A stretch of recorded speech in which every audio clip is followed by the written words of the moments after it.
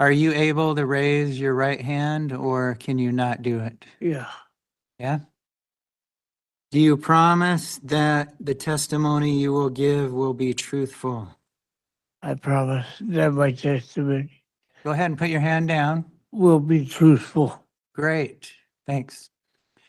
Now, did you receive prior notice of this hearing? Yes, 7 days in writing? yes, Yes. Did you receive some blue paperwork? yes. Are you able to read? Well, I can read, but with my eyesight in blurs. Okay, your eyes get blurry. Yeah, after a little while, I can't see. Okay, tell me, were you able to read the blue paperwork or were your eyes too blurry? My eyes were too blurry. Did anyone look at the papers for you and tell you what they said? No, All right. Well, do you want to go forward today or do you want to come back later after someone looks at the blue paperwork for you?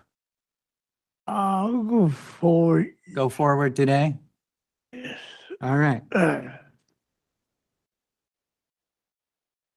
Do you know how old you are, Mr. Garcia? 63, Okay. Do you know when your birth date is? March 6, 61. Very good. Do you know why you're in prison? For sexual assault. Of who? That's what they say. Of who? That's what they say. Who was the victim? My granddaughter.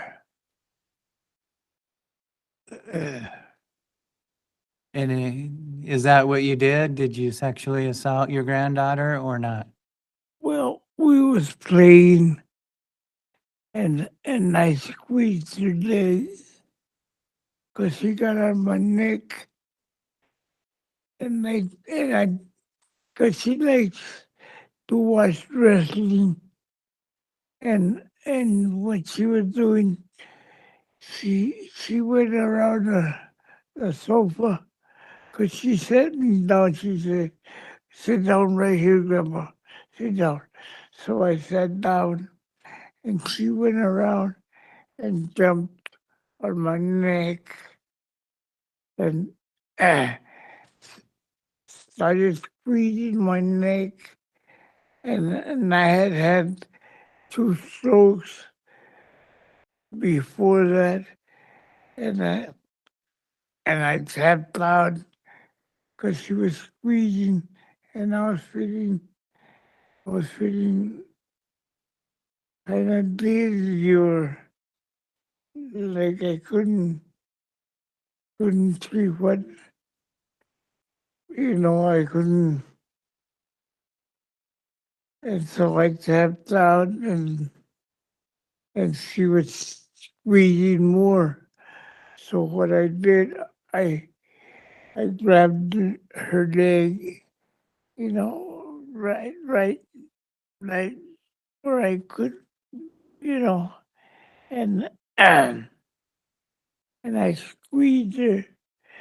So I guess that's where they said that that I was that I touched her, and that's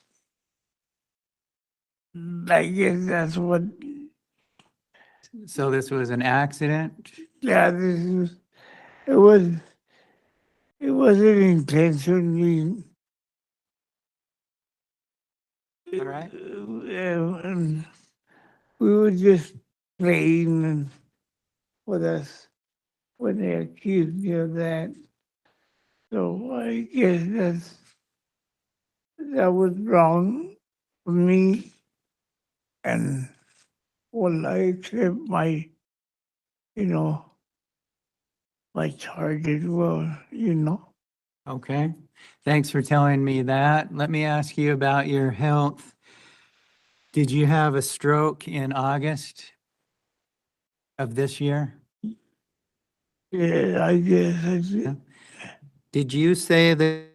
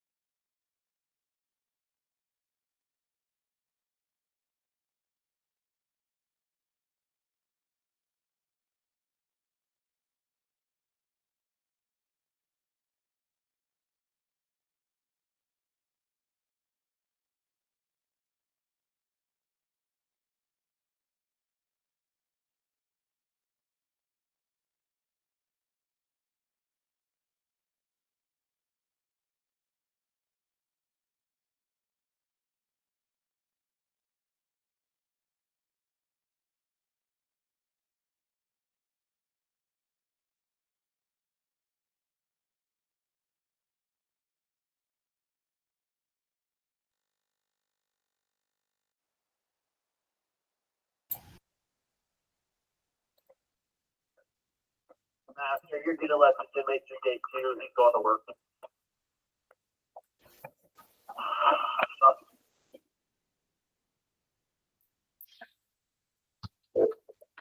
What'd you do? You gotta hurry and present that again real quick. Transportation, grower. Yeah, hurry fast. On mine or yours, whichever one. Senate for visitors were over. I already know the answer, but transportation's not up there, right? when you eat or drink, Not yet. is that a normal process or does it cause problems to eat or drink? No, it's, No, I It's working now. It's working. So they just show up. There we go.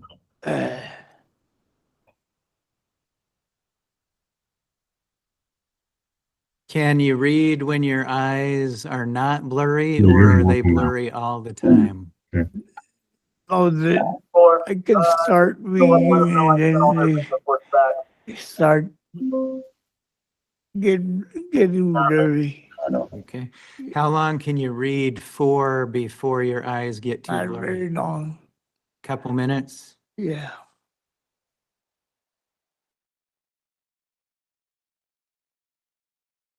It wasn't like that. But I guess when I got the stroke, like right now, it's starting to get blurry. You know, Okay.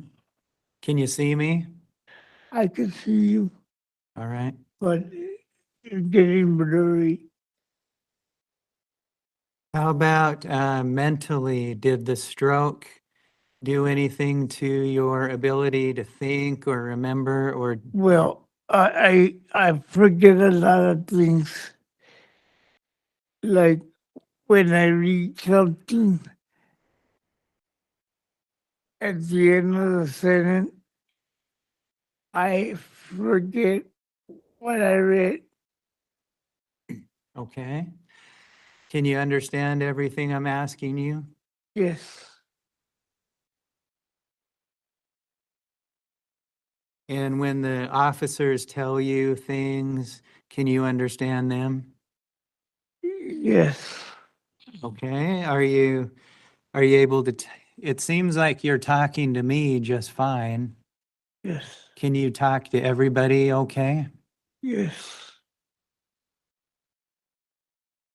Are there any other problems that the stroke has caused you? No, it's the only problem is that I forget what you tell me. You know, after a while, I just forget. Okay, thanks for telling me that.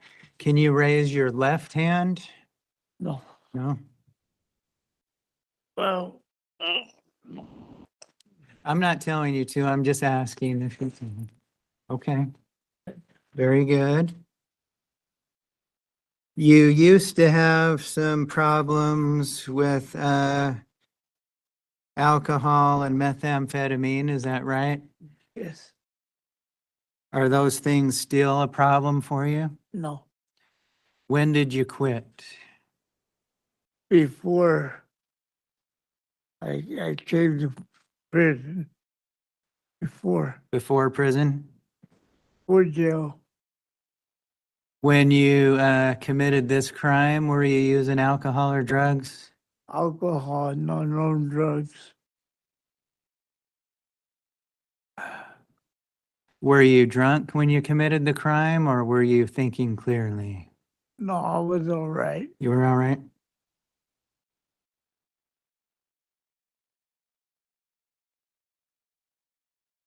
So you were sober at the time? Yes, Are you able to take any classes here in the prison? Do you know what I mean by that? Are you in any classes or programs or anything? no, If somebody told you to go to a class, is that something you could do, or are you not able to with what you have going on? well, the only thing is the reading. I can't read. If you went to a class where somebody read to you, would you be able to understand what was happening? Yes. Do you think you need to go to any classes? Well, then, I guess they want me to go to that, SOTP. Right. Yeah. Is that something you think you could do or not do? Yes.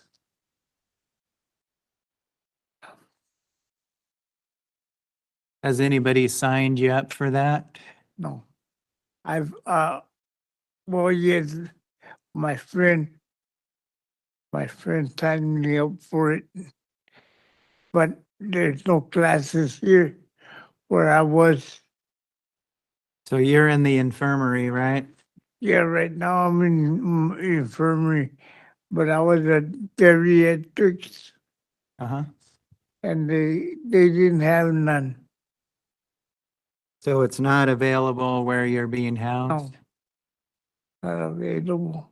I tried, but you know, some I tried to get into it a couple of times, you know, Uh-huh. but they tell me there's no classes.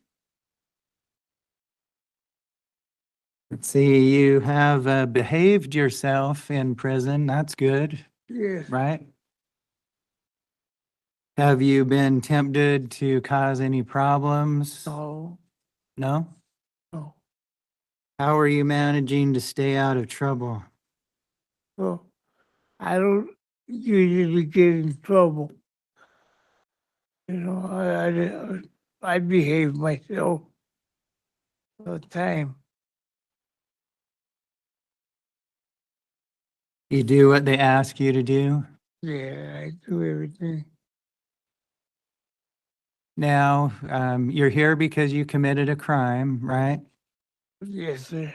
Have you changed in your thinking or your behavior or anything since you've come to prison? Well, yes. Tell me how you've changed. Well, I don't think, you know, playing with my granddaughter or nothing anymore.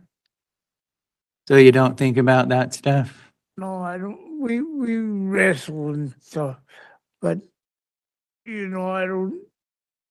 I I I think now that it's wrong because she's a child, and well,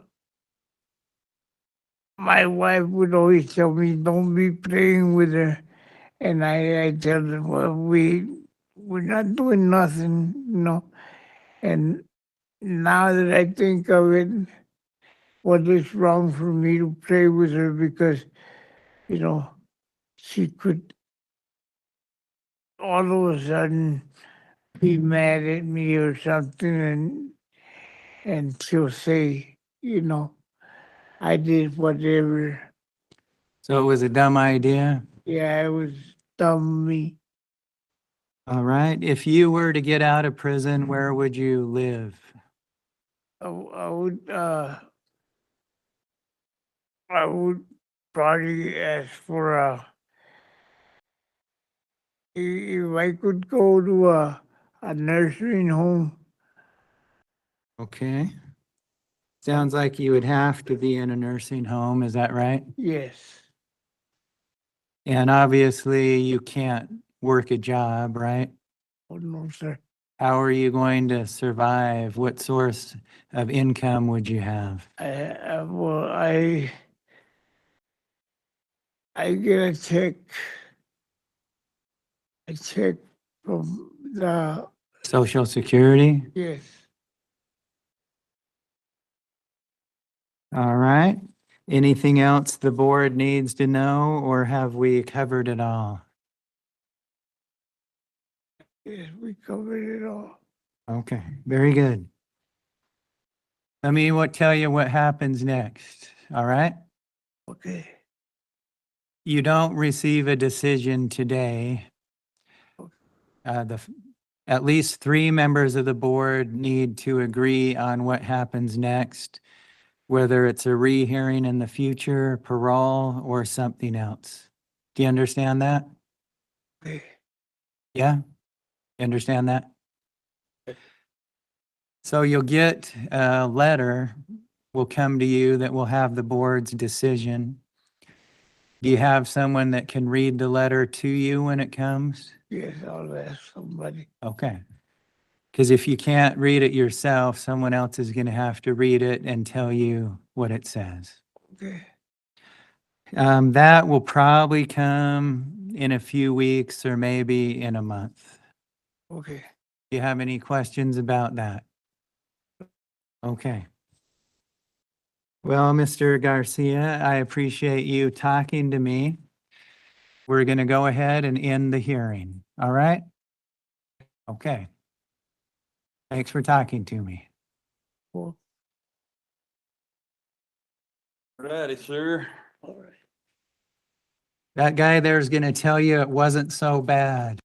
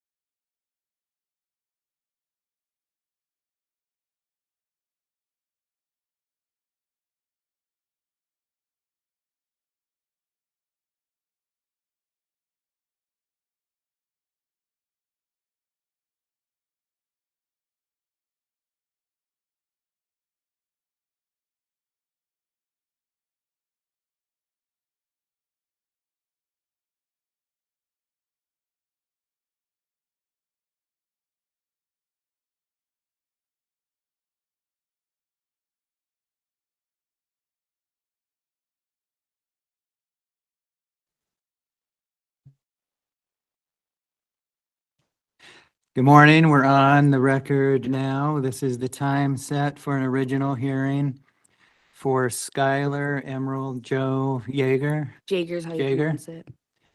So that's you, right? Mm-hmm. Do you know your offender number? Yeah, 261940. Very good. My name's Blake Hills. I'm a member of the Board of Pardons and Parole, and I've been assigned to conduct the hearing. I need to swear you in, so please raise your right hand. Do you promise that the testimony you will give will be truthful and accurate? Yes. Thank you. Did you receive 7 days written notice of the hearing? Yes. Did you receive a blue disclosure packet? Yes. Did you look at it? Yes. Was it fine, or were there any issues you need to bring up? Yeah, but like, I feel like it was good. Generally fine, right? Yeah. Okay. Have you been in prison before? Nope. How would you rate the experience so far? Not the best.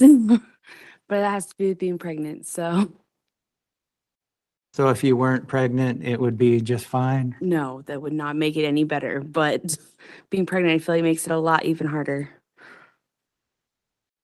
Anything good about it? The resources that I've been able to get and classes I've been able to take. And it's made it to where I could get closer with my family, like my aunt and stuff. So Okay. What's been bad about it? like high school all over again. That's how I describe it. It's just, and I don't do good with conflict and that at all. So That's what I've heard. Are you getting any better at it? I'm slowly. I think being pregnant's not helping either because like then my emotions get into it even more and I'm trying to, but I do feel like even with my emotions being pregnant, like it's getting better slowly. Like in the section I'm in now, like I'm making friends and like just learning how to deal with things, like they've been able to help me and teach me what things to just block out everything. Okay. So And you failed to register. yeah, I forgot, didn't give my address. Have you got that problem figured out? And Yes, I've built a relationship with my aunt, and me and my aunt have actually become pretty close since I've been in here. She's raising my 1-year-old daughter, and she's gonna let me go back to her house so that I can get on my feet, get a place and be stable, because that's where my issues lie. So I don't have stable living, and so my aunt's gonna help provide that with the midst of being able to help me like parent my children and learn the skills I need to be able to parent this one that I'm having and my daughter. all right. Now, I've heard someone else talk about your aunt, but I'm interested in hearing from you. Does your aunt have any particular skills or My abilities? aunt help you? actually she worked for DCFS for quite a few years. She still does work for a branch of them. I don't know like which branch it is now, but she still works with children. Like, so she's went through all of, for like the parenting stuff and like that. Like, she's definitely the person I'd go to, like, and when I was actually younger, she took all of like a whole bunch of parenting classes and fostering classes and stuff because she actually got custody of me and my brother and my sister when we were like way young, a lot because we were taken from my mom. And she ended up actually adopting my little sister and that, so. But I had moved to my dad's, so she didn't end up adopting me. I had that option though, but Is she gonna put up with any nonsense? no, my aunt is the person that is she'll tell you where the bear shits in the woods pretty much, like, and she's the person that if I'm messing up, she's gonna just turn me over. She don't care. And she, like, even when I lived with her at the first of the year and I was on probation, like I was doing really good at that point. And like she even told me that, and like she even had my probation officer's number. Like, if you do anything you're not supposed to, she's like, I'm calling him. Like, so like my probation officer, like he knows her and he's been there, like, so. Okay. In addition to your aunt helping you learn parenting skills and such, do you have a plan for anything else? Any other? Yes, I'm gonna take some additional parenting classes when I get out. I've also taken one since I've been here. Tell me what you're going to do when you're out. My plan when I get out is, so since I've been here, I started my testing for Davis Tech. And I did it all. So I got enrolled in Dave's Tech for culinary arts. And so they're going to switch me over to UB Tech if I go back home. So I can start my culinary arts classes since I'm already enrolled. I'm going to start my therapy at Northeastern Counseling because that's where the services are through. I'm going to start therapy and doing support groups and that through there. And then also one of the churches out there, like that works with one of the rehab centers for men, they offer a lot of support groups and that there for all different kinds of things. And so I'm going to start participating in groups there. And I'm going to try to get on with peer support. I want to start doing my peer support training and stuff since I've been here and like experiencing like peer support and that. Like I feel like that's something I could do really good at.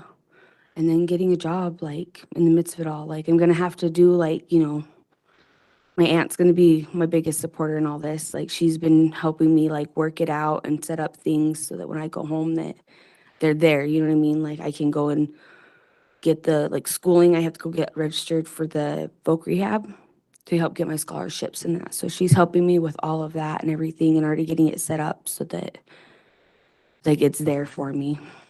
Now you have another very powerful supporter, Ms. Reynolds, right? Yes, she's been very helpful. for Who's all of here, this. although you can't see her because you're not supposed to turn around, supporting you. Mhm.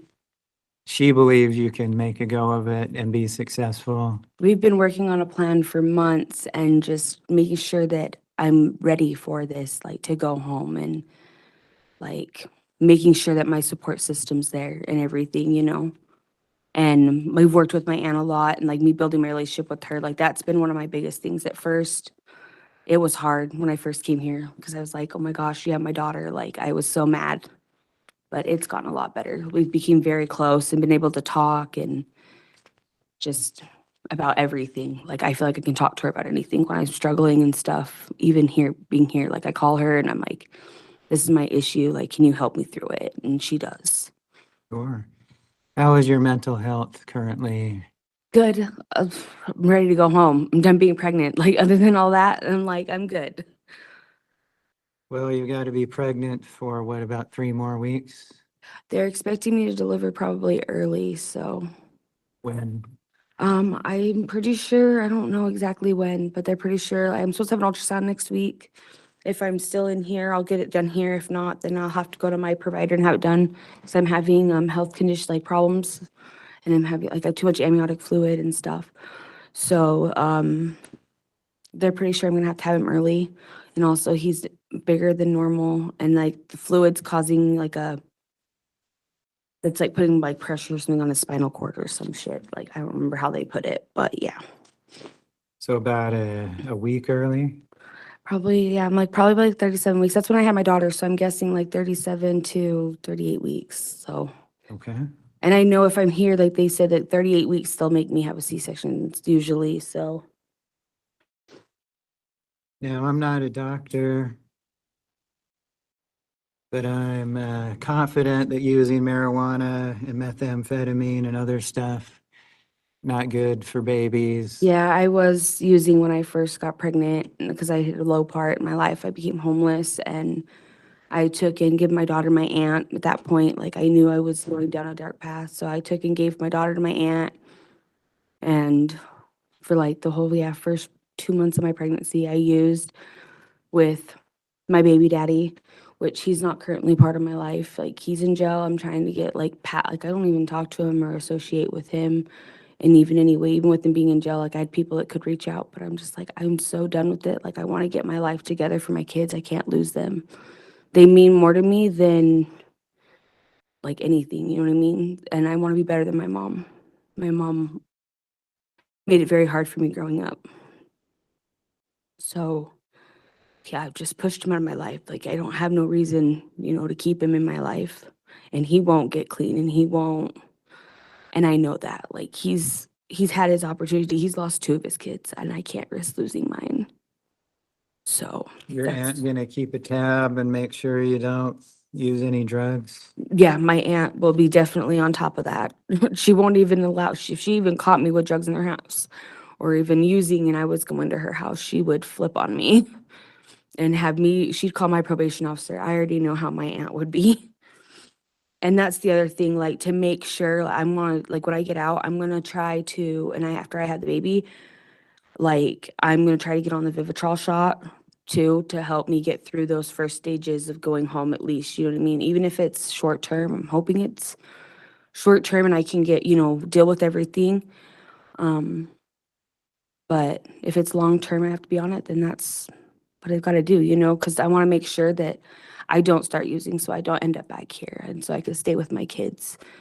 So that's like, even if I can't breastfeed, like I've thought like it's worth it at the end of the day to stay clean and not breastfeed. You know what I mean? Yeah. So that's one of my biggest things too. When I go home, I'm going, and I've even already talked to my aunt about going and being seen after I have the baby and getting on that shot, or even looking at other options that they have for like the blockers and stuff. Now, here's the question. Do you need to be on parole to behave yourself and do treatment and counseling, or is this something that you would do even if you're not on parole? I feel like it's something I would do when I was on parole, but I do see it being beneficial for me to be on paper for the first while, just because it's something to like, okay, you really, like, this is serious, you know what I mean? Like, to help me, you know what I mean? Like, I have something that I have to hold myself accountable to and know that, I have to make sure I get my stuff together and my life together so that I don't end up back out here. And this is all set up, Ms. Reynolds, yeah, essentially immediately.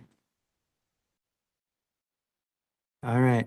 Is there anything else the board needs to know? No, I do have these two certificates that I did get here, just one for parenting class, and then I did my Hope, Mind, and Body and got my certificate in it. So I did bring those, just show that I had those. And I did participate in classes. And my MRT, he wanted me to let you guys know that I will have MRT done Thursday. As in 2 days from now? Yep, I have a class today and then I do Thursday and I'm done. I finally have got my MRT done so that I could have it, like they pushed and told him like I wanted to have it done before I went home. So that was another class I had done.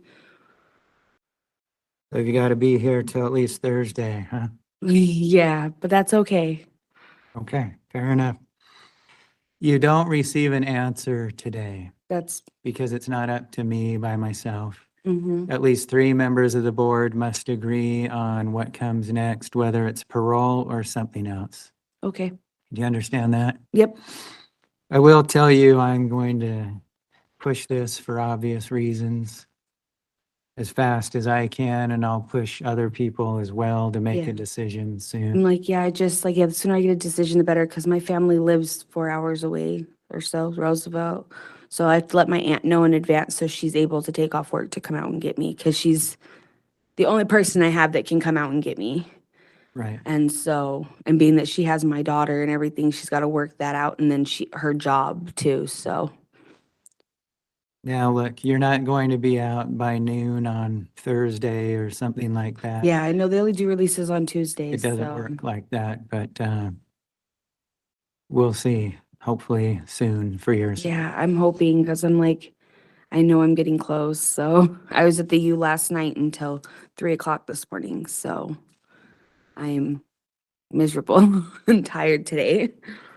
All right, so you're committing to me and Ms. Reynolds both that you're going to make this work, be productive, and do what you need to do? Yeah. All right.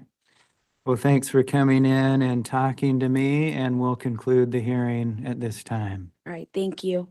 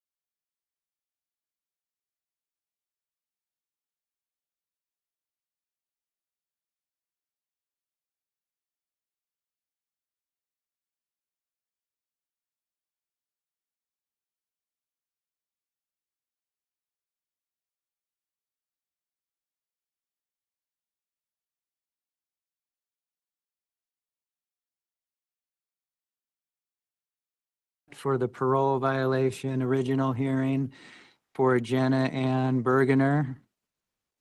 Do you know your offender number? 194125. Thank you. My name is Blake Hills. I'm a member of the Board of Pardons and Parole, and I've been assigned to conduct the hearing. As you can see, your agent is on there as well. I need to swear you in, so please raise your right hand. Do you promise that the testimony you will give will be truthful and accurate? Yes, sir. Thank you. Ms. Burgener, did you receive 7 days written notice of the hearing? Yes. Did you receive a blue disclosure packet? Yes. Did you review it? Yes. Was it fine, or were there any issues you need to bring to my attention? Oh, there's no corrections. All right. You doing okay? Yeah.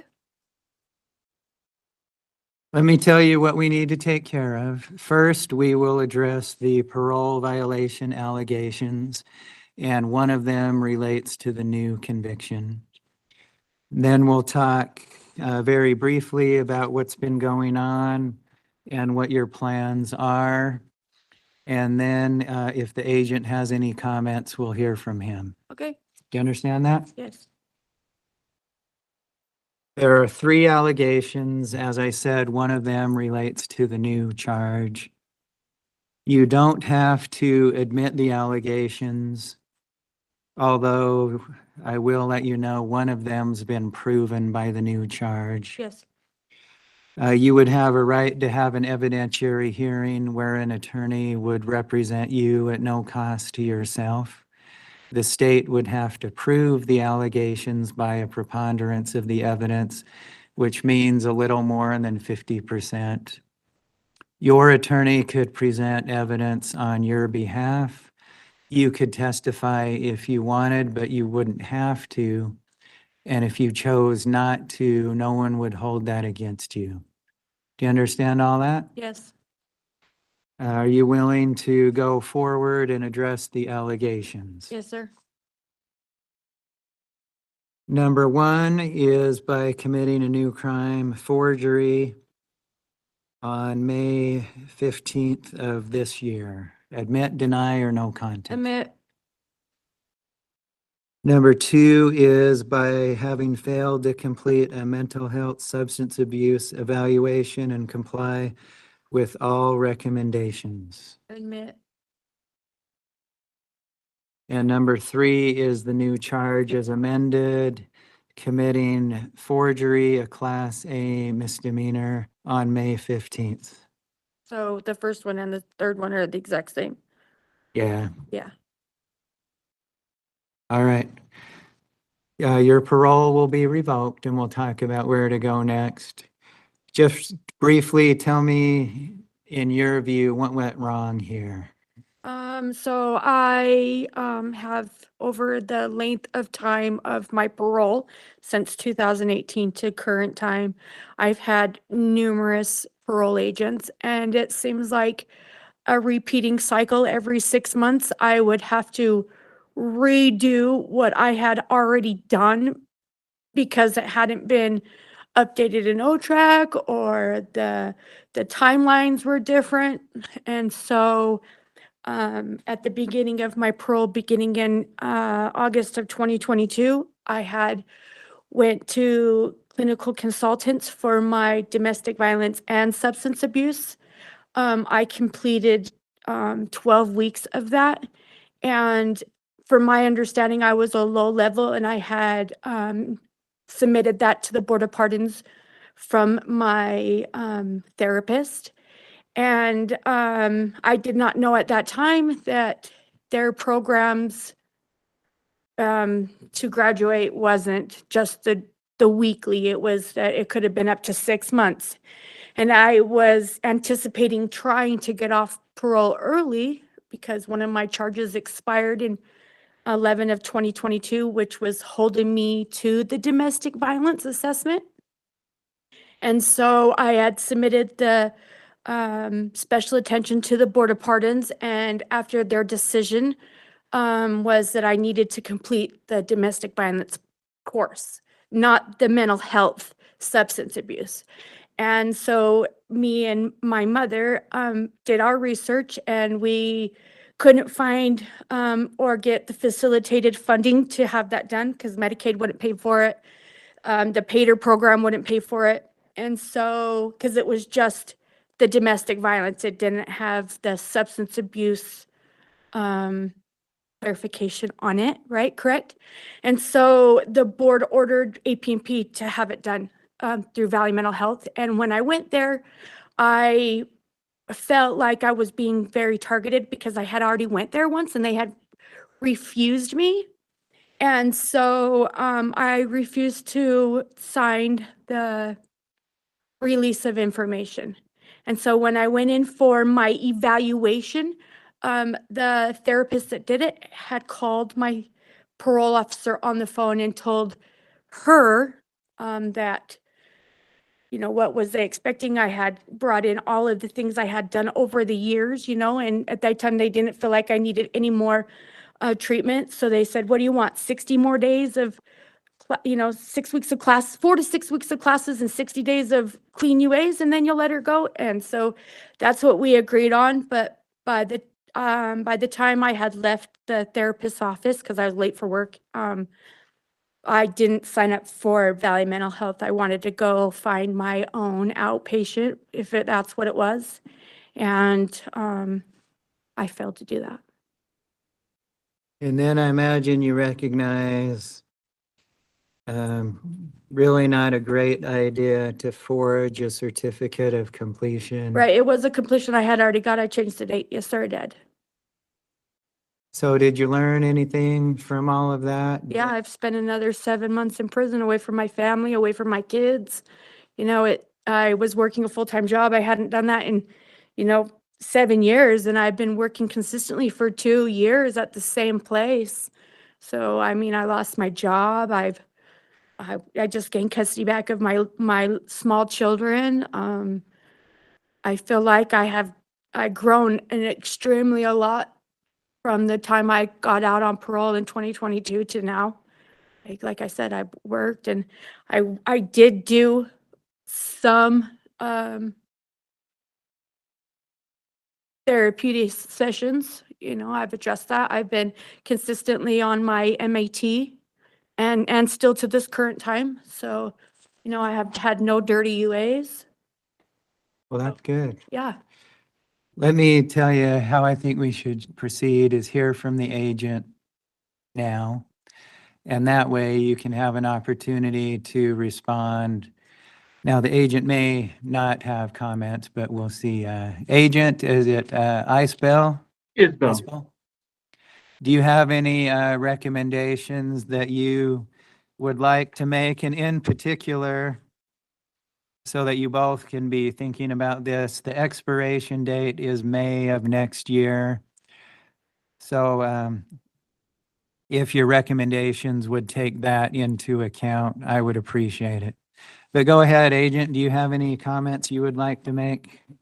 I didn't supervise Miss Burgener very long. It was actually her prior agent was in the process of terminating or recommending termination of her parole when I received the case. And as I dug through it, I found discrepancies in the documentation that Miss Burgener had provided, which led to me filing charges on her. Going through her history, it seems that it has been an ongoing battle in getting treatment done with her, and to include her requesting the special attention reviews with the Board of Pardons and them maintaining the original orders as originally imposed. We've staffed this case pretty extensively here at the Twilla APMP office, and all of us and those that know her better than I do have all come to the conclusion that we would not recommend she be given another opportunity at parole, and that she just be given her expiration date and come out free and clear of the prison. All right. Thank you, agent. Go ahead and mute your microphone now to help with the audio. Ms. Burgener, the question for you is, your expiration date is May of next year. Do you want to be on parole and give it another shot, or would you rather just finish out the time and be done? Tell me what your thoughts are. My thoughts are I've wanted to be terminated for a long time, that I've been battling APP for a good 7 years. I feel at this time that I have done so many things that the board has asked, like got a high school diploma while I was in here, and not have gotten any time of time cuts, that I definitely don't want to stay till May. But I definitely don't want to go back on parole. So I would like the board to take in consideration of the time that I have served and that I have expirated on all my charges, to consider giving me somewhat of a break. Sure, and I want to be clear, it's not your decision, of course, but I do want to know what your opinion is and what your thoughts are On what? on that question that I just asked.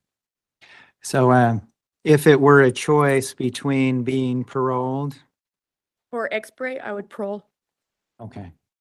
And would you do what you're asked to do and, If it was ordered that I had to take a 60-day course like it was before, absolutely. and would you give it an effort or just put in the time to get it over with? I've always put in my best foot forward on everything I've done. Now, earlier you mentioned that you have changed. Can you tell me more about that? How have you changed in your thoughts, behaviors, or anything else? Well, I have always, I didn't start having an addiction till my late 30s.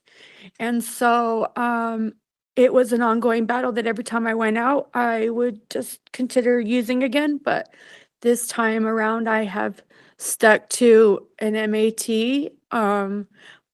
Like I said, I did engage in clinical consultants, and I did the 12 weeks of mental health and substance abuse. I did not complete the domestic violence course of it. I've held a job for 2.5 years. I definitely have taken myself away from my current home and moved it to Willis, so I had better family support. And I feel like my thinking errors and my criminal behavior has changed. Thanks for answering that. So is your plan still to live on your parents' property Yes, sir. and go back to the same sort of work you were doing before? Absolutely. And it sounds like you'd be willing to do whatever treatment you're asked to do. Yes. You might not be 100% thrilled by it, it appears, but you're willing to do so? Yes, I'm willing to, if that's what the board wants to have is satisfied, then of course. Okay. Is there anything else the board needs to know in making the decision, or have we covered everything? We have covered everything. Okay. I've submitted all the documents for the board to make a recommendation on me. Okay, great. As you already know, you don't receive a decision in this hearing today, right? Yes. At least 3 members of the board must agree on what happens next. And that decision will likely take several weeks, but should be done within the next month. Do you have any questions about that? No, sir. Okay. Well, I appreciate you talking to me this morning, and we'll conclude the hearing at this time.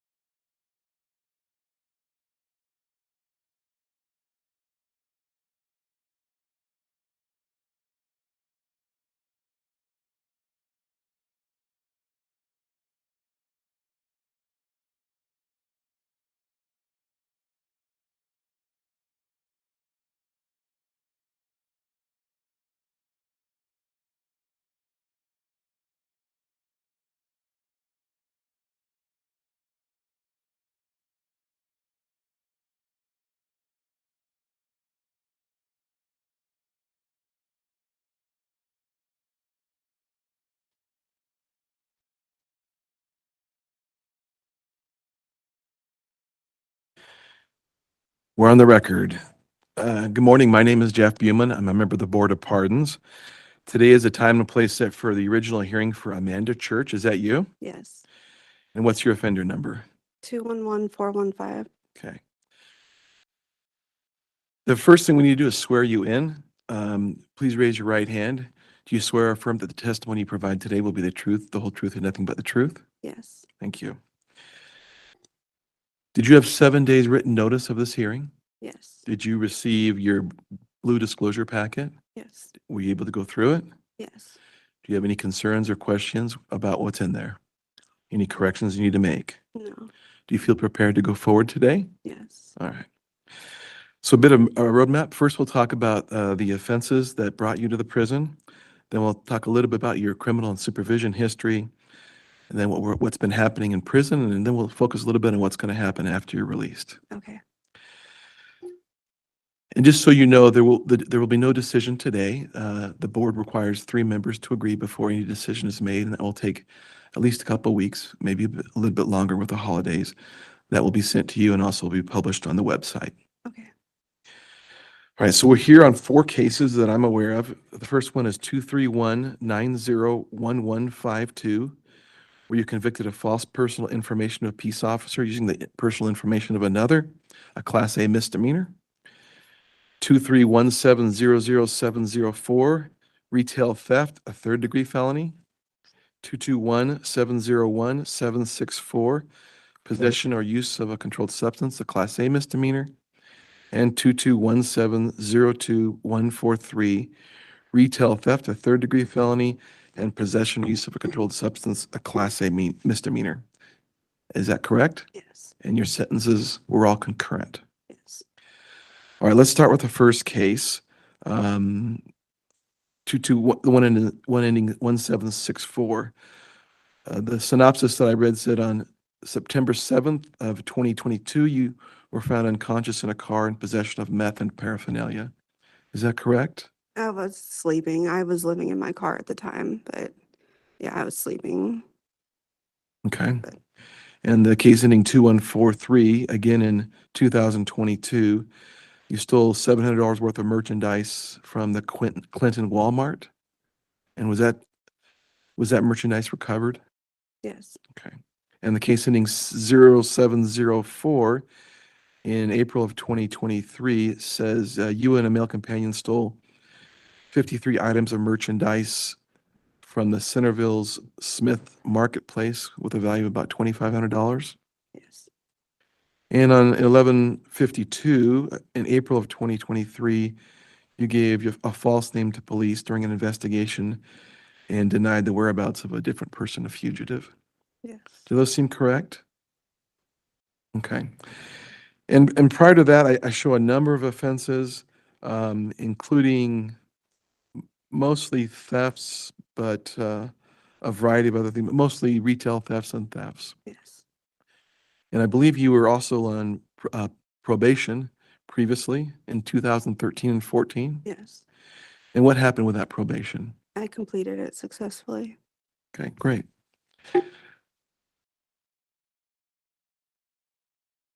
One thing that we don't see a status on is that you indicated that in 2020, there was a case in 2021, a driving on suspension charge. That's already been taken It care of. has been disposed Yes. of. Okay, Yes. great. So tell me about your probation in 2013 and 14. Seemed like you did fairly well. I did. What was different about that probation versus your most recent one? I wasn't addicted to fentanyl back then. So the fentanyl's what's kind of been the problem this time. So, and I didn't have Suboxone last time. So I don't know. It was a little bit easier before because I wasn't doing the fentanyl, whereas now I was. So, What was your drug of choice back in 2013, 14? it was just pain pills. Okay. And it seems from 2013, 14, when you were on probation with adult probation and parole, there was a period of time where you had some offenses and you were on private probation, correct? A couple times? Yes. And how did those go? Good. I completed them Okay. successfully. So your current probation that that brought you here. It says you started in July of 2023 and you were revoked in July of 2024. Yes. And while on probation, you absconded once, you had no criminal offenses, you continued to use, and APMP indicates you were unwilling to undergo treatment. That one was dropped because it wasn't that I wasn't willing, it's my Medicaid was he gave me a period of 2 weeks to find a treatment center to get into.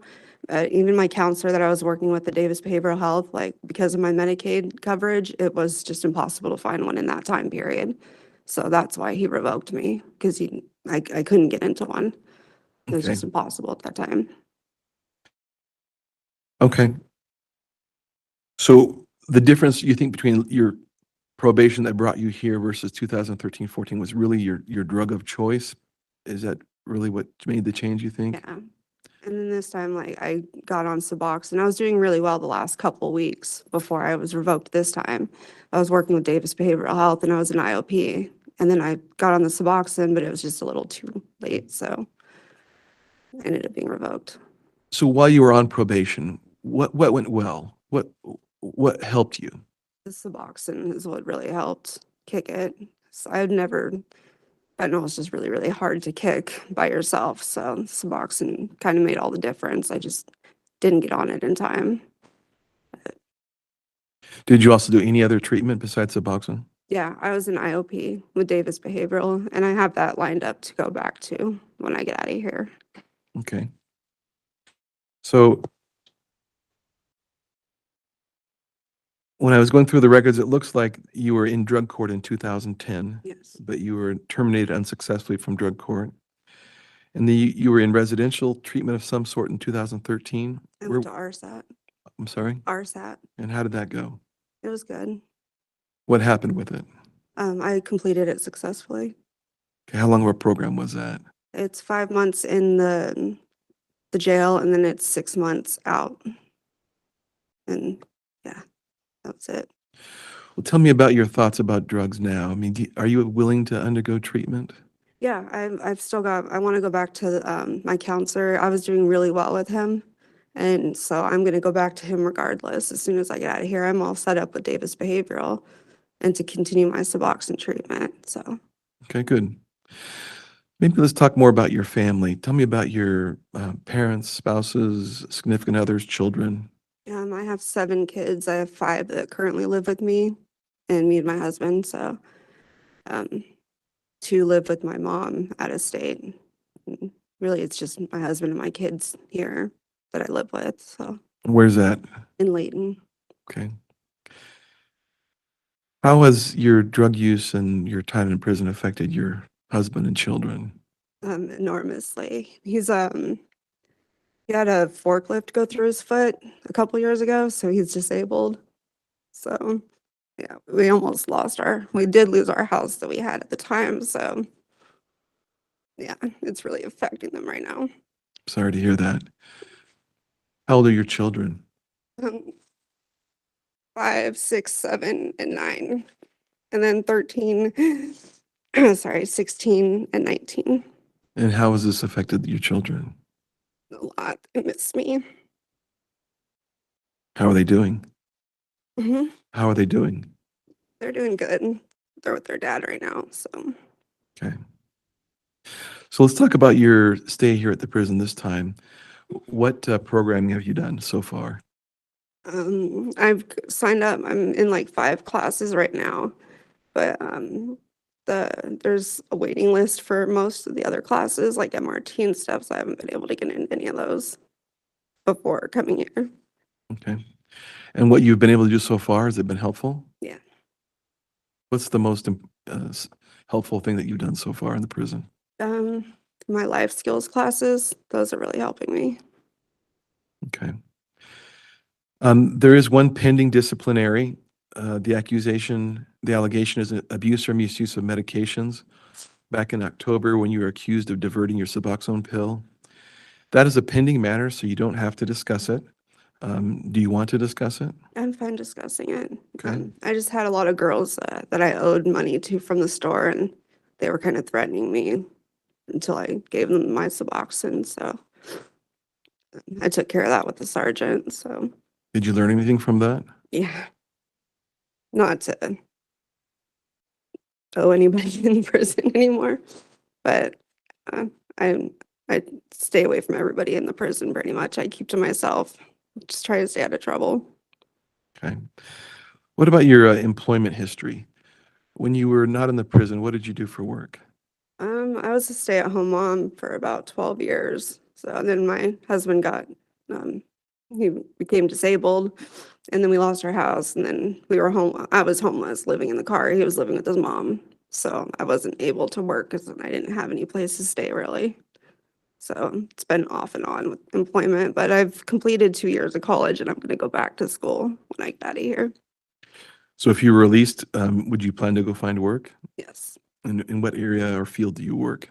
I usually just waitressing work, but I know Davis Behavioral, they have programs where people like me can sign up and like go talk at schools and stuff and do like internships. So I want to be a substance abuse counselor, so that's what I'm gonna go back to school for. Okay. So Do you have anything lined up yet, or is this just kind of plans? the schools, I have Uh, schools lined up. you Yeah. do for when you're released? Yes. In your risk needs assessment, it identifies companions as one of your very high risk factors. Why do you think that is? I had a friend, she was on parole too. I think that's probably who they're talking about, but I don't talk to her anymore. They just knew that that's where I was getting my drugs from, and she was also on parole. So It appears in some of the allegations and some of the prior criminal cases that the people you were hanging out with were definitely not very supportive of a good lifestyle. no, no, but I've cut them all out of my life. So Okay. How's your mental health? I don't like being here, but it's Sure. it's good. What about physically? Are you doing okay? Hmm. Okay. Tell me more, a little bit more about your plans after your release from prison. I'm gonna go back home to my kids, start school, and continue with my IOP, and just stay home with my family and away from people. What about housing? And we have a house now. So You and your husband do? yes, And he's willing to resume your relationship? yes. Okay. We've been together for 15 years. He doesn't do drugs or anything, so Okay. So is your preference to be paroled at some point? yes. Okay. Well, that concludes the questions I have. Do you have any questions? Do you have anything else you'd like the board to know? No. Okay. So as I mentioned before, this will take a couple weeks or a few weeks at least, and then we will give you the decision in writing and it'll be posted on the board's website. Do you have any other questions about this before we end the hearing? No. Okay. Thank you. Okay, thank you.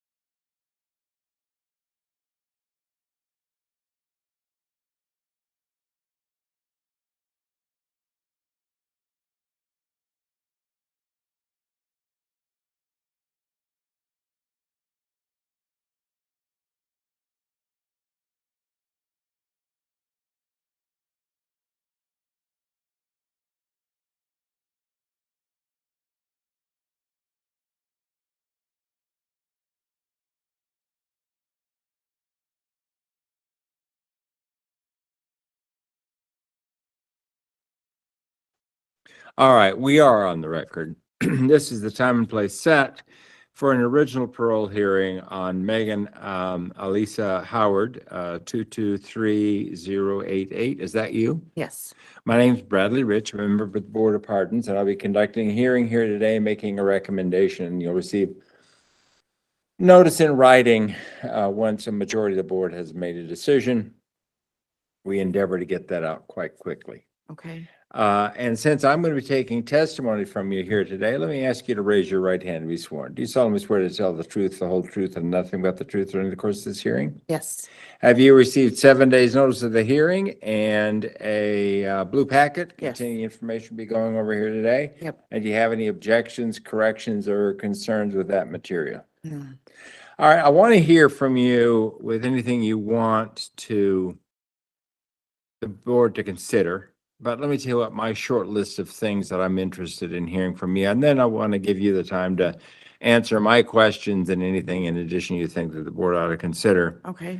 It's clear to me that you have a substance abuse issue. I want to see how you address that. I'm interested in your release plans, what you're up to here. And I want to hear a little more about your injuries and your limitations. I know you were injured in an accident. I know that causes you pain and gives you some real limitations. But I'm really interested in hearing about that and maybe even how that relates to your other problems. And finally, do you view yourself as having any mental health issues?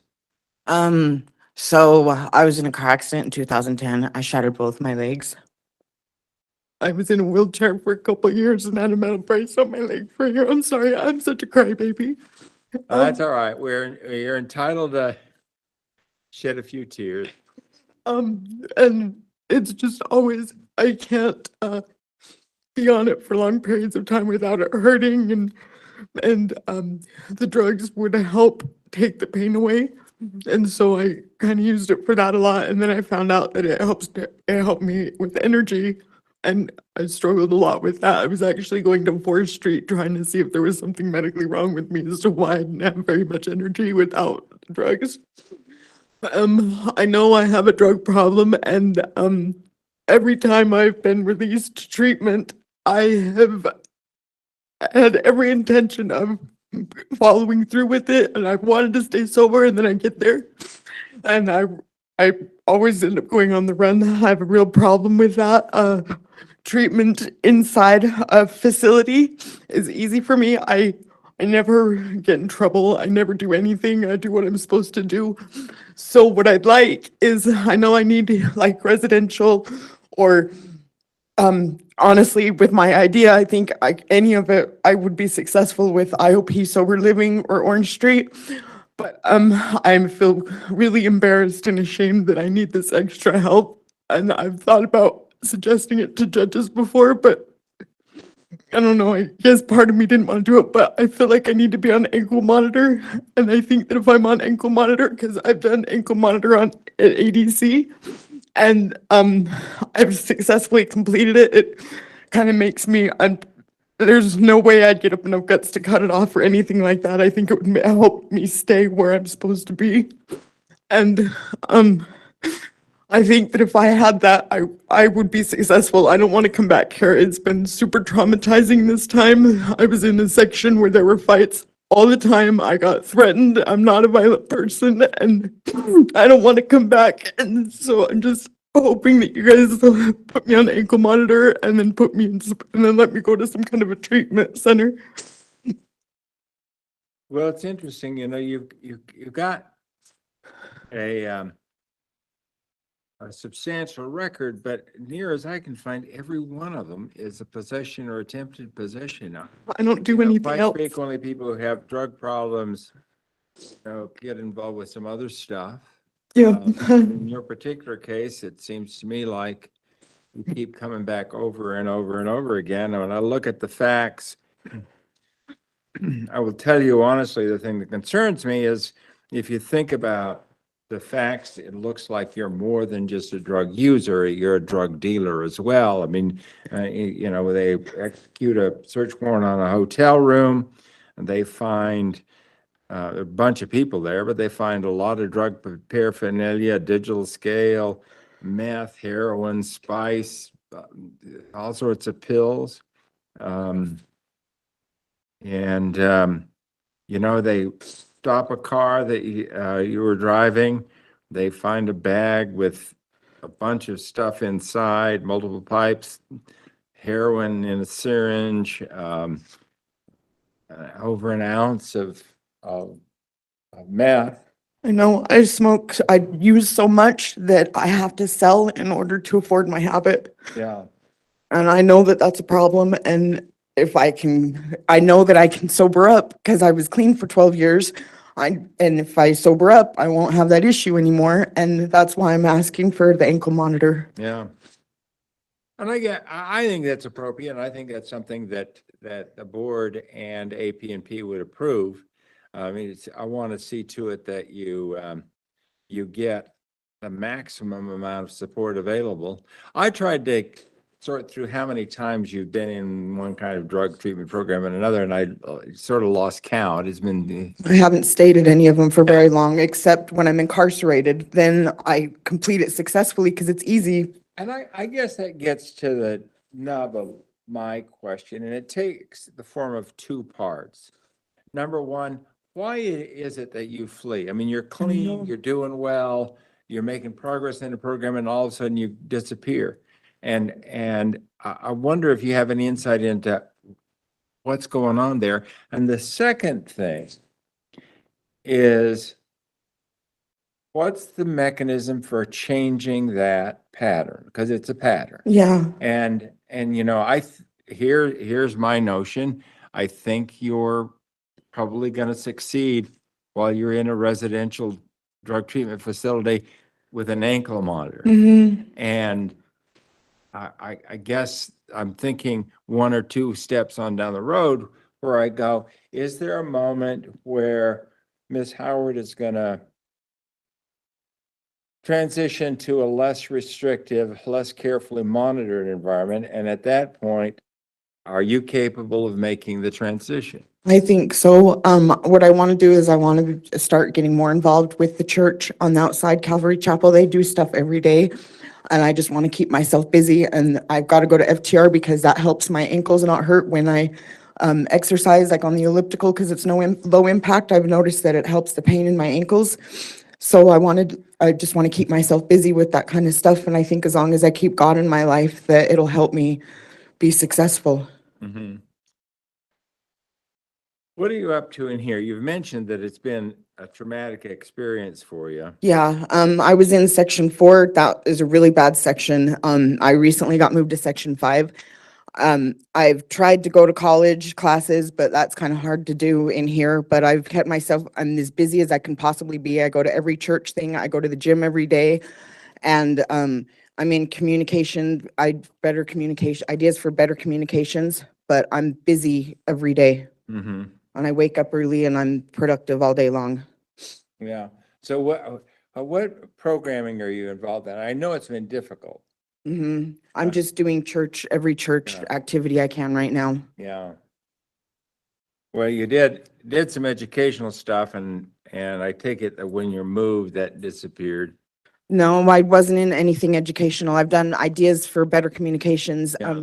I want to, part of my plan when I get out, I've been enrolled in college the first 2 times I was arrested this time to get my technical degree. And I want to do that as well when I get out after, like I have a little plan set up where I know where I'm going to get a job at already. And when I get into IOP, sober living, I want to do that after residential. And then save, and then from there, I want to rent a room out of a house, just a room, so that way I can save up money to get my license back. And eventually, once I have my license back, I want to go back to school for a technical degree, because then I don't have to be on my legs all day, and it's something that I hopefully can do with my ankles. So are you, I take it that you really don't have much family support at this stage, is that? In the Good. state, not really. Most of my family lives out of state. My son lives in Oregon, my daughter lives in Idaho, and my mom, I'm not sure if she's in California or Oregon right now. You're not in regular contact with any of them? I'm somewhat regular, yeah. What about, it's interesting, you got a couple of cases, and I don't know where they came from, misdemeanor drug offenses from Oklahoma, and I don't know what vintage they are. Yeah, No information about the current status. Do you think those are resolved, or are they still out? I've actually had my family get a hold of them, and they said I have to show up in person to take care of those, but that they wouldn't extradite me. Yeah. Well, it's interesting. The judge saw fit to impose these most recent cases consecutive to one another. So you have a maximum expiration date of 30 years on down the road, June 17th of 2053. You were given credit for 403 days credit for time served, but that's largely because you were messing up your probation. And so you may or may not get credit for that. You've got a guideline of 23 months with that credit for time served, which would be next May 17th.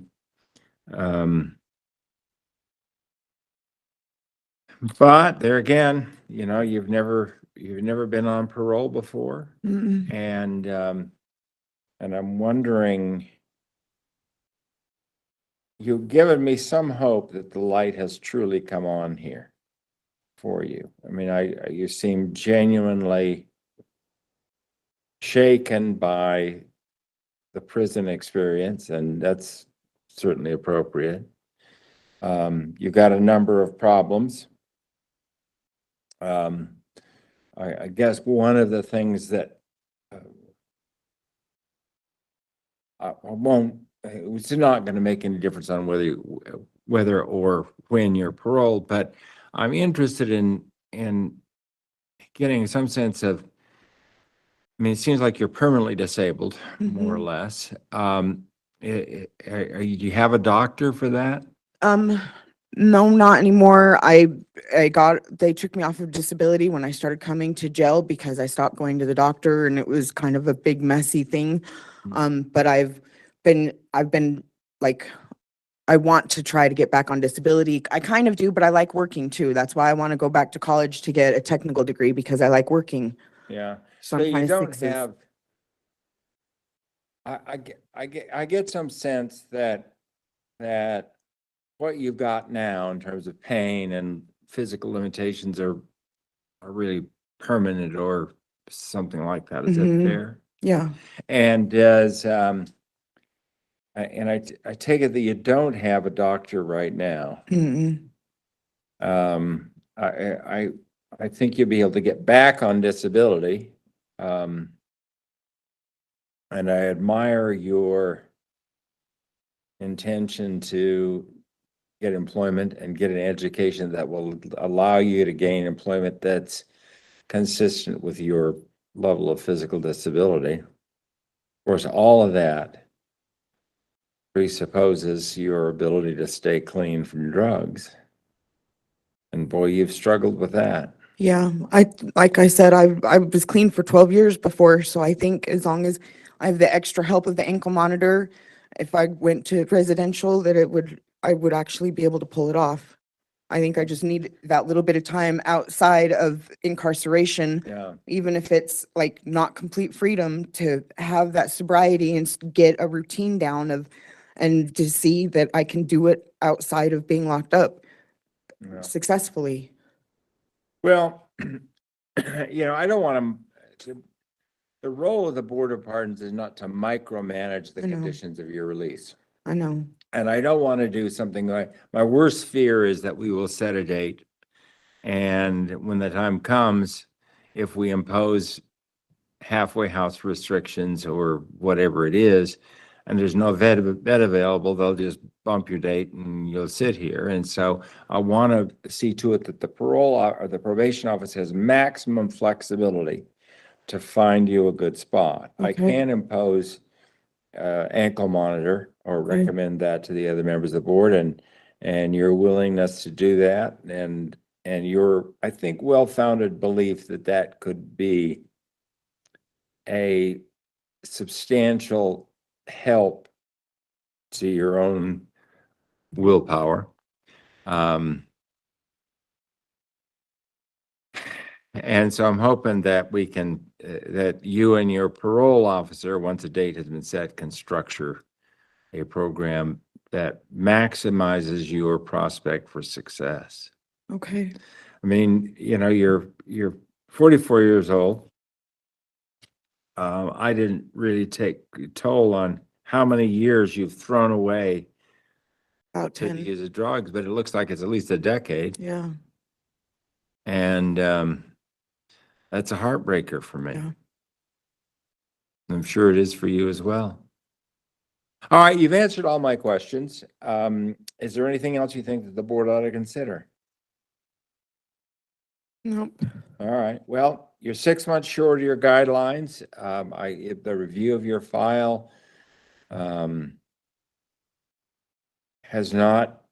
have not discovered anything that would justify going beyond that. I don't know what the board as a whole is going to do. I can't predict what the date will be, but it's my belief that you're going to get an opportunity in the relatively near future Okay. to see if you can pull it together. Okay. Think you can do that? Yeah. Anything else we think we ought to consider? Nope. I think that's All right. it. With that, we'll conclude the hearing. We'll get Okay. you, I'll endeavor to get a ruling out quite quickly. Okay. Thank you very much. Good luck.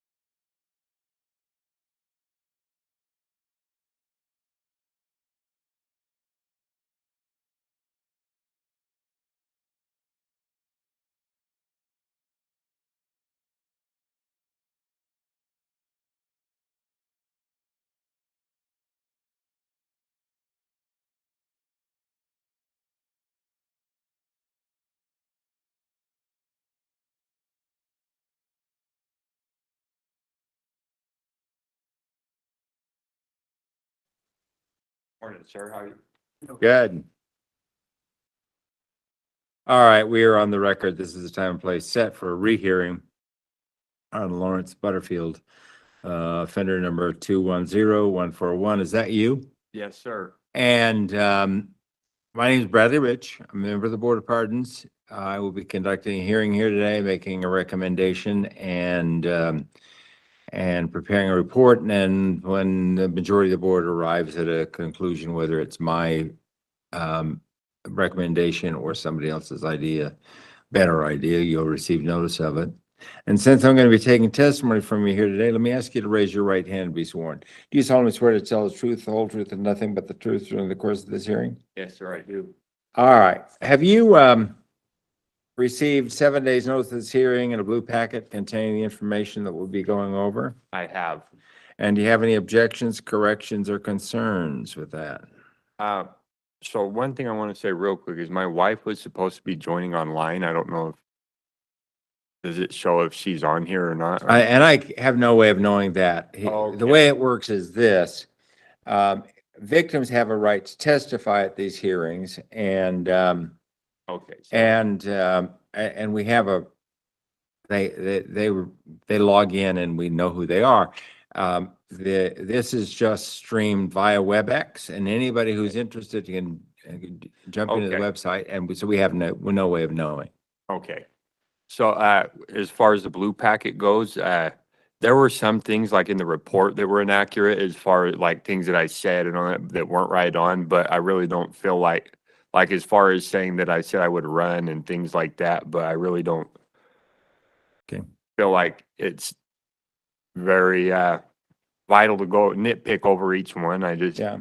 Well, I'm going to give you an opportunity here very shortly to share your thoughts about your life and what you're up to and what brings you to the Utah State Prison, and you can include anything that you think that needs to be clarified.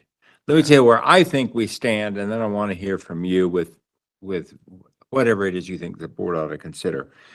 You have generated an incredible maximum expiration date of 105 years, June 22nd, 2118. And so you've had 2 failed paroles.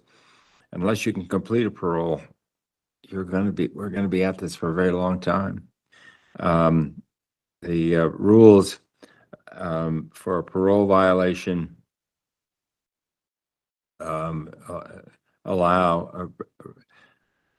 recommend up to 180 days for first or subsequent parole failure.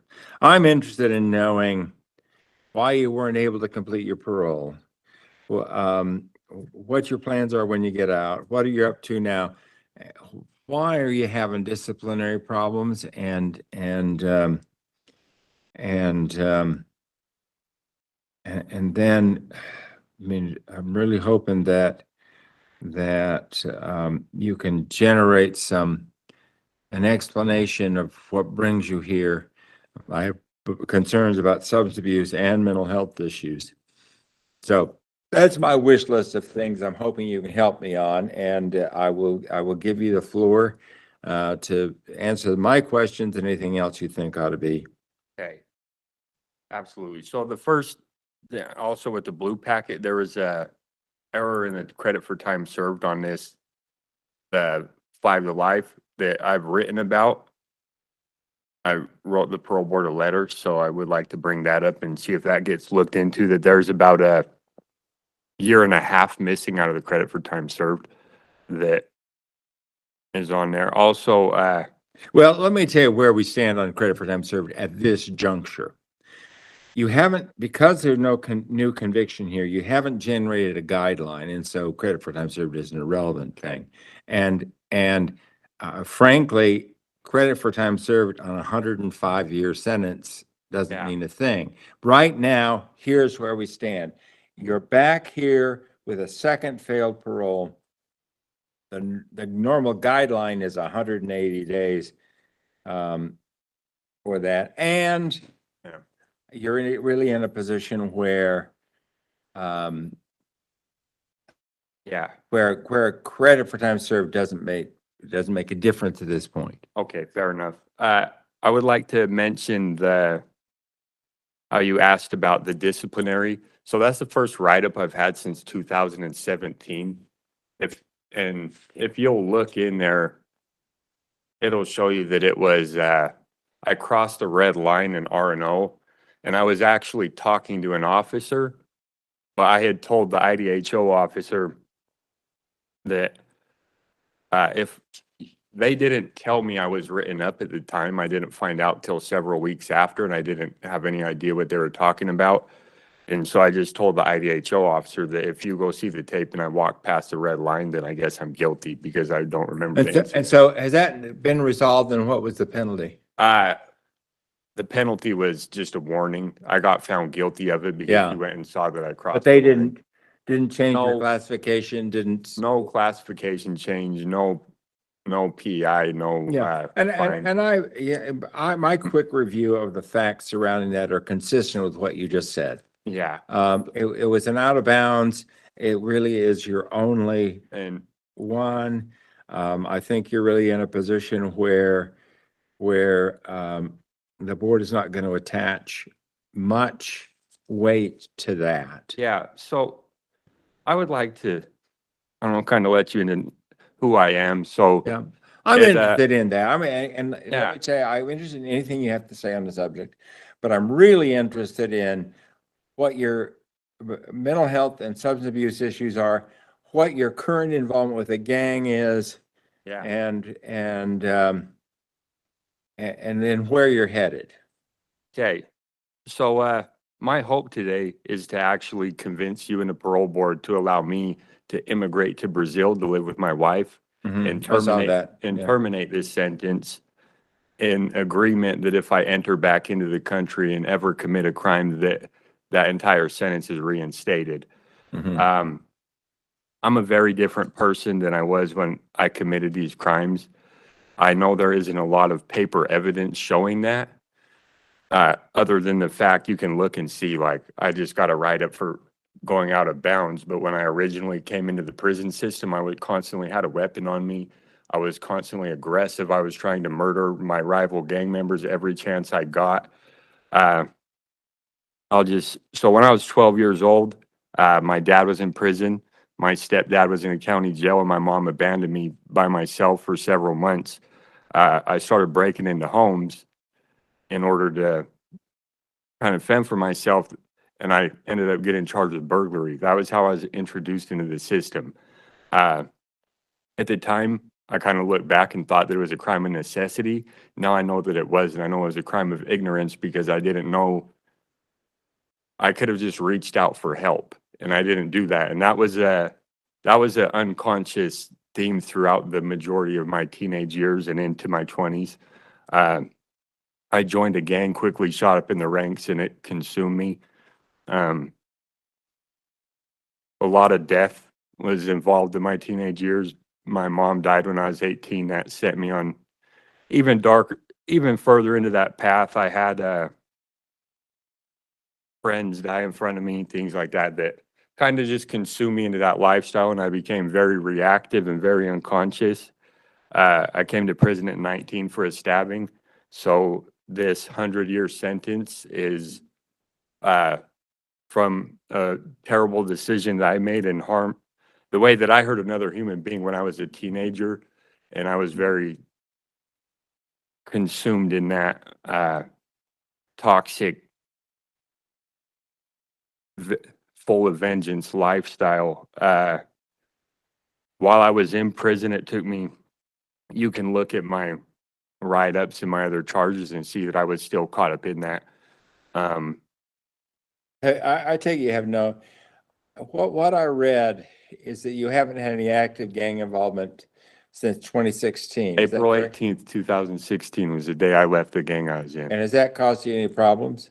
Yeah, I mean, it's caused me problems with the fact that I'm sitting in an orange jumpsuit right now. It causes me problems that when I'm on the streets, I feel like I constantly have a threat. There's kind of a static stress and anxiety that comes from it, you know? Directly, I haven't been stabbed or anything, but like I said, these days I'm a lot more conscious and aware. I don't have that tough guy attitude where I feel like, oh, I got to prove myself and go fight this guy because he said, or put myself in a situation where I'm going to be shot and stabbed. I made the conscious decision that if I know I'm going to be around somebody that is going to mess things up for me, then I don't, right? So in 2016, that's the first good decision I made in my life that I could remember. It was a pivotal decision for me. I like to say that day I found myself. It took me several more years after that for the next pivotal decision as I found God. And that has changed my life immensely. The next pivotal thing after that was finding my wife. And that has changed my life more than I can even express to you, you know? And Is she a Brazilian citizen? yes, sir. And now I would say one of the biggest things that I found after that is yoga and meditation is something that I've started to do that has really allowed me to not let that static anxiety, that static stress, those old habits, that pain body kind of affect me. You know, it gives me the opportunity to kind of stay in a mind state where I am aware of what's going on around me. I'm not reactive. Yeah. So drugs and substance abuse, I used to kind of have myself fooled that I didn't have a problem with it. I grew up in a very toxic environment as far as that goes, drinking and things like that. I have always been able to kind of put them down, is what kind of convinced me that, because like even in prison, I'm sure you know everybody in this place, like the vast majority of people are using drugs and doing things like that, and I've always been able to refrain from it. On the streets, there's lots of times like my friends would be doing drugs, and I was, no, I'm good, and I'll get away from it. But I have found myself in times like, so in this halfway house that I was in, a lot of my outlets and positive things I wasn't allowed to participate in, rather than finding new ones, I started drinking. And ultimately, the day I got arrested, it led to, when I came back, I drank and I used cocaine. And so for me, if I'm drinking while I'm on parole, obviously I have a problem because I'm risking so much.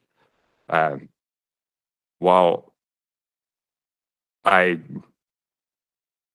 like I said, I don't have the type of addiction where I like binge drink or do like harmful things like that, but obviously it's something I need to work on. It's a problem.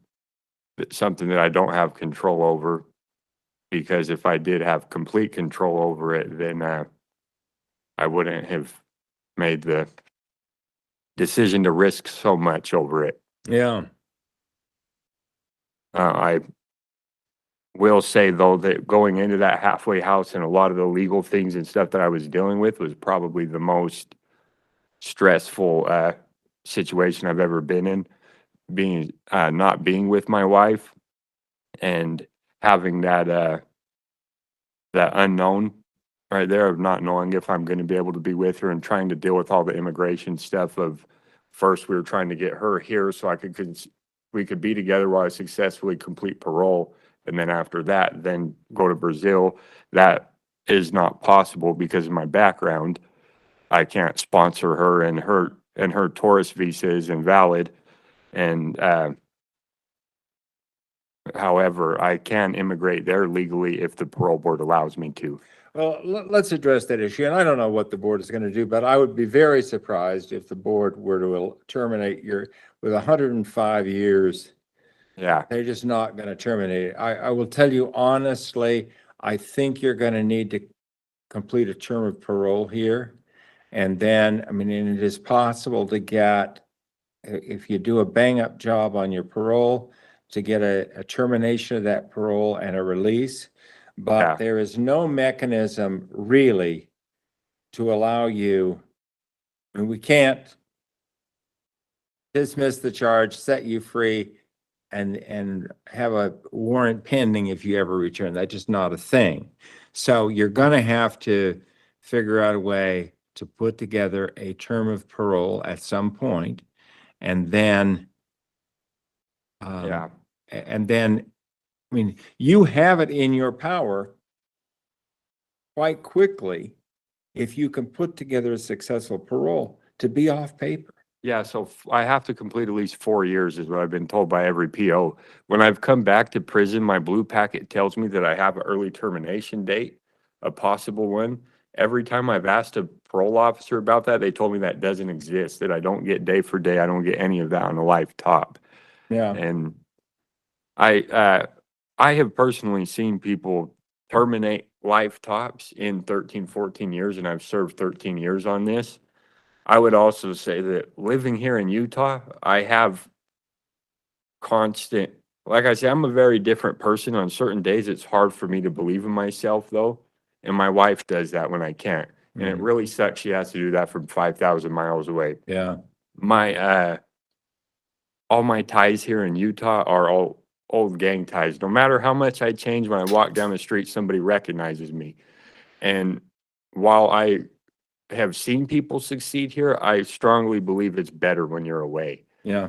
Well, and you know, and it's possible to get a governor's compact transfer to another state, but there's no mechanism to transfer your supervision to Brazil. There just isn't. Yeah, So, I've looked I into mean, we're all really of in it.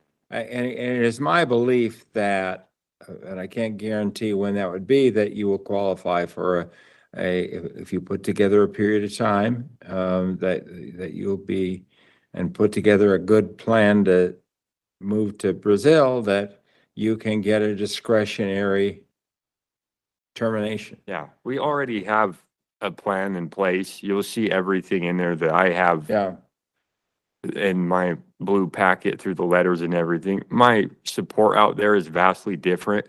My wife and her friends and my in-laws and I are a complete set of different people than what Yeah. I grew up around and what I've created here. Usually lawyers, accountants, people like very different than the gang members and drug dealers I grew up around, the people that recognize me here.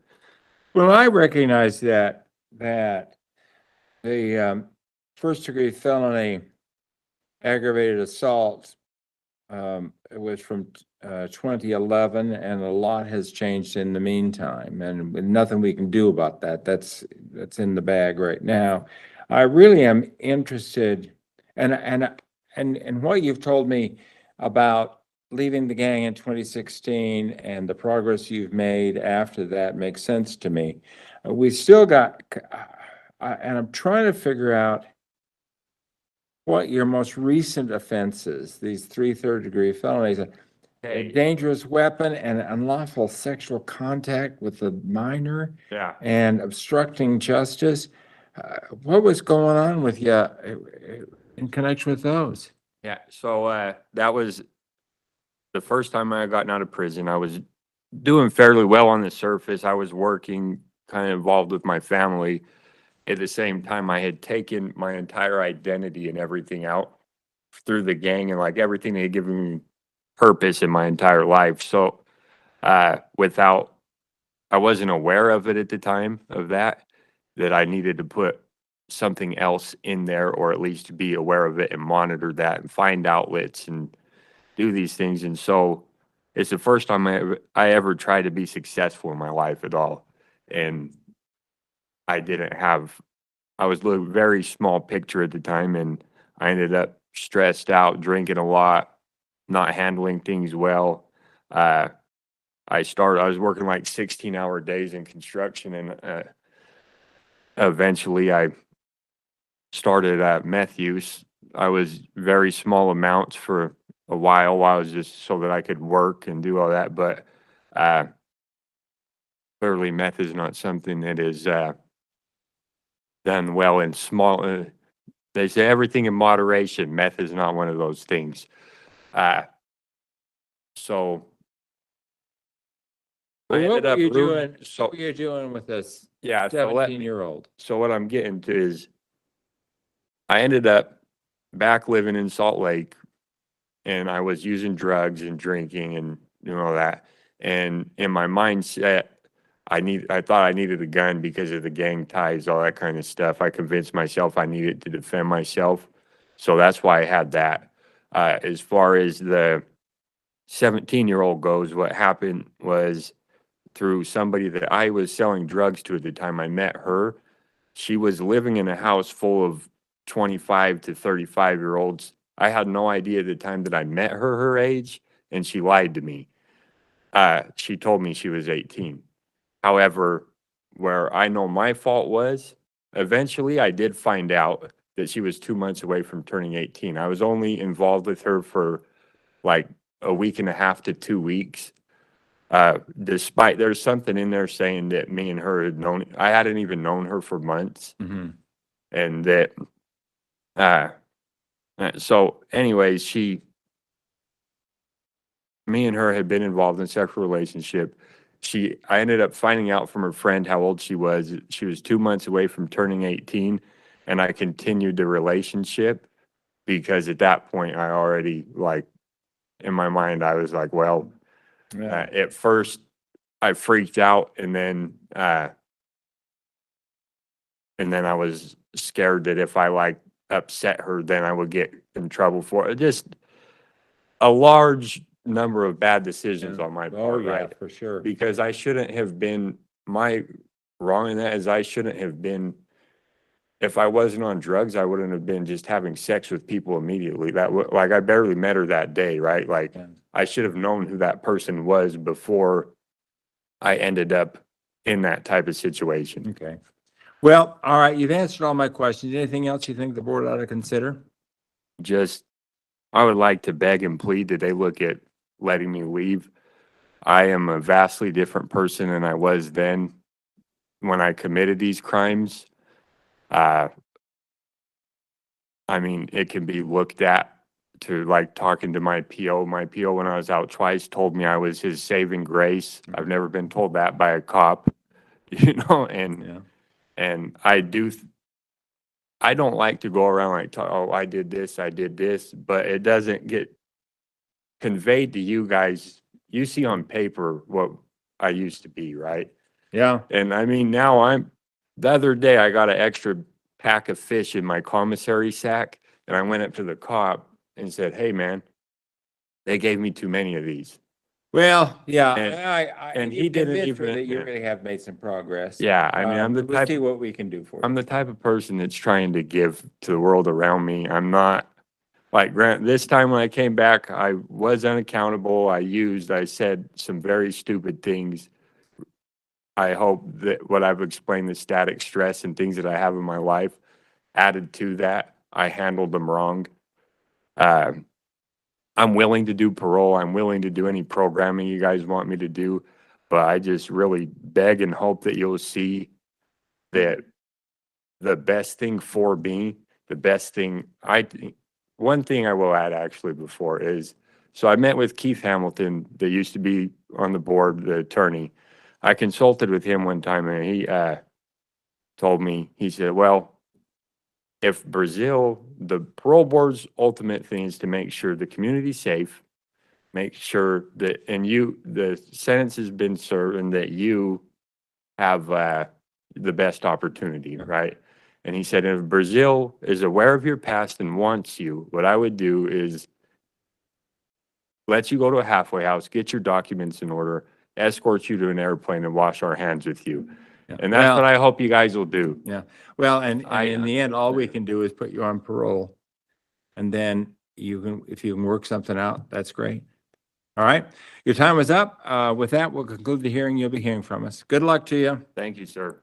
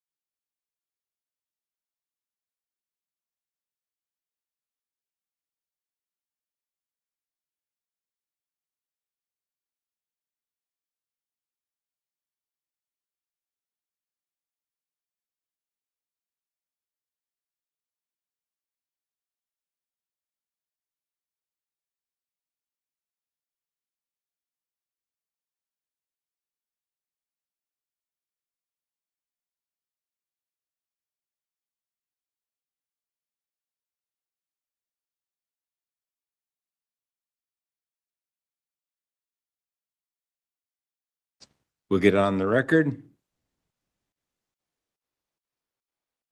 All right, this is the time and place set for an original hearing on Dustin George SLAUGH. Am I pronouncing that correctly? Yes.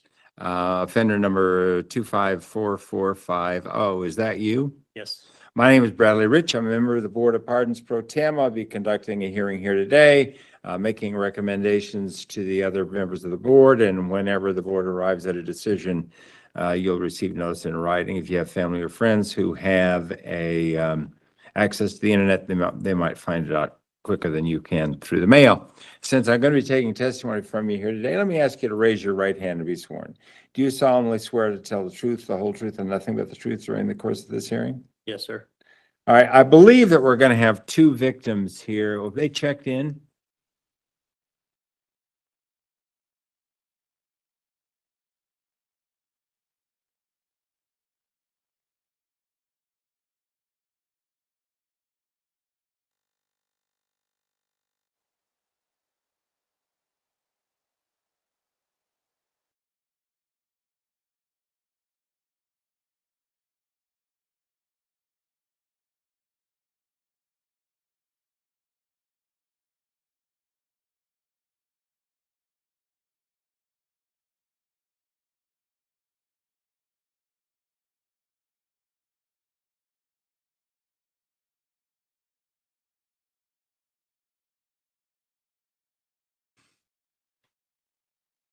And I've forgotten, have I sworn you in, Mr. Slaw? I'm going to need to swear Miss Dennison in. Would you raise your right hand, Ms. Dennison? And do you solemnly swear to tell the truth during the course of your testimony here today? Yes. All right, thank you. All right, have you, Mr. Slaw, have you received 7 days notice of this hearing and a blue packet containing the information we're going to be going over? Yes, sir. And have you have any objections, corrections, or concerns to that material? I looked at it and everything looks really good. All right, have you received a copy of the treatment summary? That was, it was dated the 6th by Mr. Sassine. Yes, All right. And are you prepared to proceed? yes. All right, I'm going to begin by asking Ms. Dennison, who is appearing on behalf of the victim, to make a statement. I would appreciate it, Ms. Dennison, if you would address that to the board and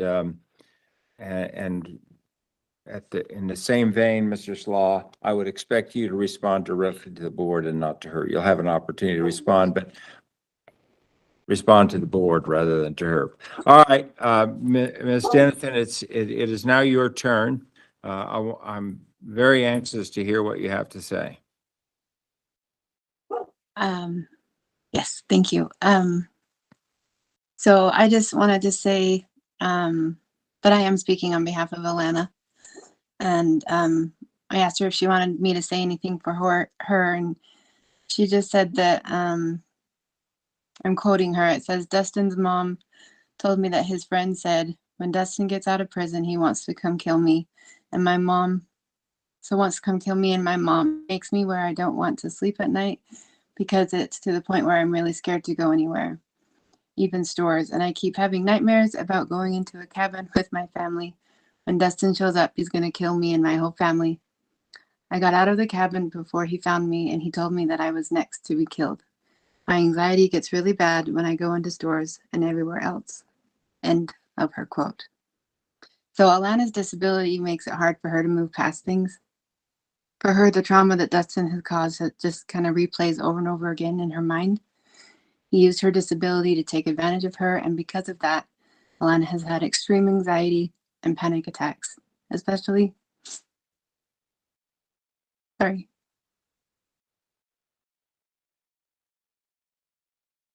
Can you tell me what the, it's clear that she was a vulnerable adult under the statute. Are you in a position to share with me exactly what that particular vulnerability is? So she has an intellectual disability. So she's very easily influenced. Like she'll never drive. She'll never,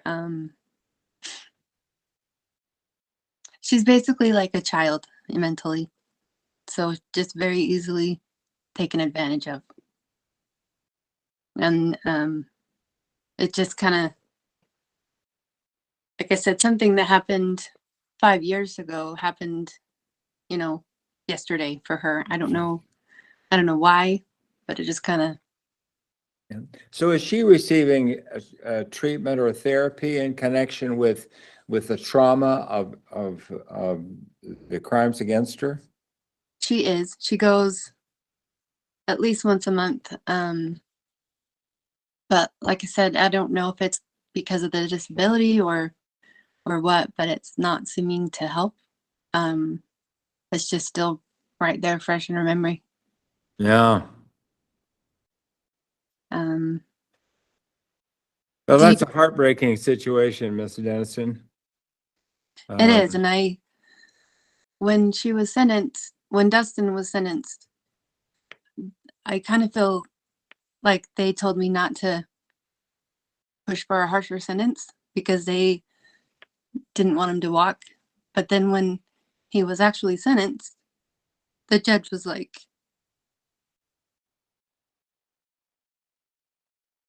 well, why didn't you ask for more? Mm-hmm. Well, you know, you had the truth of the matter is, he's been convicted of 2 second-degree felonies. They carry a term of up to 15 years. They were imposed concurrently, and so I mean, the judge did what he could, which is to say he committed Mr. SLAUGH to prison, and now the board is here to determine when and under what conditions he could be released. So you shouldn't beat yourself up over that. I mean, you appeared here today with a moving and heartrending presentation, and the board will take that into consideration. Anything else you'd like to say before we turn to Mr. SLAUGH? Just that,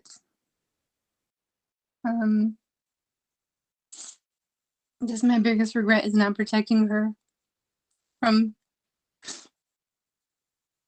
this monster that stole her innocence. So, it's just our wish that he is not given parole at this time. All right, we'll take that into consideration. Thank you very much for what I'm sure was a difficult presentation. Anything further? No, thank you. All right, thank you.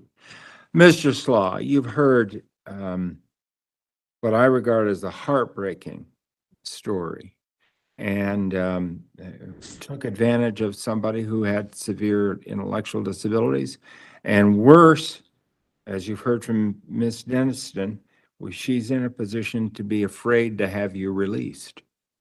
According to the record, you said some things that continue to haunt both mother and daughter. You've heard her. What do you think? Well, I don't recall saying that because I've never said that I would or that I would kill her and all that. I don't know where she's coming up with that. But I just, you know, I mean, I feel really severely bad. I beat myself up tremendously for what I've done. And within these last 4 or 3 years that I've been here in prison, I've done so much to better myself. I'm not that same person that I was when I first came in here.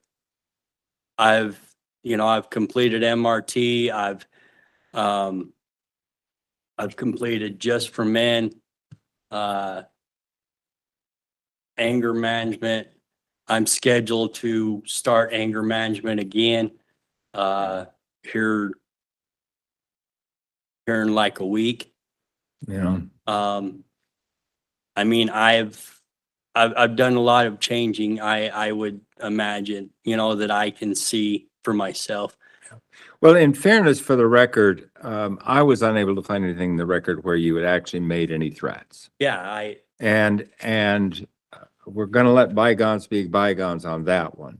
But I am interested in having you tell the board and tell the victim and her mother that at the bottom of your heart, you feel terrible about what happened and that you pose no ongoing threat to either one of them. Think you can do that? Yes, sir. I, All right, what are your plans when you're released? my plan is that I'm sure that I probably will have to go to Vernal, to Pearl to Vernal for a short time. But my plan is that I want to change locations where I'm at. I want to go to Rock Springs, Wyoming. Yeah, I saw that. You've been on disability for 20 some odd years. Are you able to work? I can work, but it's gonna have to be part-time. I was actually on Social Security when I got locked in here. I'd only been on disability for like a month before I got locked in here. I just got my third payment. Or no, excuse me. I had just got my second payment from from Social Security. Yeah. You're in a program right now. How are you doing in that? We're about a month in right now, and I've learned so much. According to this psychological report, that'll take another 8 to 12 months to complete. Yes. So I figured out, so it's footprints I'm in. And, I've heard somebody say that it's, I don't know how true it is, but somebody said that it's like between 5 to 6 months, just depending on how everything goes.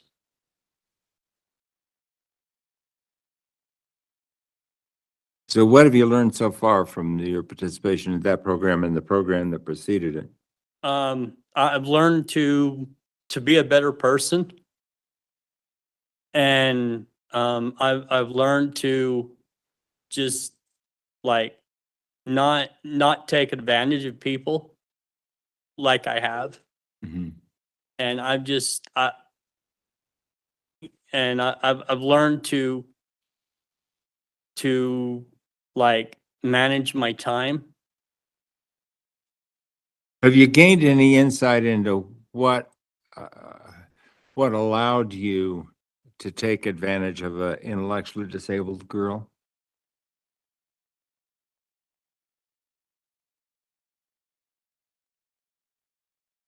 I feel really bad for even doing that.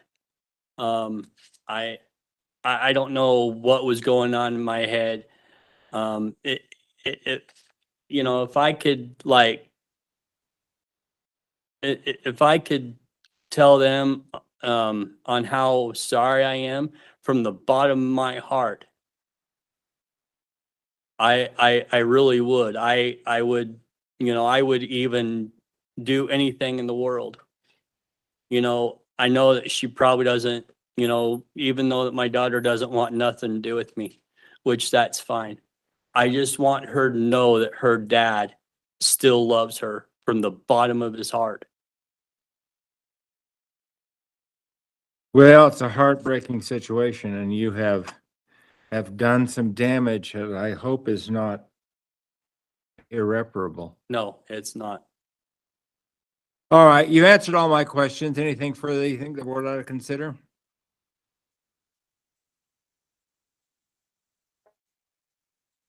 Not that I can think of. All right. Well, you'll be receiving notice in writing, and I don't know what the board's going to do, but I will tell you, I would not anticipate that you're eligible for a release until you've successfully completed a program.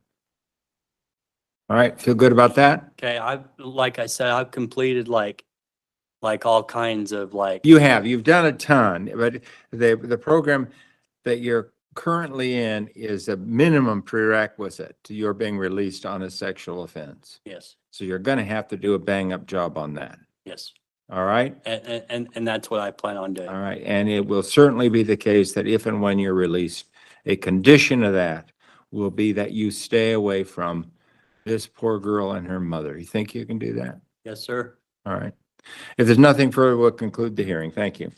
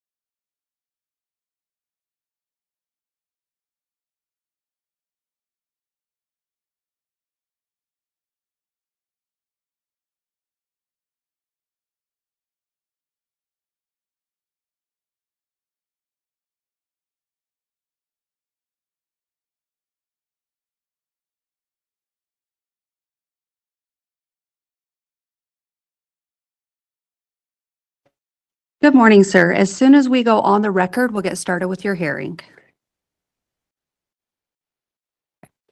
So this is a time and place scheduled for a rehearing for Darren Quinn, offender number 218664. Is that you, sir? Yes, ma'am. Okay, thank you. My name is Charlotte Parrott, and I'm a hearing officer with the Board of Pardons and Parole. I'm going to be the one who's conducting your hearing today. I am going to be taking some testimony from you today, so I do need to swear you in. So if you'll please raise your right hand for me. Do you swear or affirm that the testimony you're about to give will be the truth, the whole truth, and nothing but the truth? I do. Okay, thank you for that, sir. Did you receive at least 7 days written notice of today's hearing? Yes, ma'am. And did you receive your blue disclosure packet from the board? Yes, ma'am. Were there any obvious errors in regards to that document that we need to discuss before we get started? Not really, no, other than the fact that when the evaluator reevaluated me to see if I needed to do the program again, said I don't have any support Texas. Okay, Now, my goal today or eventually is to ask for a termination or expiration, either way, if my father's alive when I go, because I want to leave Texas, Utah and go to Texas. My goal is to go home and take care of my father before he dies. He was diagnosed with dementia and colon cancer, and he's bedridden. And I want to be able to spend time with my father before he passes away. okay. And then when my father dies, I'm going back to New England where I came from. Okay, perfect. And we'll discuss that more here in a few minutes. I want to know some more details in regards to your plans. I do want to let you know I did receive your certificates for the plumbing, HVAC, electrician, and the cognitive awareness courses that you did complete. So I do have those, and those will be noted in your information, so the board will be able to address that. Just for some background, for the record of what leads us to today's hearing, is it looks like you had a parole violation original hearing back on 6/18 of 2024. At that time, the board ordered this rehearing. What they wanted was a current sex offender assessment prior to today's hearing, so they can take that into consideration when determining release for you. Did you get that assessment in your blue disclosure packet? Okay, so that's what I want to start off discussing, just some quick notes. You read the entire documentation, so a lot of that information we don't need to go over. But what I want to know is your feelings on your risk level. Currently, your score, it looks like one of the testing sources had you listed at an above average risk to reoffend, and one of them scored you at an average risk to reoffend. What are your thoughts in regards to that risk level?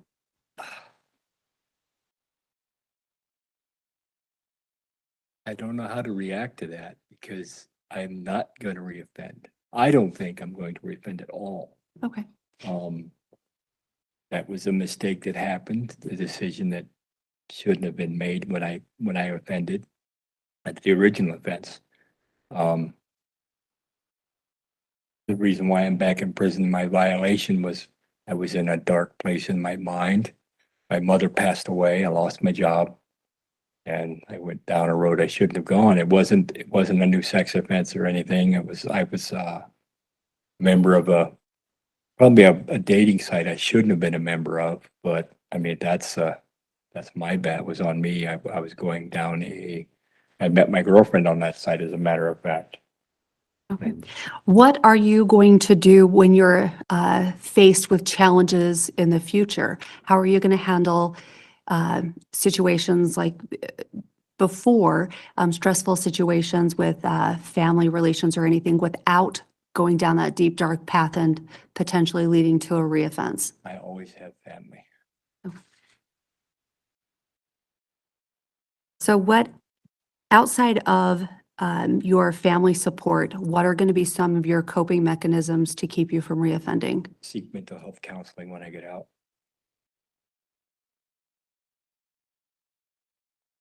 And is that going to be whether or not you're under board jurisdiction? It's when I'm off parole. I don't want parole again, but when I'm off paperwork, because I'm still gonna need mental health. Okay. And have you been diagnosed with any mental health issues that are not being treated at this time? Antisocial personality disorder, PTSD, depression. And is the, The depression is kind of being taken care of. Okay. The PTSD isn't the and antisocial. There's really no help for that, but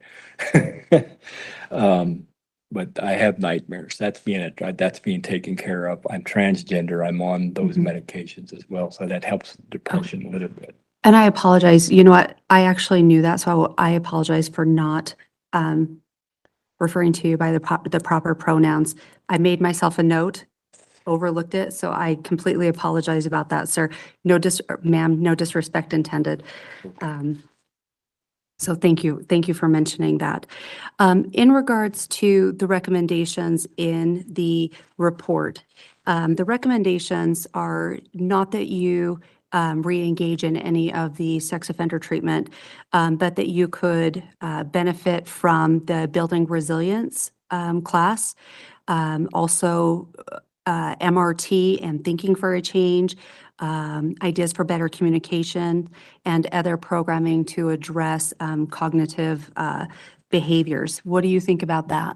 Well, my understanding, most of those classes you mentioned are drug and alcohol related. Some of them, yeah. I'm an alcoholic, Yeah. that's admitted in all my paperwork, and I will die one. But I've been sober for 25 years. Yeah. And do not plan, I mean, my mother dying didn't get me to drink. So Okay. that's my only issue with those other courses. The resilience class, maybe. I mean, I could consider that, but all the rest of them, the MRT and all of this, all that stuff is all anger management and alcohol related. I have no problem with anger. Let's talk about the programming that you have completed so far. So you did cognitive awareness. What did you learn in that programming that's going to give you any sort of skill base going forward? Just to maintain relations with whether it be counselors and or family or make friends, or I don't do good with friends. I'm allergic to people.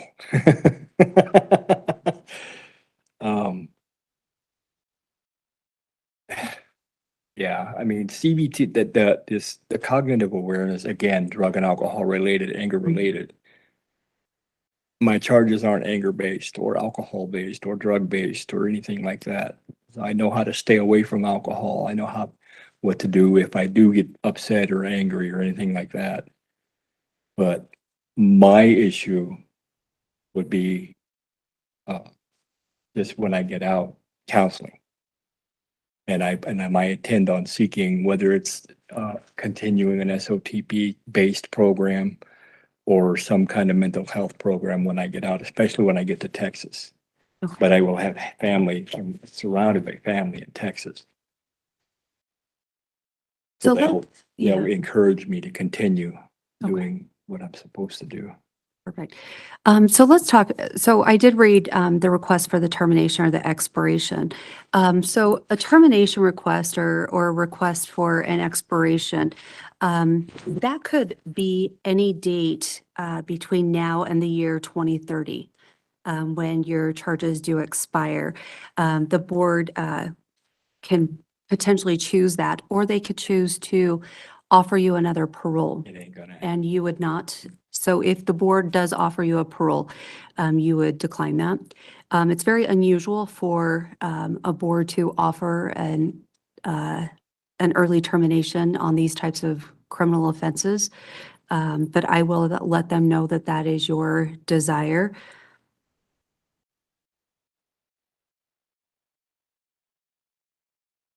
I will let them know that you are going to decline a parole. They still may actually offer you a parole and have you do an official declination of that, just so it's in writing with the board. And then they may bring you back just for a rescission hearing in regards to that, to finalize and discuss that with you. What do you think the biggest change has been in you throughout these incarcerations that you've had in regards to these offenses that's really going to help you succeed in the future? Well, the recognition, the fact that I need mental health counseling for issues other than why I'm in prison. Yeah, because the board, I've mentioned it to SOTP, I've mentioned it to the board. I've suffered some severe trauma as a child, and I'm still dealing with that. That's going to be a forever counseling for me. Okay. Thank you for that information. So let's revisit your release plans. So if you are terminated or expired, your first desire is to go to the state of Texas? Okay. That's where my father is. And then New England, what's your support in New England? I have an ex-wife and 2 children, and actually I have friends there that I could actually consider friends, but I haven't seen them since I left New England. Okay, so it's good to know that you have support system in both areas. So the New England areas of New Hampshire. New Hampshire, okay. I was gonna ask, trying to figure out how to ask what state that would be. Thank you. I have an ex-wife in Massachusetts too. Okay. I mean, they all fit within the state of Utah, so it'd be like living in a different town. And are you eligible for employment, or are you on state or federal funding? Not yet. Okay, and so what I'm type of, 55 years old, Oh, so I'm okay. not quite eligible for Social Security, but Okay. I was working okay, up until my mom, like I said, when my mom died, I lost my mom and I lost my job, and then I came back to prison. okay. And do you need, you've obviously done the HVAC, plumbing, and electrical programs. Is that I've some, also, sorry to interrupt, Are I you also okay? completed, the Origin had some other classes on there as well, the entrepreneurship and a couple of other ones I had completed prior to this hearing. okay, perfect. Those certificates are pending, or I haven't got them yet. Okay, awesome. No, thank you for that information. So it looks like you do have, I mean, some work skills and employment opportunities in those arenas. So that's just something that the board, definitely wants to know, is that you can financially support yourself, or if we need to, make sure you get into some more programming while you're in custody. Those are my questions at this time. Is there anything else that you would like the board to take into consideration when choosing how to move forward? Not really. I mean, other than my desire to go home to Texas to take care of my dad, that's basically it. I mean, not opposed to doing to participating in the classes or the courses you mentioned, but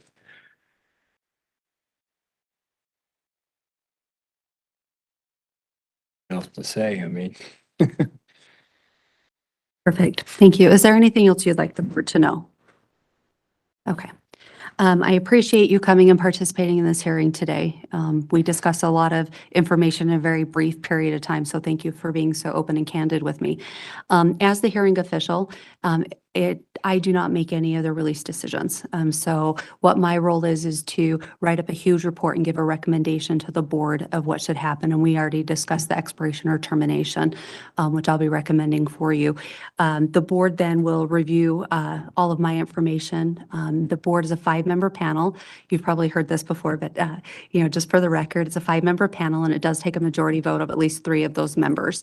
That process typically takes anywhere from 2 to 4 weeks, but as soon as they come to their decision, you'll get a letter through inmate mail, so you'll know exactly what their decision is, and then we'll proceed from that point, okay? Okay, thank you so much. Any questions for me? Okay, I'll go ahead and conclude your hearing at this time. Thank you, ma'am.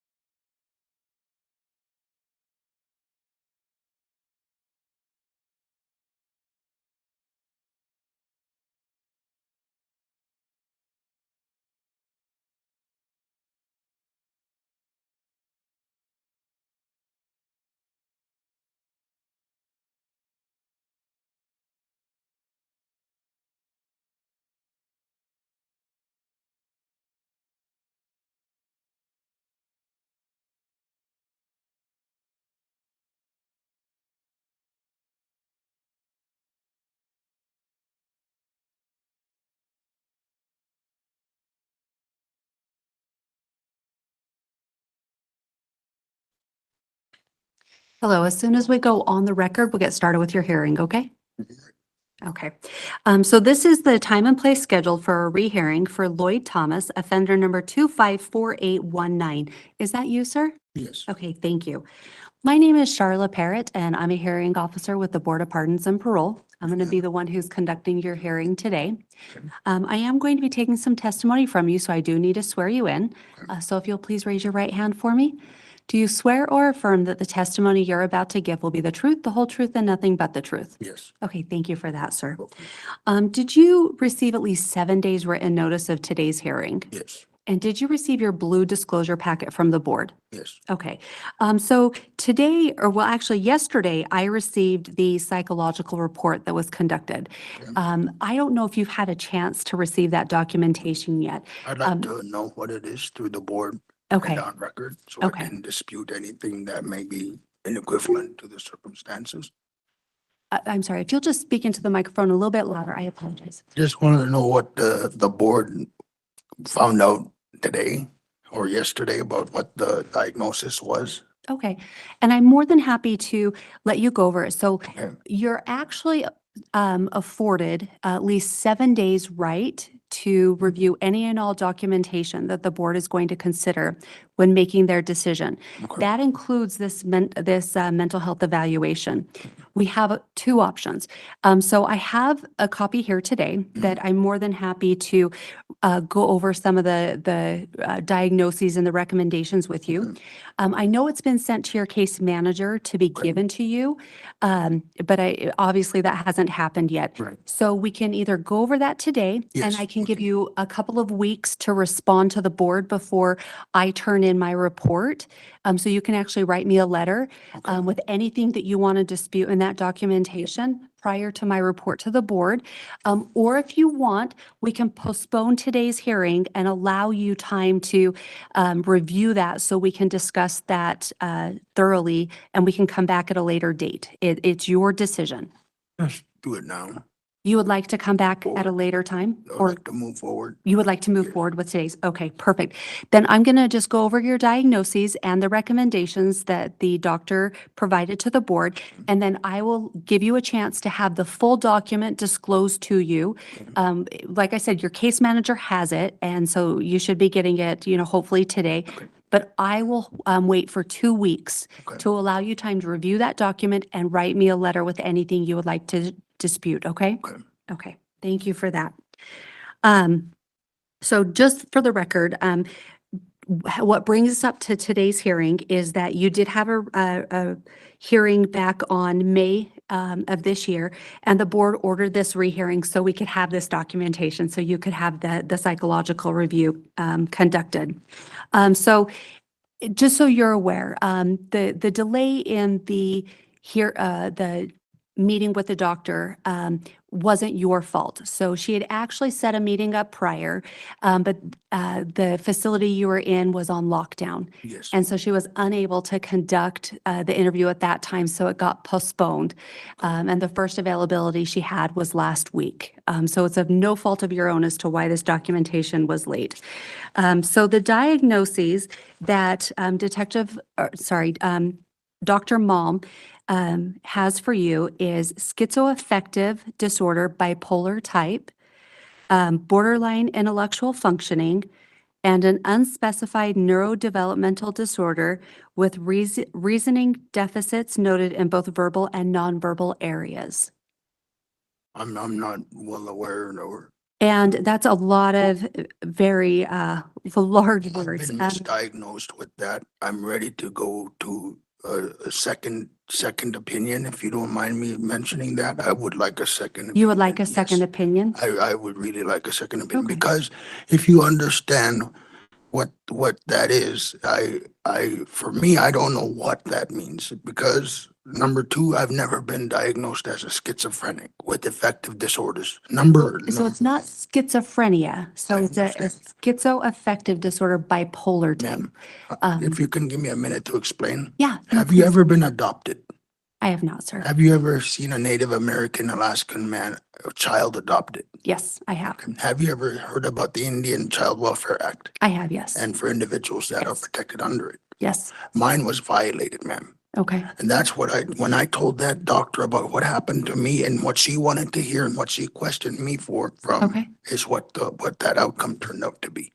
Okay. For me, I am a former West Point Academy student. Although I failed the United States Army, I still have valedictorian in my GED class, which is General Education Diploma. I'm sorry, I don't have it on track. You're okay. I am a former college student. I did 2 years of paralegal studies and Smart Start studies in Alaska, Anchorage. I really don't understand what type of disabilities that they have names for today, because for me, being adopted as a Athabascan Indian child, it was difficult for me to integrate into an Inuit Eskimo family. That's where I was trying to imply to the doctor through those questionings. And that's only what I stated for her, because she had asked me some certain questions that were brought to her attention because I came out and opened up my family adoption record.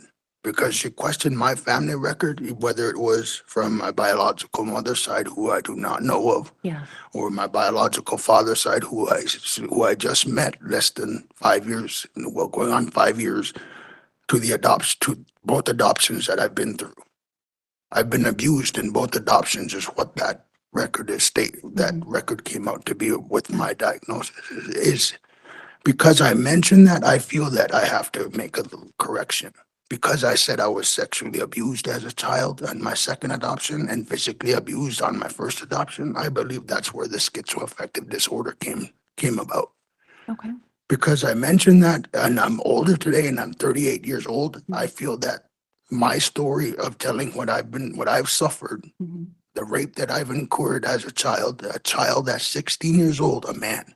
I was already a man at 16 because I was raped at 15. It takes 9 months to produce a child from the lady that raped me. When I found out my mother died, I was here in this state. When they investigated the wrong individual for my case, I was never questioned. When the doctor asked about my family history and I opened up like I am now, Yeah. to question affective schizophrenic affective disorder, this is what I stated exactly to the doctor. Okay. This is where I want the second opinion. If I have to get the state of Alaska involved with the DNA over Dinah Gail Akbuk and Cora Snyder, I will do it. I will ask to do it. If you want to clarify my story that I was raped and still call me schizoaffective because I'm coming out today, what about the Me Too movement? Is there a problem with the Me Too movement with a man confessing today that I've been raped at 15, had a child at 16 because of it? No, sir. No. So when I opened up to that doctor, and I just heard what I heard, this is why I'm asking you, understand, because of my native blood, my Indian native blood, I am demarginal, I am a demoralized man because I've stated that I've been raped. And I don't But take any. how I understand why she came up with schizoaffective disorder of bipolar type 2 was because when like how I am now, Yeah. how I want to open up, how I want to say, what about the Me Too? What about the children that were boys at the time, like the Boy Scouts? The same thing happened to me. But this was an isolated community. Think about how many of those Alaska children up there today. My niece, Ashley Johnson Barr, got murdered at that time in Kotzebue. Before my movement came out, before Me Too was ever made a movement, my niece got murdered. But for me, I have to still live with it today. And when I go through situations with the court like this, I get questioned for being schizoaffective. Every chance I get to tell my story, and I want to put a stop to this nonsense and being misdiagnosed because of my story. If I have a Me Too movement, and if I have information to give, I'm automatically diagnosed as schizoaffective. That shouldn't be fair. It should be unfair because of my story and how I explain it.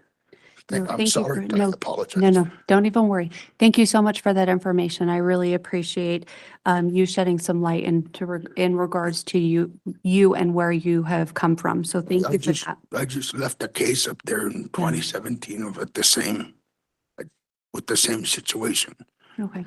It's It's not common and it's uncommon. Yeah. Either or, it happens to anybody. It happens to anybody that has a vulnerability against it or don't know how to see it in the victim's eyes. Mhm. That's what the Me Too movement is today.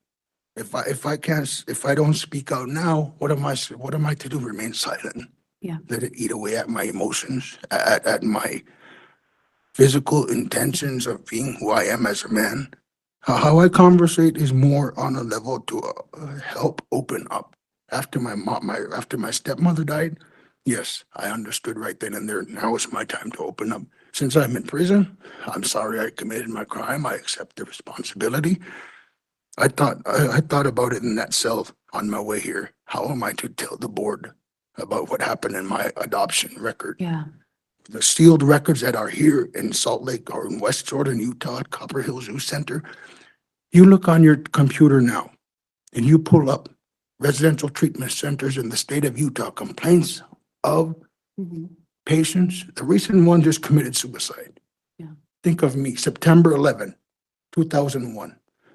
My right middle finger, I am showing you today as a result of those complaints of the patients of the state of Utah's residential treatment program. I was only 15, 16. Right after that situation in Buckland, this happened when I was sent here to West Jordan, Utah, Copper Hills Youth Center, Residential Treatment Center for Troubled Teen and Youth. A spoon of hot, scalding food was thrown in my face. And I had to endure for what I brought from Alaska to this state. At 17 years old, after this had happened, at 15, 16, September 11, 2001, about 18 to nearly 2 years later, I was abandoned by the state of Utah in Anchorage, Alaska, after I got discharged from Copper Hills Youth Center. That's the second part to where the schizoaffective bipolar 2 is, because how I explain it, I've been abandoned since I was 17 years old by the state of Utah, and there is record of it. It may be sealed because it's going 24 years, but that's where I stand today. Okay. And I'm getting tired of being misdiagnosed. How- Excuse me. How can the board assist you going forward to get you on track so that we can get you back into the community in a safe manner? I believe the board should look at the discovery. Okay. I did not take the case to trial. I did not take a plea deal. I went straight to sentencing as being Yeah. responsible for the actions of my crime. I took that responsibility on a professional level as a former West Point Academy student. Today, I look at these corrections officers. I look at these police officers. I'm one of them. I'm a former firefighter. I'm a former search and rescue recovery.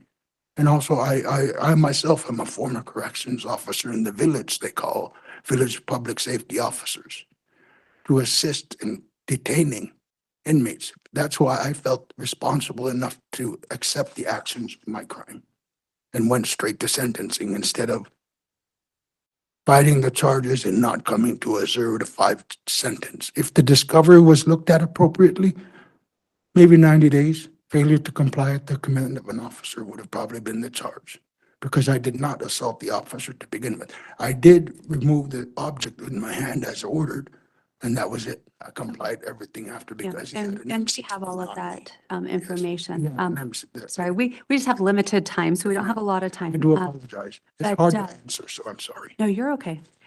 We do have 2 disciplinary violations that you have been convicted of. Yes, I saw that. A BO7 refusing or resisting movement back from June. And then in August of this year, you have a BO2 fighting.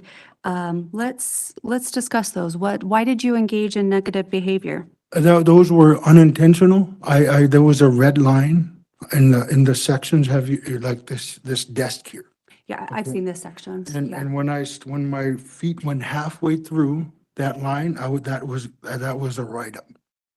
That was my mistake because the officer did commented and yelled out "chow" or staging for chow, and I thought he was going to say chow right after staging, Okay. because at that time I was just getting used to going to breakfast and lunch because usually I skip breakfast or usually I skip lunch because I order my food through state commissary. Oh, okay. And I've been eating it since then. From the time of August situation, I've been eating in my cell, ordering on commissary because I did not want to engage in any other combative behavior Okay. or get involved in any other Yeah. write-ups. And you've had good behavior since August, so thank you so much for that. Continue to hold yourself to a good standard of conduct. Yes, ma'am. That is something that the board does watch closely. Yes. And unfortunately can keep you in custody longer if you engage in negative behavior. So thank you for You're welcome. getting yourself on track with that. Let's talk about your release plans. Let's talk about you getting back into the community.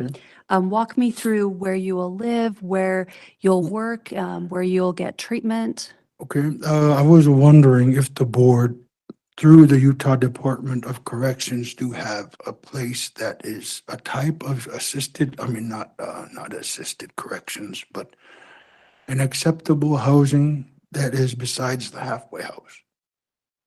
A type of housing that assists UDC parolees in a form of housing that would allow a little bit more freedom to work. I work in Washington State. I worked with Blake Ryan Consulting Firm as an independent, well, I wouldn't say contractor, but I did multiple positions that were qualifiable under her consulting firm to be employable. I saved a lot of money. I barely spent any of my money. I have cryptocurrency that's a little over 215,000. I have an option of looking at how to buy housing with it, a literal house. I was working on that in Alaska, but at that time I had trouble. But for here, I would like to know if the Utah Department of Corrections has a type of housing that is acceptable under state UDC standards for parolees of your question. Okay, and that's a really good question. So thank you for asking that. So all release opportunities go through adult probation and parole. I know So what they that have a is. release and reentry team that will work with you in finding appropriate housing options. The board takes a step back. We don't get involved in that process. Thank you. We let you work with APMP to find something that fits your individual needs, okay? Yes, ma'am. Okay. Do you have a support system in the community? Yes, I have my native, my native corporation. We are in contact from time to time via letters, or I do get corporation checks, and then I do call them from time to time for support for local hiring, preferences. As a shareholder, we are contracted with Marriott Hotels on a national, international level. We contract with them through NANA Management Services. I am able to apply for a position anywhere Marriott is to be on a preference hire and as soon as possible basis. Okay, and are you eligible for tribal benefits? Yes, I do receive. Okay, Yes, perfect. I do have a corporation check coming in about Friday. Okay, So, that comes to the next question that I have.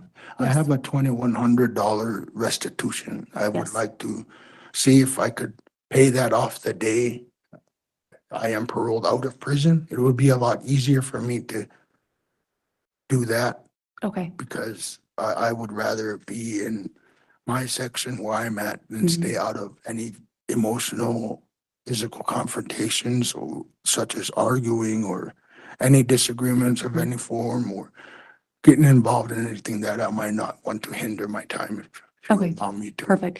Restitution is a good question because it has been ordered by the sentencing court. So you'll be assigned to a probation agent, a parole agent, and they will have all the information so you can pay that in full through the Utah State Office of State Debt Collection. Yes, I've been trying for a very long time. So Yeah, you'll be able to do that once you're released. Just meet with your parole officer and they will have that information and be able to facilitate that payment. As of today or the other day, I canceled all the outgoing money orders because of today's outcome. And just didn't feel right to have it mailed instead of, Yeah. You couldn't do it full outside and, Yes. or I wouldn't know what your decisions is Yep. thereafter. So. No, that's a great question. Thank you so much for And that. about the O-track, I'm sorry, I'm trying to keep ahead. You're okay. The O-track, I did write a letter to my corporation to see if they can get the American Military Public University acceptance letter and University of Alaska acceptance letters with Okay. both transcripts and my GED. And Okay. it's been a little bit troubling for me to get it, but I'm in the process of attempting to. Okay. And anything you would like to submit to the board, we're more than happy to put in your records. Okay. And all those certificates on origin, can you keep them coming? Yes. I've finished every single certificate on there. Yes. If you Anything that you would like to submit to us, let us know because we will look at all of that. There's maybe 5 of them total that I committed on Origin, Okay. Origin, that Interplay On the Academy Career Yeah. Career Perfect. Academy Origin. So I did 5 of those and they're all done and I was asking for more. And in the meantime, I've been waiting for all that education processing information to come from my corporation, my tribe, and my benefits that I just found out is coming this week. So Okay. No, that's perfect. Thank you for that information. Like I said, I'm going to hold your file for 2 weeks. So anything that you want to submit to me, please get it to me. And definitely review your psychological review that you're going to be given.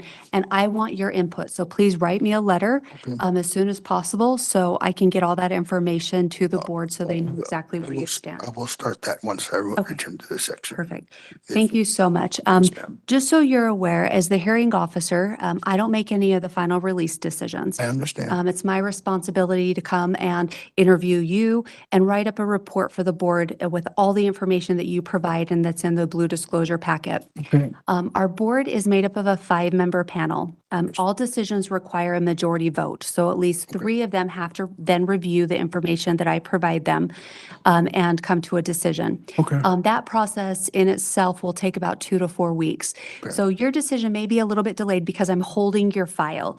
But I think it's only appropriate to hold it so we can get as much information from you as we possibly can before making the best decision possible. And what type of information would you like out of? I want all of your thoughts and feelings in regards to the psychological review that's going to be submitted to you and anything else that you feel is important for the board to take into consideration when making their decision. Okay? That's gonna be a little bit, okay. I did most of it to the Yep. board. I already And- wrote a most. And there's a lot of information that we already have, so you, That's the majority that I received. Yep. That's, everything is on those letters. yes. And so you don't have to reiterate what's in the letters. I already have that, but anything else that you would like to add, please get it to us, okay? Thank you. Okay, thank you so much. I'll go ahead. And for the record, you can do a rehearing if the board panel does not come to a decision based on Okay, the doctor's psychologist finding, and that Okay. way, when you do a reschedule, I will get a neurologist's second opinion Okay. for them. awesome. Thank you so much for the information. I'll go ahead and conclude your hearing at this time, sir. Thank you, ma'am. Thank you. Have a good day. Yes, ma'am.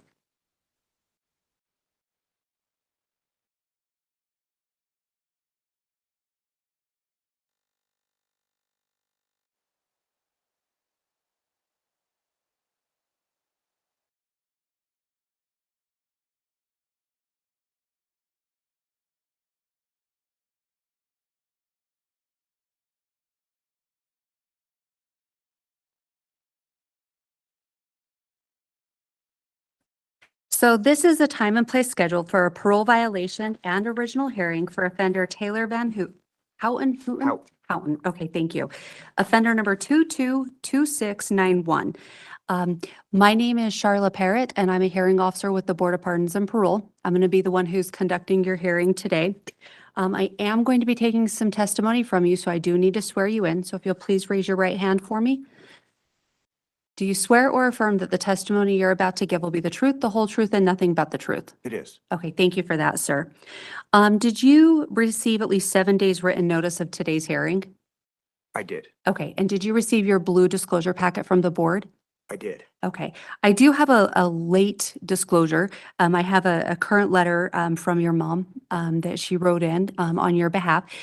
You should be getting a copy, hopefully today or tomorrow in I figured. regards to that.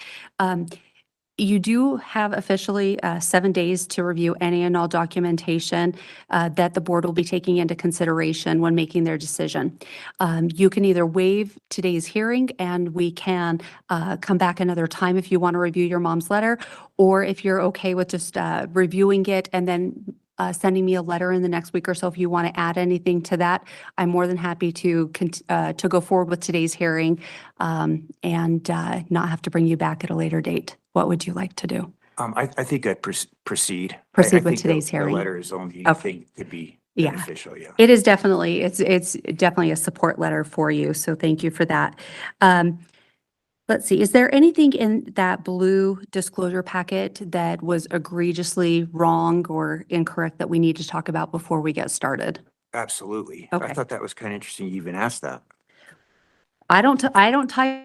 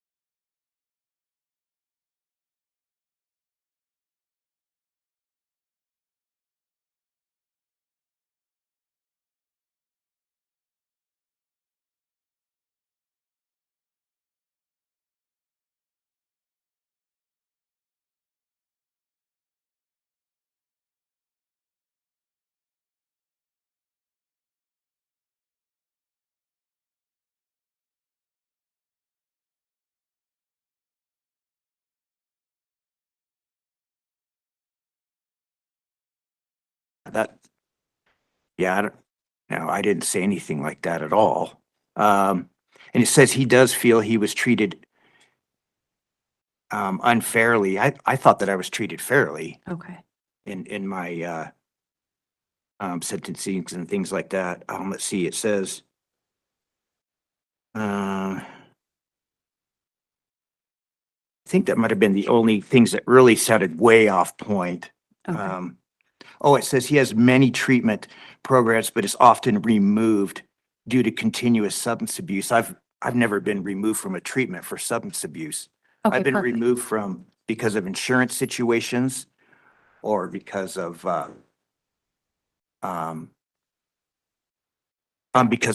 not following the rules or something, but not because I've never failed a UA treatment before. Okay. And that's perfect. I'm actually glad you mentioned that because that was going to be one of my questions because I did see that. So your Yeah. removals were just insurance issues and fund Insurance issues. yeah, it was insurance or things like that. But yeah, I've never failed a UA in treatment. Okay, perfect. Is there anything else in that document that we need to be aware of? Let's see. Those are the things that concern me the most. Anything else that was inconsistent didn't seem like it would pose a problem. Okay.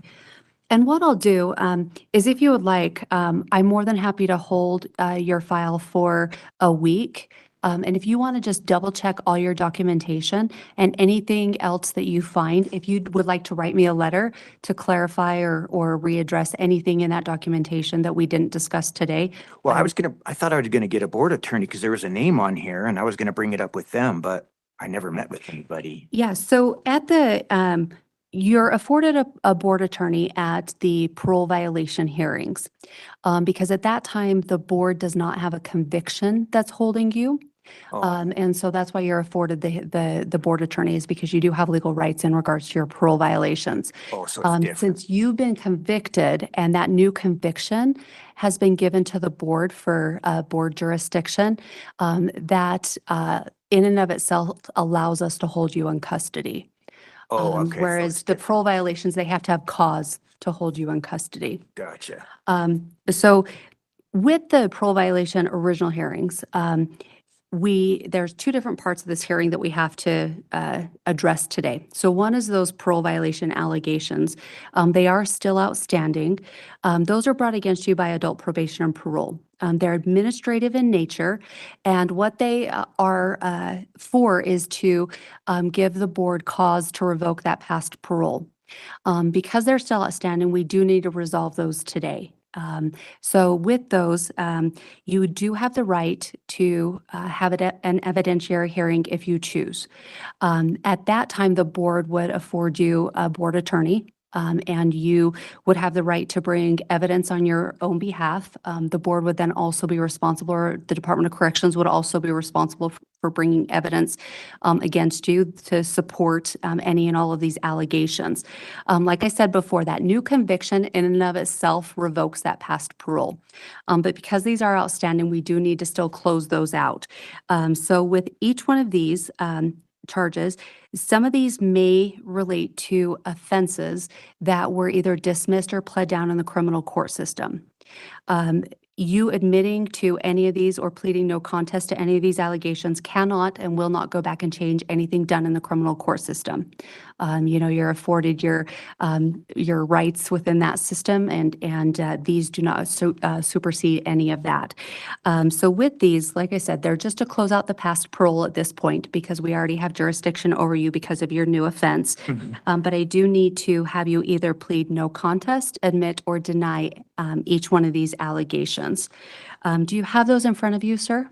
That's what I was trying to find right here. I think it has here. It should be near the front of it's usually near the front of the board packet in your documentation. It looks like we have 8 parole violation allegations that were brought against you by APNP. I think I have it here. 5. It looks like there was 5 originally, and then 3 were added later. Okay, I've got the 5 right here. What I'll do is I'll go through these one at a time, and then that way you can know exactly what they say, and you can let me know how you choose to plead to each one. The first one is by having committed the new criminal offense, a DUI, on or about 11/9 of 2023. It looks like this one correlates with your new conviction, or no. Right. Your new conviction 241905451, driving under the influence. How would you wish to address that at this time? Guilty. Okay. And then number 2 is by having committed driving without an interlock device, a Class B misdemeanor, on or about 11/8 of 2023. Now, if that was the one that was dismissed for the plea. And you have every right to decide how you wish to address it at this time. So you're more than welcome to enter in a denial to that if you choose. Yes, I'll, no contest. No contest. Okay. And then number 3 is by having operated a motor vehicle without, and this is definitely a reiteration of number 2, but with having just operated the motor vehicle without the installed interlock device in violation of your mental health DUI conditions. How do you wish to address that one? Yeah, no contest. No contest, okay.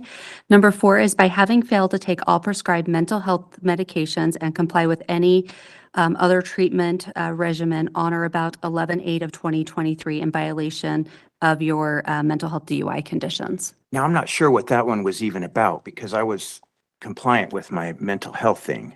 So I don't know what that means. And the probable cause for that is that you were unsuccessfully discharged from First Step House over the weekend due to pills belonging, due to pills being found in your property.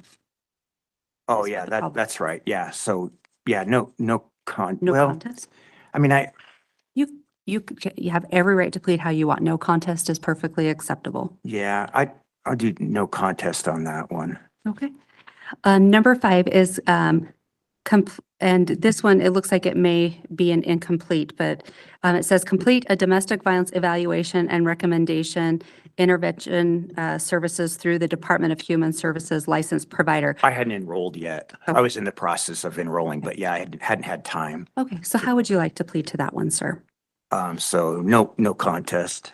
And then these are the ones that it doesn't look like you have, but have been added on my end. It looks like number 6 is by having committed or having been convicted of a violation or having been convicted of a new criminal offense or violated a court order, violation of a protective order, by having associated with a person, or by having associated with a person involved in that criminal activity on or about 10/4 of 2023. Yeah, that wasn't, okay, I remember that one. No contest. Okay.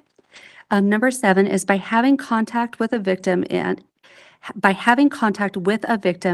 an associated offense, on or about 10/4 of 2023 in violation of your parole agreement. Guilty. And then number 8 is by having committed a new criminal offense of criminal non-support, a third-degree felony on or about 8/1 of 2021 in violation of the parole agreement. I was guilty. Okay. Perfect. Thank you so much for going through that with me. I do find that your pleas are knowingly and voluntarily given. So I'm going to ask the board to take those pleas and close out your past parole with APMP. And that was the parole that was given to you on 8/22 of 2023. Let's move forward with your new conviction. So you are convicted of a driving under the influence of drugs or alcohol, a third-degree felony. What happened? What? Wait, we have to back up for that one because it's Yeah. kind of interesting. So I went to First Step. Okay. I was all excited and everything, and my mom packed all my personal effects, Okay. and they drove down to pick me up from being released and take me to First Step. Okay. And moms are, they're all special in how they take care of their stuff, and make sure I have everything I need. Well, when I brought my suitcase in, they search it for things that you're not supposed to have. Yeah. So they search it and they found, some Tylenol and Advil and things like that in there. Because my mom knows I got hurt in the war, and so she has some things in there, for me to have. And they took those out because you got to take them through the nurse's station. Mhm. Well, there were some other ones in there too that she put in my hygiene kit for traveling. And they did miss that. Well, I didn't know it was in there either, you know? And so I think I was there for like a month or something, and they just do random searches every now and then while I was in class, and they found some of that medication that was in there, and it qualified me for dismissal. It wasn't anything crazy or anything, and I tried to dispute it. I'm like, look, it's a harmless over-the-counter medication. I can't, my mom did it in good faith. It wasn't like anything that was but against the rules is against the rules. So they discharged me, and I was completely devastated. I was crushed, that I was like, oh my gosh, I just barely got out. Yeah. And I got released over something so juvenile and so ridiculous that I was crushed. So I borrowed my buddy's car, and I left, and I'm trying to contemplate what I'm going to do or where am I even going to stay. And I wasn't even in my right state of mind because I had a million things going through my mind, And so I visited some people that I shouldn't have. And I took them to the store. They bought some alcohol and stuff. We were going to watch a movie so I could relax. And I'm like, and they bought some whippets. And I was like, so What's a whippet? it's nitrous oxide inhalants. It's like a whipped cream can? Kind of. They either do that or they get the CO2 cartridges and stuff, and they just put it in a balloon and you inhale it or something. Oh. So we went back to their place and stuff, and I had an alcoholic drink, and just to try and settle my nerves, and I did a couple whippets and stuff, and then they did some other things that I didn't feel comfortable with because I had an ankle monitor on. Yeah. And I was like, I don't want to get you guys in trouble or whatever. I'm going to split because I know I'm going to get arrested tomorrow for not being in treatment. Well, I did let my PO know what happened, by the way. Okay. So he knew. And I was trying to get enrolled in another treatment so I could go, And so then I left there. I said, I don't want to be here for this because if I got to get in another treatment, I don't want to fail a UA. I don't want to be around any of this stuff.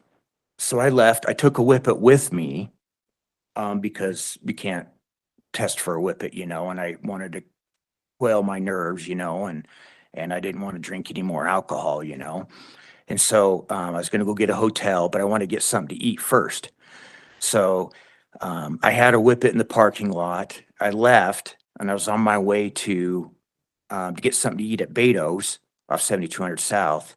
and I pulled into the turn lane to make a left-hand turn into Beto's. And I must have fell asleep or something, because then the cop knocked on my window, woke me up.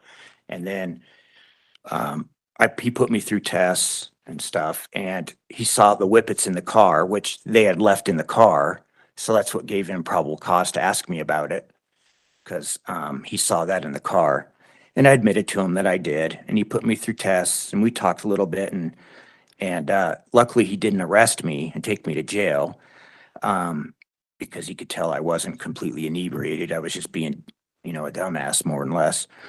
And he wrote me a citation, impounded the car.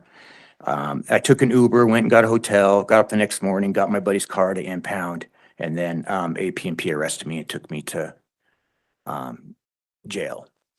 So that's basically what happened, I mean, I got kicked out of treatment for over-the-counter medications, and I just couldn't believe that they wouldn't, but I mean, a rule's a rule, I mean, what can I say, I mean, I didn't really have any choice, and I didn't want to make my mom feel all bad about it, be like, damn it, mom, it's like, what do you supposed, because she was looking out for me. But Yes. when they searched my luggage and took out the main ones, they were in the actual containers, but the ones that she had, how you can get Monday, Tuesday, Wednesday, Friday, Pill cases. or whatever. It was just something kind of like that.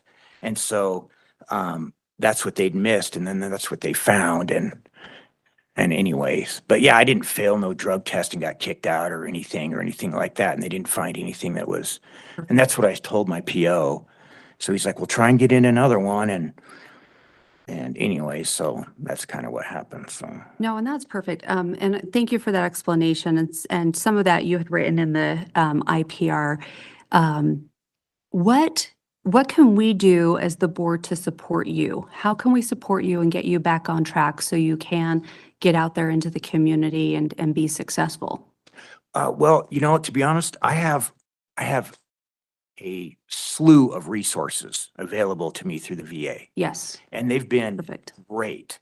And the thing is I sometimes I don't feel like I've been given the opportunity to use all those resources, because I've been, incarcerated or whatever, because their treatment, I think, is better than what I get here.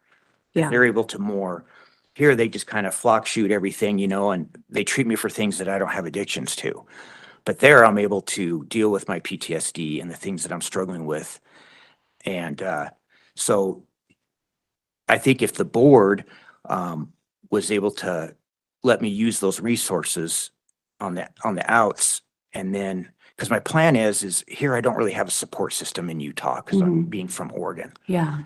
So I can't get granted interstate compact until I am board compliant. So once I finish the treatment, then I was going to transfer back home and be with my family and all my things where I have that support. They're logged in right now, seeing this, supporting me, Yeah. So I feel that, and I've been in touch with what's her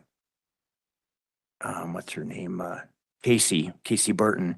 And I have several opportunities that are awaiting me as soon as I get a date, because they can't roll me till I have a date.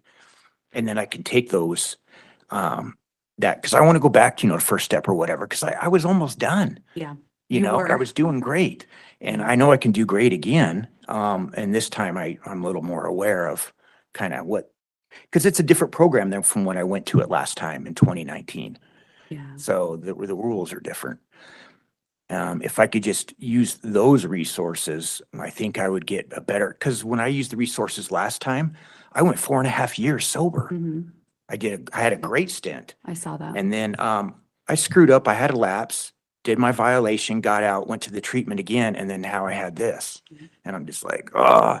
And before, I didn't have, my parents they had a business they were doing, but now that they've sold it, I have opportunity where I can move back home and have that support system once I graduate. Because last time I graduated, I was back in Utah and I didn't have that. I mean, I made it 4.5 years, but I know I can do better now that I can move home and get my own place and get a job and be familiar with family and friends. That's more, because here it's, I can't drive here. I can drive I got an Oregon license, I don't have a Utah license. I got all these assets there, that I think would help me be more of a success story versus a statistic.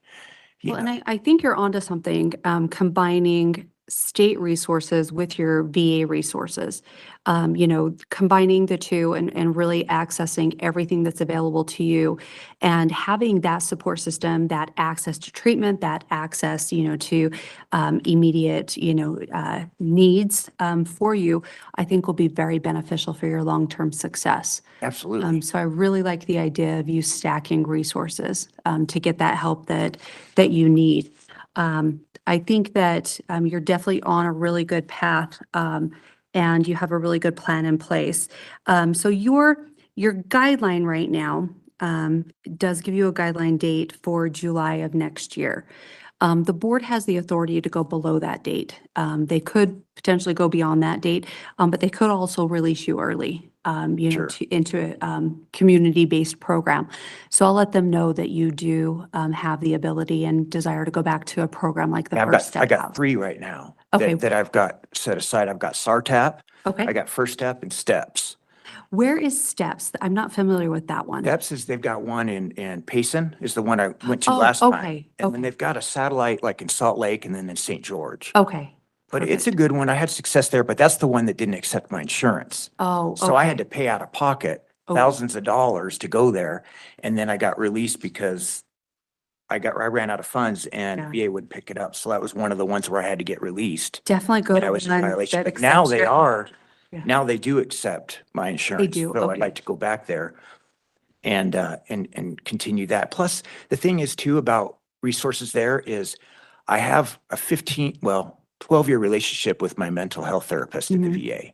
Okay, good. And it took a long time to figure out my medication regimen and stuff, and I can't get that here. They don't give me those medications here. They can't give me that stuff. Yeah. And also my primary physician too, Mhm. is there. And it took a lot of years for us to be able to figure out as a team, what I need in that balance. Whereas here, I've been here for over a year now, and it took me a year just to get into MRT. Yeah. I've been trying to get into classes and I can't get into anything, just trying to be proactive. Luckily I'm in MRT now, but I can't. And so I'm just a little nervous that they're going to put me in a subsidies program here, like I did HOPE, and it didn't really cater to anything that I felt like that, because once I got out of HOPE and got out, I had to go back and get some more additional treatment because I missed, I felt like that I couldn't, I don't know. I just missed there was a gap in there of all that time Yeah. that I could have had with people that I was familiar with and they were familiar with me, that they Definitely. would start me on a Well, and success thing. we're Not that definitely, it was bad, yeah. but I just, When do you graduate MRT? I'm on step 8. And so 8, 9, 10, 11, 12, it'll be another 4 weeks, probably. 4 weeks. Well, we got holidays in there, so it might, probably a safe bet, probably around the first of the year. Would probably be around a safe bet, because Okay. she said she had a baby coming, and with the holidays in there, it'll probably be. Okay, perfect. And we are very much aware of the limitations of programming opportunities and the bed space availability. And that won't be held against you at all. And I'm going to let the board know that you do have access to resources in the community and have the availability to get into the residential programs there. And so I'm Yeah. going to let them know that that's a strong option for you. Right, yeah, I've been making sure that me and my family, my parents, that, they've been on top of it too, trying to make sure I have stuff lined up. So, Yeah. there is no gaps. It's just a smooth transition like last time. Yeah. And it would have worked great, had, I known that meant those pills were in there, Yeah, no, and that's perfect. And your mom in her letter does write Oh, some does stuff she? about some Okay, programs. yeah. She's great. So I do want to just give you, kind of a pat on the back. You have absolutely no disciplinary violations, No, which I'm we just not like that. understand. Prison's drama. It is not an easy place to be in, and it's so easy to get wrapped up in issues. So thank you so much for holding yourself to a high standard of conduct. That is much appreciated on our end. It's not lost on us, the challenges that you face every day, and to stay free from disciplinary violations is huge. So There thank was you. numerous times where I could have easily gotten in trouble. Yes, So thank you so much. Please keep up that hard work. That is actually one of the easiest ways to get your parole date rescinded is to get in trouble with disciplinary violations. So keep up the good work. Please don't get into any trouble going forward. You have been excellent. It's appreciated, I know, by, the staff at the UDC, having people that are easy to manage and works with them. So thank you so much for that. Unfortunately, we're on limited time, but I do appreciate you coming and participating in this hearing today and giving me all the fill-ins that I needed to really understand you and your situation. Do you have anything else that you would like the I have board? one more comment. Yes, please. Aside from the mistakes in my packet, is Yeah. the class A, I think I had to take for the, what do they call it? The protective order violation. Yes. I don't know if they know the circumstances. Is all I sent my daughter $50 to buy a Halloween costume to my ex-wife's Venmo account, and that was the violation. Yeah. And I don't want to make it seem like that, all the violations there with the stalking stuff is doing stuff for my kids. It's nothing Yeah. that's, so when they say domestic violence, I don't have any of that it's And trying to do stuff for my kids, and there's some hurt feelings in there that And anything that's related to family relations under the state of Utah is always called domestic violence. They're all classified. So what we look at is the actual behavior that's associated with the criminal offenses. So we actually look at what it is, and we'll understand that your behavior was that and not, something more egregious. because it was in good faith. It's not like, Yeah. I just wanted to. Yeah, we look at that. It's just the way Utah law has classified crimes. So we'll look at the details of Because I have everything. zero violent history Yeah. at all for anything, so. Yeah, no, definitely. Thank you so much for that. Just so you're aware, as the hearing official, I don't make any release decisions. Everything is done by our board. It's my responsibility to type up a huge report that is given to the board that includes everything we've discussed today and what's in your blue disclosure packet, barring the information that needs to be changed and modified from our discussion today. I will be getting my report done hopefully by, let's see, by Thursday at the latest. It usually takes me a couple days after the hearing to get through the information. But I'll get it done this week and get it submitted to our board. Our board is a 5-member panel. It does take a majority vote. So at least 3 of those members have to review your file and come to the same conclusion before that decision is finalized. That process typically takes 2 to 4 weeks. It could take a little bit longer with the holidays, but I really don't expect it at this point. I got to do MRT anyways. Yeah, definitely. But as soon as they do come to their decision, you'll get a letter in writing through inmate mail that outlines everything that they have decided, so you can start making your plans of how to move forward, okay? All right, it sounds Okay, great. definitely. Any questions for me, sir? I don't think so. I think that Okay. pretty much wraps it up. I'm Perfect. just glad that we understand that now. So I was It just a little happens. worried about this packet stuff. Yep, no worries. That happens. Thank you so much, and I'll go ahead and conclude your hearing. All right, thanks.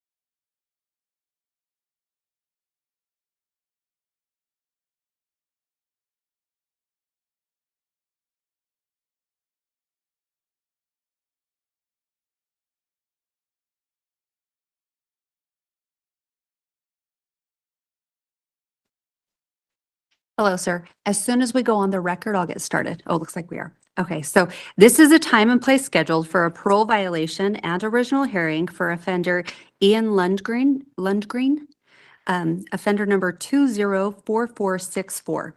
Is that you, sir? Yes. Okay, thank you. My name is Charlotte Parrott, and I'm a hearing officer with the Board of Pardons and Parole. I'm going to be the one who's conducting your hearing today. I am going to be taking some testimony from you, so I do need to swear you in. So if you'll please raise your right hand for me. Do you swear or affirm that the testimony you're about to give will be the truth, the whole truth, and nothing but the truth? I do. Okay, thank you for that, sir. Did you receive at least 7 days written notice of today's hearing? Yes. And did you receive a blue disclosure packet from the board? Yes. Did you have a chance to review that information? Yeah. Were there any obvious errors in that documentation we need to discuss? Nothing I could see. Okay, if anything comes to mind during this hearing, just bring it to my attention, okay? Okay. Okay, thank you. So for some history, it looks like you were previously granted parole back on 4/2 of 2024. Since returning to custody, it looks like you were sentenced in case 241902063, which did result in board jurisdiction. So we're here to discuss two portions. We have the new conviction that we need to discuss, or the original hearing in regards to that, but we also need to close out your past parole. So there's some parole violation allegations that were brought against you from adult probation and parole. Those allegations are administrative in nature, so they just allow the board to close out that past parole. And if you didn't have the new convictions, any admissions to those would allow the board to retake jurisdiction over you. But that new conviction in and of itself allows the board to have jurisdiction over you at this time. Some of these violations that were brought against you may relate to criminal offenses that were pled down or dismissed in the criminal court system. So you admitting to anything as these in these violations will not go back and change any plea negotiations that were done in the criminal court system previously. You do have the right to have an evidentiary hearing in regards to these violations. At that time, the board would present you with or provide you a board attorney. The board would then be, the board and the Department of Corrections would be in charge of presenting evidence against you. You would have the chance to dispute that and bring in any evidence on your own behalf. If you admit or plead no contest to any of these allegations, you are giving up your right to that hearing. Do you have any questions about that? No. Okay. In your blue packet, were you able to read through the 4 parole violation allegations that AP&P brought against you? Yes. Okay. Would you like me to go through these one at a time to accept your pleas? That's fine. Yeah. Okay. Number 1 is by having failed to report to adult probation and parole on the day released from prison, abscond parole, or left the state of Utah or any other state, or I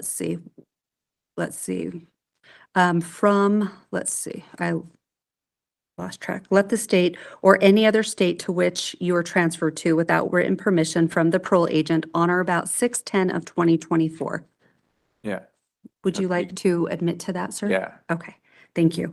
Number 2 is by having absconded or fled from parole supervision on or about 6/11 of 2024 in violation of the standard conditions of your parole agreement. Yeah, I admit to those as well. Admit to that. Number 3 is by having committed or having been convicted of a new criminal offense, intoxication, a Class C misdemeanor on or about 6/3 of 2024. Yeah, I admit to that. Okay. And then number 4 is by having failed to be truthful with law enforcement or by having contact with law enforcement and failing to report the contact to adult probation and parole within 48 hours on or about 6/3 of 2024. Yeah, I admit to that. Okay, thank you.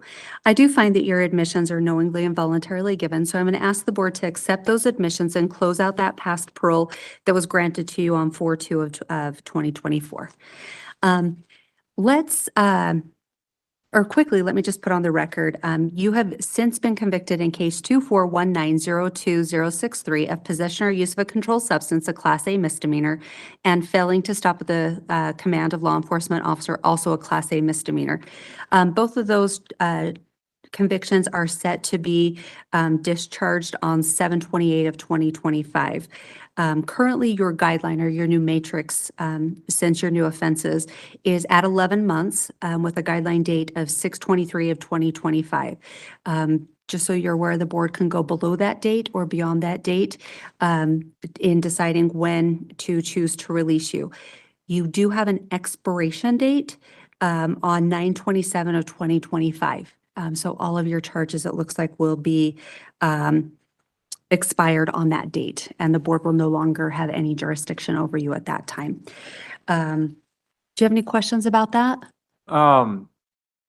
Yeah, the date you just gave me about, that's a termination date, I'm assuming, right? The June. expiration date. So that's, so the guideline date, the June date is just the date that is suggested for them to grant you the next parole opportunity if that's granted, or, you know. Oh, even though it's a month before my expiration? Yes, and so that was one of the things I was going to talk to you about, you know, is if you wanted to look at an expiration or a request of an early termination in regards to your sentence. We're less than a year away from that expiration, and so I don't know if you want to have another parole attempt or what your thoughts are. Well, surprisingly, I've done a lot of thinking on this, and at first when I came in, I honestly was thinking about a termination or even expirating, but given to my circumstances, I honestly think it'd probably better if I got a short parole.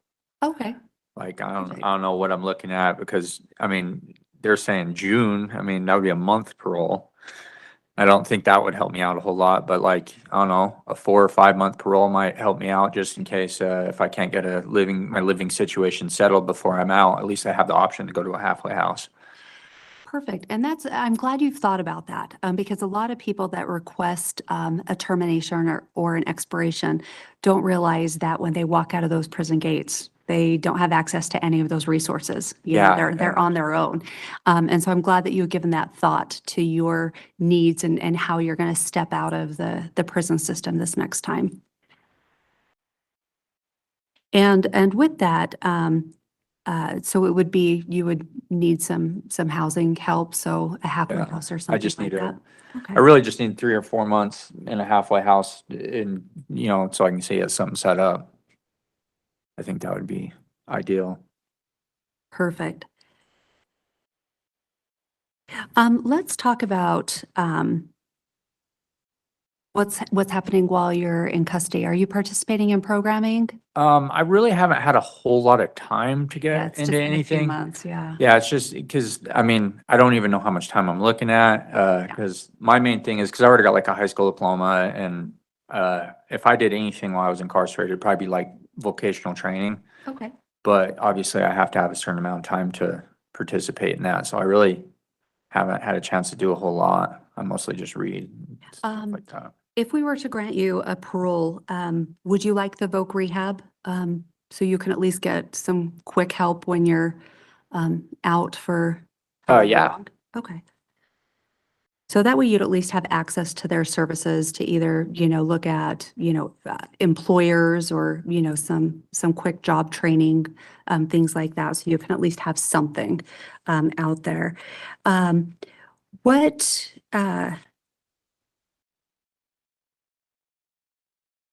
What do you think, your last parole, it was short, but did you feel like you had any success? Did you feel like there was anything that you accomplished during this last parole? My last parole was very frustrating.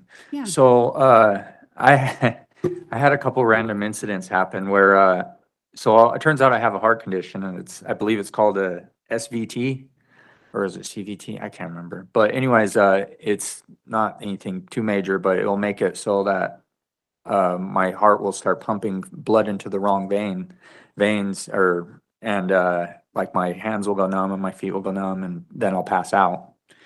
And it's just weird little episodes, and I kept having problems with that, and they were over the 60 days I was doing good, and I was in the home inn.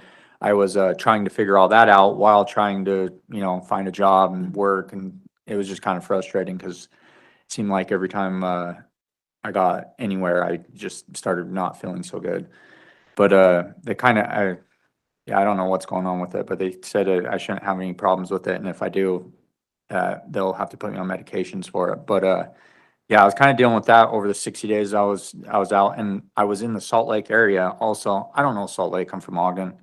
And so I was having difficulty, you know, getting around and finding work and stuff with all that going on. But I mean, I mean, I'm mostly to blame for like the mistake is, you know, me being back. That's all me. I went about it a different route. I took off when I should have just went to APMP and talked to them, but I was losing my spot, so I knew more than likely they were gonna send me back. And so I went to Ogden, you know, until they stopped me on they actually stopped me on they were investigating a crime that I wasn't involved in, and I happened to take off on them because I had a warrant.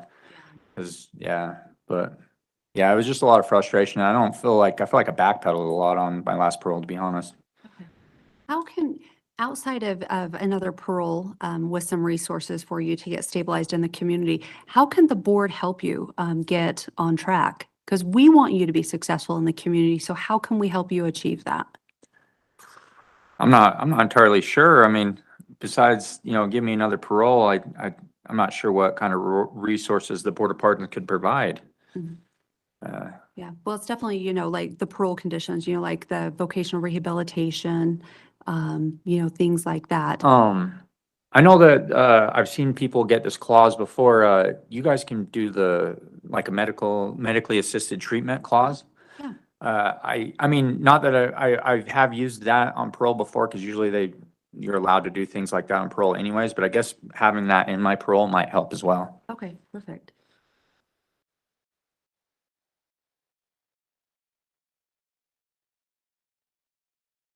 I do want to acknowledge your good behavior. That is one thing that the board watches closely is institutional behavior. So thank you so much for holding yourself to a good standard of conduct and not getting involved in a bunch of disciplinary violations and causing issues within the housing unit. That is much appreciated by the board and the prison staff. And that is definitely something that you know, you may have experienced, but it is something that does get your parole dates pulled if they've been granted. So thank you so much for holding yourself to a good standard of conduct and not letting yourself get caught up in prison drama. So I appreciate that and just want to make sure to give you, you know, a shout out for that. You know, we definitely look at everything and we look at the good stuff too. So it's not just the bad stuff that we look at. So thank you for that. There wasn't a whole lot that I had questions on. Is there anything else that you would like the board to take into consideration when making their decision? I don't think there's anything I can think about. Okay. I was just worried about the whole parole thing, so I think that'll help me. Yep. Nope. I appreciate your insight into that, you know, especially where we're looking at such a short period of time. I want to make sure that the board, you know, is aware of that. And I think that is a great opportunity for you to restabilize in the community prior to just being thrown out, you know, on your own without any supervision. So thank you for that information. Thank you for your participation today, sir. I will be taking everything that we discussed and writing up a report. I should get it done in the next couple of days and get it to the board so we can get a decision for you quickly. The board usually takes about 2 to 4 weeks. I don't foresee it being any longer than that, but expect a letter here through inmate mail in the next couple of weeks with your decision. All right. Okay. Sweet. Thank you. Thank you so much. I'll conclude your hearing at this time.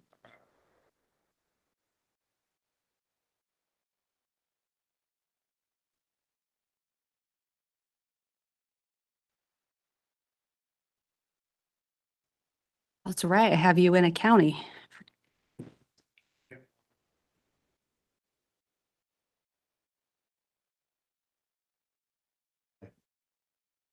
Did I hit it? Okay.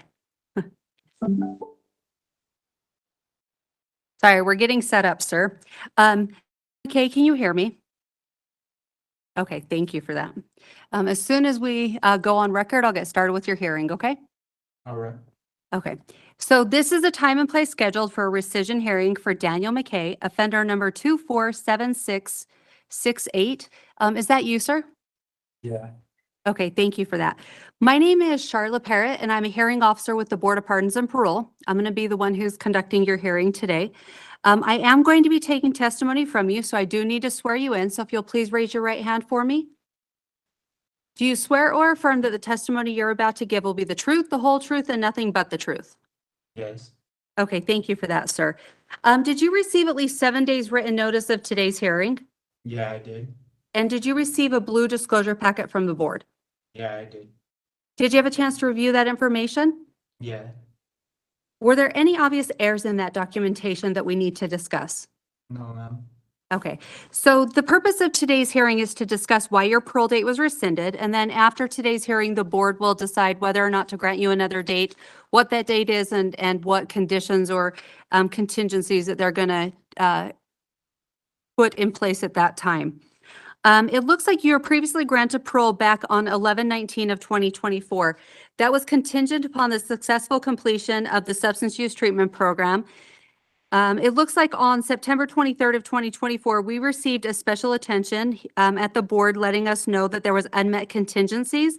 And that stated that you were placed into an IOP program and that you're willing and wanted to do the program, but being an SL4, you're unable to get into the program. Let's see. And let's see, since then you have been participating in different programming while at the UNA County facility. And let's see, the programming that you're in currently will not finish until December 18th. And that they're recommending that we change the contingency to the program that you're participating in, and that you just remain disciplinary free going forward. What are your thoughts in regards to that? I think that would ultimately be my end game. I've got a sober living 6-month program waiting for me just to get a date, and they're willing to come pick me up and everything. So, Okay, what sober living program are you going to participate in? the Papillon program. Okay, Papillon. Yeah. And you said it was 6 months? Yeah. Okay, perfect. And are you still currently involved in the UNA County substance use treatment? Yep. Yeah, we get done with that on the 18th of December. Okay, perfect.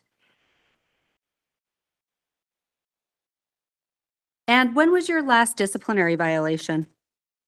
I'm not sure the exact date. It was almost 2 years ago though. Oh, yes, it looks like 2022. So you've been doing very good at keeping yourself free from disciplinary violations. So thank you for that. Definitely keep up the good work with that. So I'm going to let the board know that you do have the 6-month program lined up at Papillon. What else do you have lined up for your release? After Papillon, are you going to need a halfway house, or do you have an address lined up? I plan on staying in sober living house as long as possible to save up some money and get transitioned onto my feet without having to rely on anybody else. Perfect. And do you need help with employment? Do you need vocational rehabilitation, or do you have employment lined up? When I talked to Papillon, they said they'll help me with all of that after my first month. So. I think I'm going to make sure that the board puts vocational rehabilitation on your parole agreement, just in case you do need to access those services. Vocational rehabilitation works with employers that hire convicted felons, but they also do a lot of employment training, certification, and they work with local organizations for ongoing education. So if you want to look at college or anything like that, they have that availability to help you out with that. So I think it's just a good avenue to have open for you. So don't be alarmed if it shows up on your parole agreement, okay? All right. Okay. Is there anything else that you feel would be beneficial for the board to order as far as a parole agreement that could help you stabilize in the community? So I know Papillon wrote a letter too, but I think they were asking that I be stipulated to make sure that I complete that program. Okay. With the parole agreement. So I think personally that'd be beneficial for me just because just from past that I know a little bit more structure helps me. So Perfect. Thank you for that information, and I'll make sure that the board is aware of that and can address that in their recommendations for your parole agreement. Is there anything else that you would like the board to consider at this time? no, that's all. Okay, I know these hearings are super quick, but thank you so much for coming today. I will hurry up and get my report written and get it submitted to the board within the next day or two so you can get a decision as soon as possible. But expect a letter through inmate mail in about 2, maybe 4 weeks at the latest in regards to what their decision is so you can make those plans to get into Papillon, okay? All right, thank you. Okay, thank you so much. Have a good day and I'll go ahead and conclude your hearing. All right, you too. Thank you.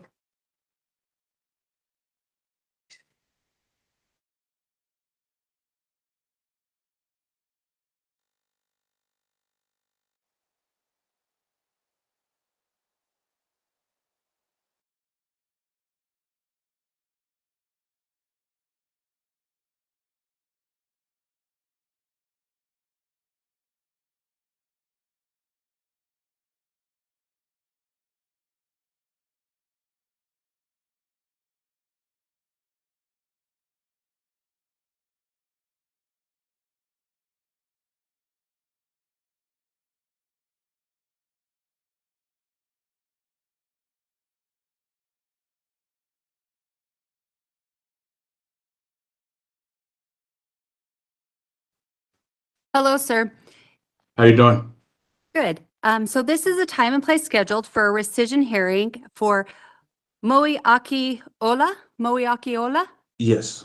LATU, offender number 199960. Yes. My name is Charlotte Parrott, and I'm a hearing officer with the Board of Pardons and Parole. I'm going to be the one who's conducting your hearing today. I am going to be taking some testimony from you, so I need to swear you in. So if you'll please raise your right hand. Do you swear to tell the truth, the whole truth, and nothing but the truth, sir? Yes. Okay, thank you for that. Did you receive 7 days written notice of today's hearing? Yes, I was, yes. Okay, and did you receive a blue disclosure packet from the board? Yes. Did you have a chance to review that information? Yes. Were there any errors in that documentation that we need to discuss? No. Okay, thank you for that. So the purpose of today's hearing is to discuss why your parole date was rescinded. And then after today's date, the board will decide whether or not to give you another date and under what conditions. It looks like you were previously granted a parole date of 12/3 of 2024, and that was contingent upon the completion of CBT or MRT or its equivalent. The residential substance use treatment program or the substance use treatment program, whichever one you're evaluated and was found appropriate for your needs. And it looks like the board received a special attention back in September that let us know that you were placed in the IOP program and that you were willing to do the program and wanted to do the program. And you had been participating in the program, but the program will not actually finish until December 18th. And this is at no fault of your own, but it'll be past your parole date. And so they asked us to allow you to finish your programming prior to your release. So is that your understanding of the situation, sir? Yes. So back in January, I was sent to Cache County to do this drug program. Yeah. And when I got there, they stopped doing it last year. So Astor was telling us if it comes to my date and we still haven't, I can do that program on the outside. So my question was like, since I came here to this program, and I haven't gotten no write-ups or anything like that, I've been doing everything. I've done MRTs twice, functional behavior, TCU, and I was just wondering like if there's any possible way for me to keep that date and then finish my program when I get out. Yeah. Do you have a program lined up in the community? Yes, I was gonna go to Epic. To Epic? Okay. They're just waiting on to see what's going on, but Okay. either that, I still have a VOA. I was doing my classes out there before I came back to prison. Okay. So yeah, because it looks like, I mean, your parole date was 12/3 and you graduate from the program that you're in currently on 12/18. So that's just 2 weeks. And then you wouldn't have to complete the program and participate in programming on the outside. Do you want to just have the 2 weeks and then you don't have to go into Epic or? well, I still have to do my domestic violence classes out there. Mm-hmm. So that's one thing I was just thinking about, like, but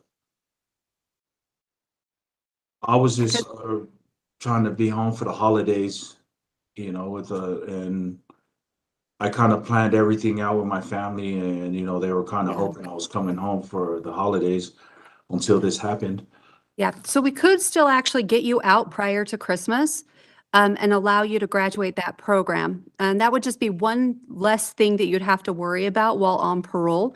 And then you could, focus on your domestic violence and some of the other parole conditions that the board would impose. But I'm definitely more than happy to let them know whatever your desire is. Okay.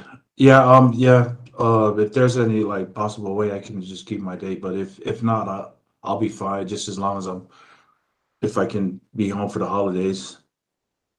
Good. Okay, perfect. And I'll let them know that you do have programming lined up at Epic, so they'll be aware of that programming.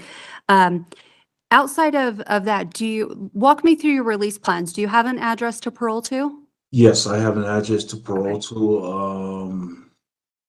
I already have a lot of like jobs lined up for me to Oh, go. perfect. What Just type to of keep me employment are you going to occupied. be doing? What kind of, excuse me? Just what kind of employment are you going to be doing? I'm going to be doing construction. Construction, okay. And do you need any help with like voc rehab, getting, any licensing or anything like that to get back into the construction trade? Well, I already started running a business with my construction, so I'm just gonna hop into that, right back into Okay, it. perfect. Just do things. And But who's your support system? It sounds like you have a really good family support. yes, I do.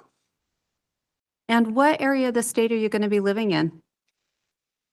I'm gonna be living in Glendale, In and Glendale? if it's not I'll be in Tooele. I'm still, I got my address, but I'm still thinking I'm gonna just move out to Tooele.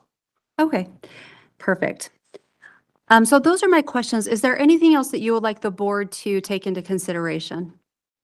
I just want to let the board know that I've been doing everything in my power to do things and try to better myself, and I've been getting into every program that's given to me, and I just been trying to strive for everything, and I just hope I'll be home for the holidays. Yep, no, and I do want to note, none of this is your fault. So it's the programming, just the time frame of that. But I do want to acknowledge you have had excellent behavior. So thank you so much for holding yourself to a good standard of conduct. And thank you so much for participating in all the programming opportunities that you have had.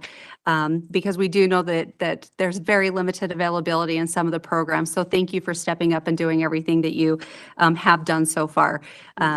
Is there anything else at this time, sir?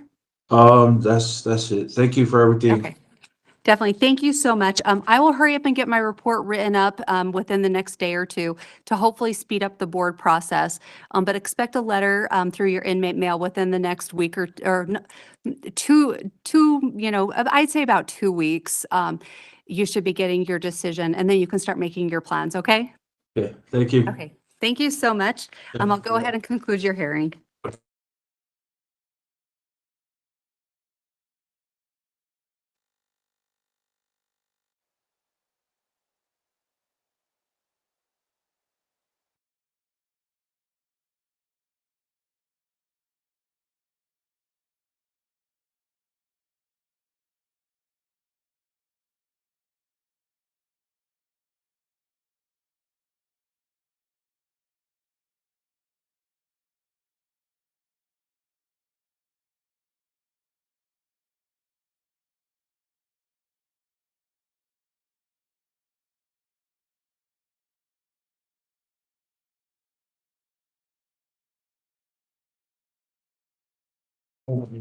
It's loud enough.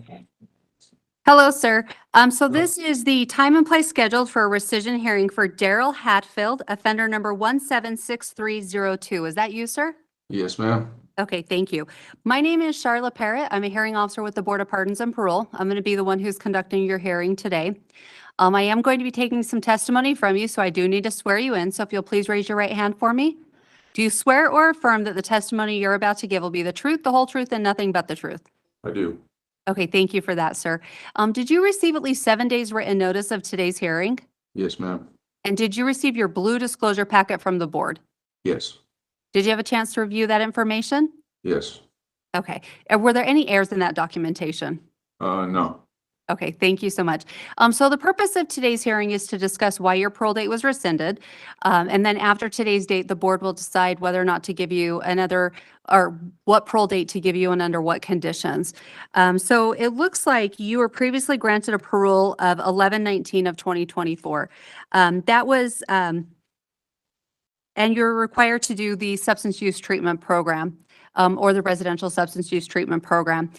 We did receive notice that you are currently in programming, but that programming will not be finished until December 18th as your expected graduation date.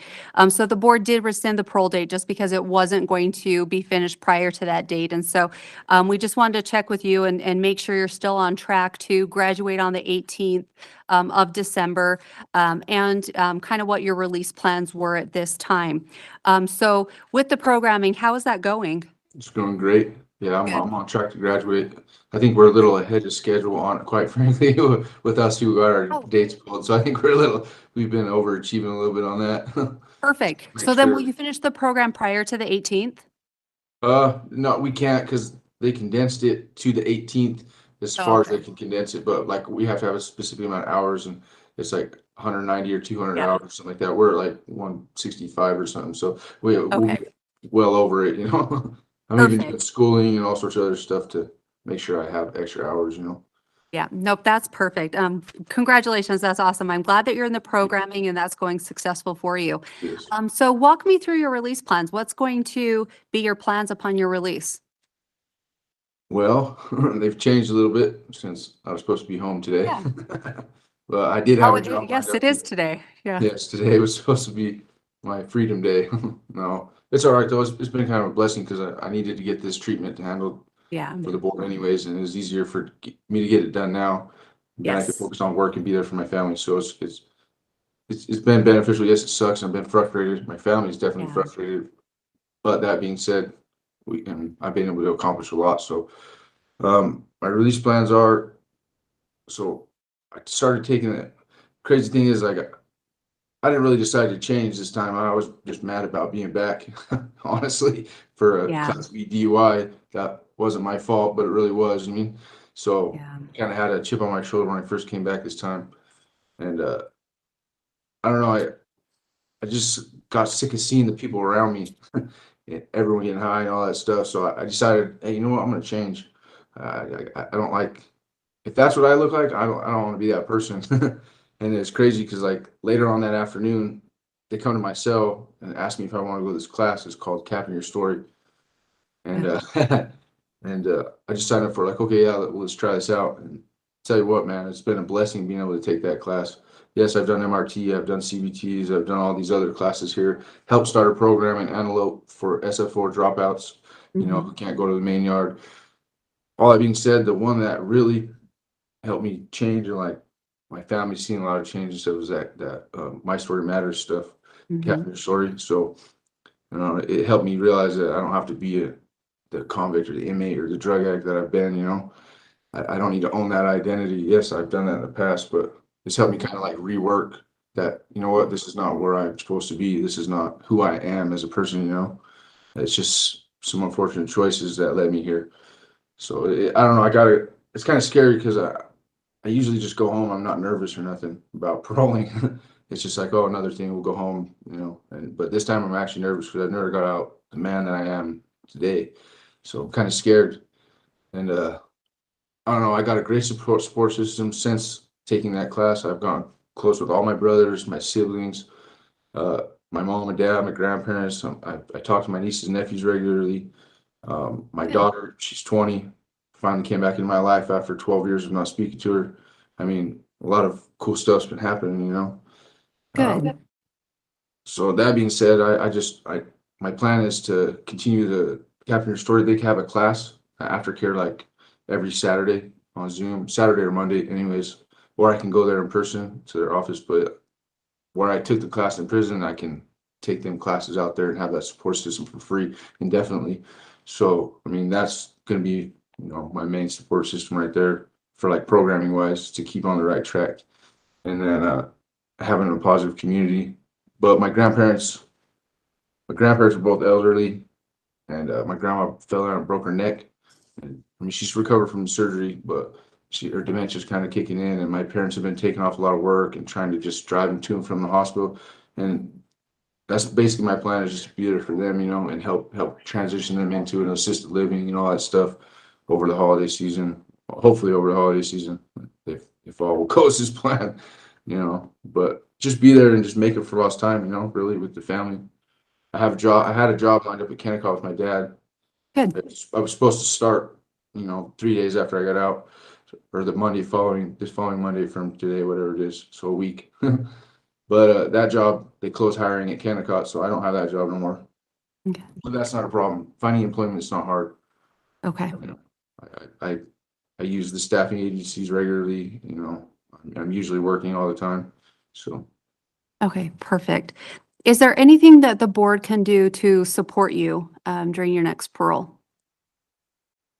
Like I said, it's gonna be a whole different experience this time. Yeah. So classes have always been a struggle for me, like to get there and all that stuff, and that's why I'm glad I was able to like get the help in here where I was focused in, and not having to work, and life moves a million miles an hour regardless of what anyone wants to say. It's tough out there, So, I mean, other than just a standard parole, I mean, and hopefully home before Christmas. That those two things. Perfect.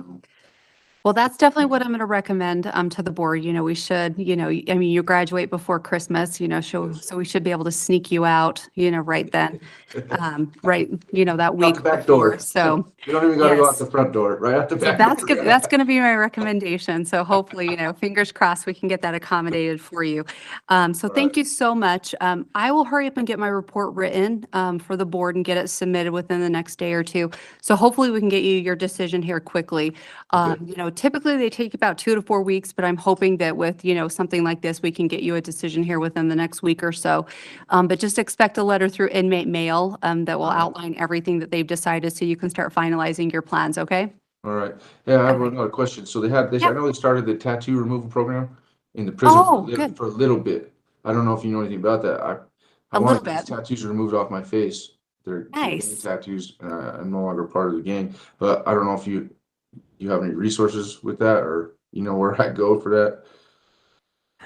So I will definitely let the board know, and if they do have resources, they'll put it in your parole agreement so that that can be accomplished for you. Okay, cool. Thank you. Okay, thank you so Appreciate much. You have a great Best day. of luck, and I'll go ahead and conclude your hearing. Thank you. You have a great day. Thank you. You too.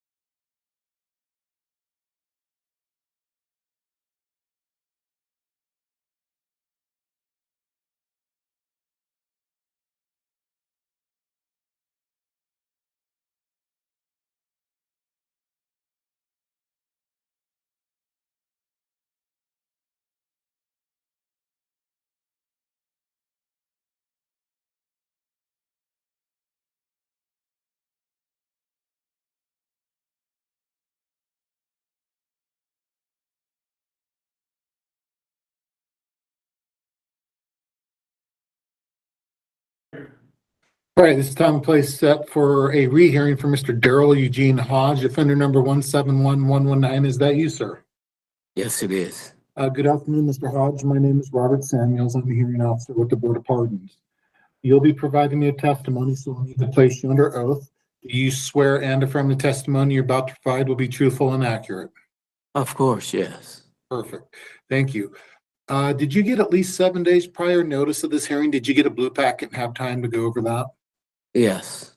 Was there any of that information that was wrong, or are we good to move forward?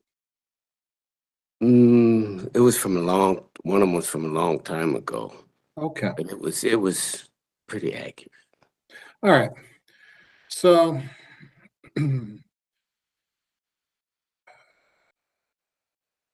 you were seen before, and then the board received a redetermination request. The board opted not to grant that and set this date for a rehearing, and they wanted a sex offender treatment memo sent before this date, and they also wanted a disciplinary violation to be dealt with, which it has been.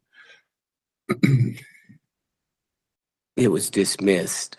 Perfect. So your SOTP, did you complete SOTP? Yes, I did. Excellent. You still came back as an average risk, in the average risk range, so that's good. Tell me, what did you get out of programming?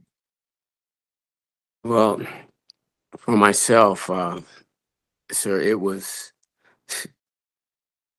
a very good thing for me, because it made me really look at myself in ways that I never even thought, areas that I didn't think was anything wrong with me, until I really looked at it and had a true, honest look at myself. I didn't know how, I didn't understand the depths of the way I've thought and my actions, being impulsive.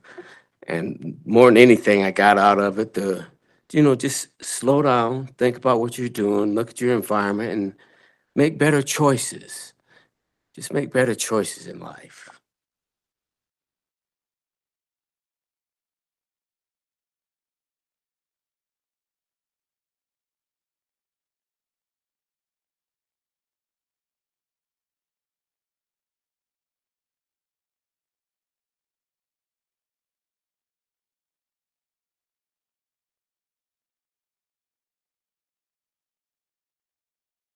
Okay, that sounds pretty good.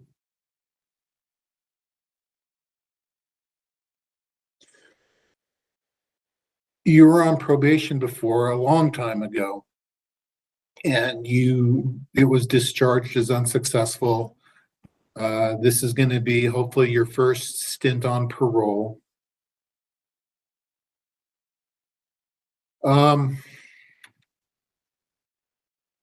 How do you go about doing parole and having it be successful? Well, again, this time for myself, I had to do a complete overhaul of my thinking, of the way that my overall outlook in life, my attitude. I had a pretty bad attitude. And through this CBI program, just taking the programs, period, it has, again, allowed me to really just overhaul my whole way of thinking, my outlook, and to follow the rules, because I'm not getting any younger.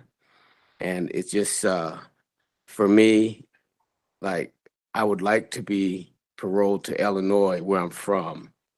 If the board grants me parole, I would like to go home, because that's my best, for me, to succeed.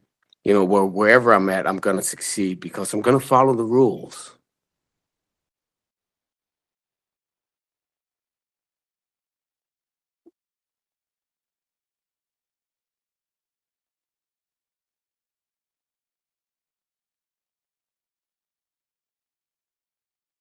Okay, that sounds very good. I'd like to ask you a couple questions about your substance use history.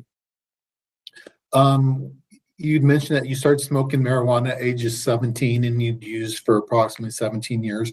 Did you use any other substances in that time? Yes, I did. And that's what's part of the reason I had this case here. Caught this because I went off into drugs that I didn't even know anything about, and it took me outside of myself. What were you using? I did some math.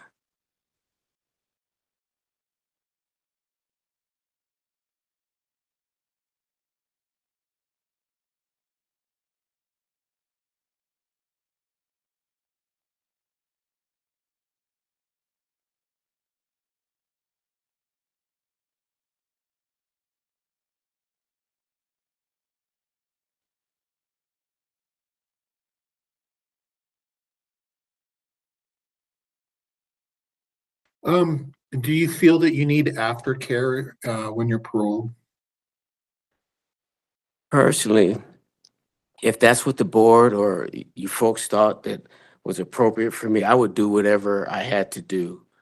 If it's, I just want to be a good citizen, just contribute to society. Be good, just be a decent human being. That's it. Okay.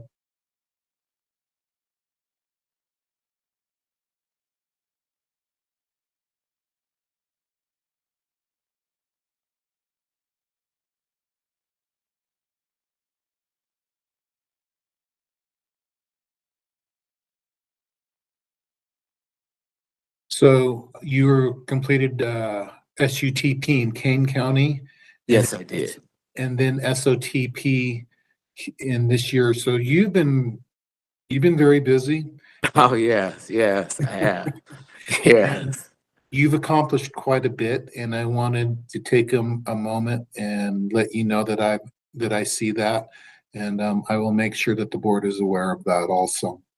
Okay, thank you. And that's one thing when I say I did a complete overhaul, and I was glad I took these classes and the programs because it made me really just, again, look at myself and do just a complete overhaul of my attitude, my personality, my interaction with other people, and just the choices I make, you know, it's helped me a lot.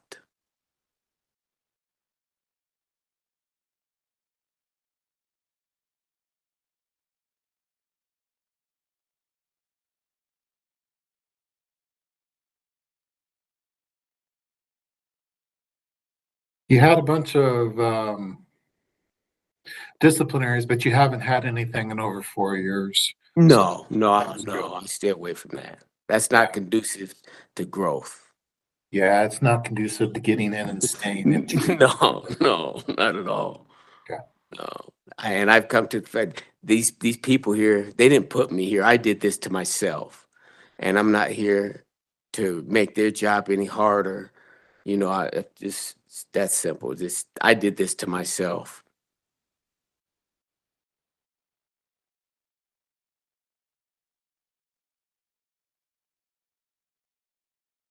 So as far as how you've been changing, I'm getting that you've been changing through looking at yourself and wanting to have a different future. Is that right? Oh, of course, yes. I mean, like I said, I have to be honest with myself. And like I said, the way I conducted myself before in the past, my attitude, and again, I'm not getting any younger. I have grandchildren, I have children, and I've lost brothers. I lost my son since I've been incarcerated. And this has not been, and there comes a point, I think, in any man's life where you just stop.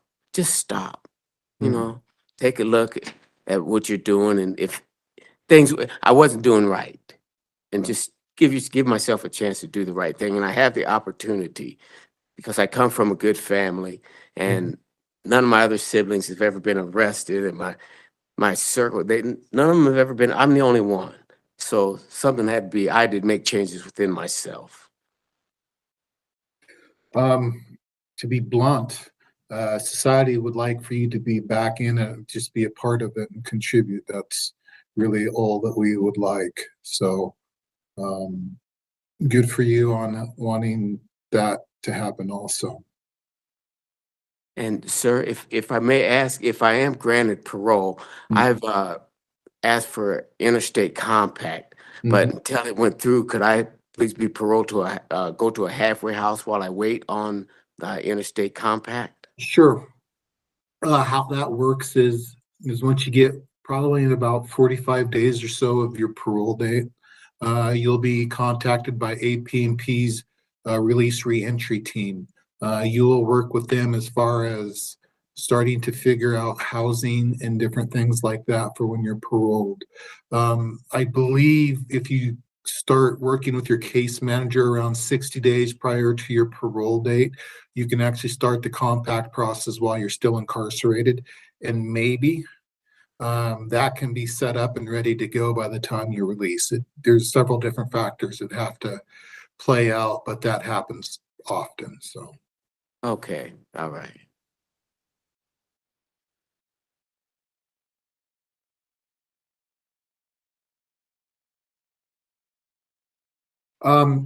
Let's say you return to Illinois, what will you do for work? Well, my family owns a construction company, and I'd go to work for them immediately.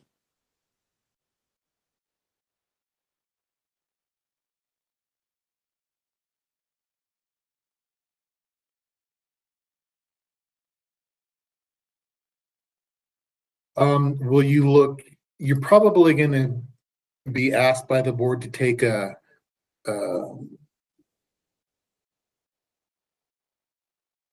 assessment to see what your treatment needs are for both SO and SU. It doesn't mean that you'll have to do anything. It just means paroles wants to look at what your needs are if you have needs and try to help you meet those needs if necessary. Have you looked at any form of treatment yet, or is that something you're gonna wait until you get an assessment for and get out on parole? I was planning on waiting, but whatever it took for me to better myself and my community, that's what I'm willing to do.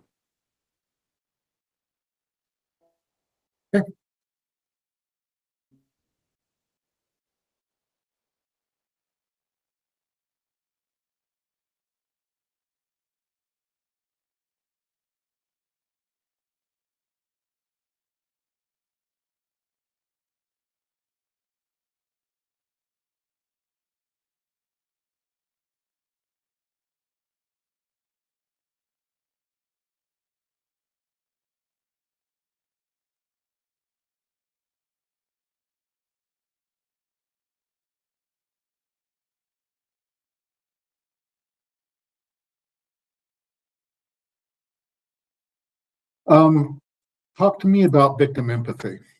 Oh my. That for me is one of the biggest things that I had to really look at, because my victim, we were friends, you know, and I feel ashamed. I mean, for the pain that and the trauma that I caused Kim. You know, I wish I want to apologize to my victim, because it was so totally unnecessary over money, you know, and it's shameful to me. I'm just, it still hurts my feel. It still hurts me, you know, the pain that I caused my victim, you know, mentally and physically.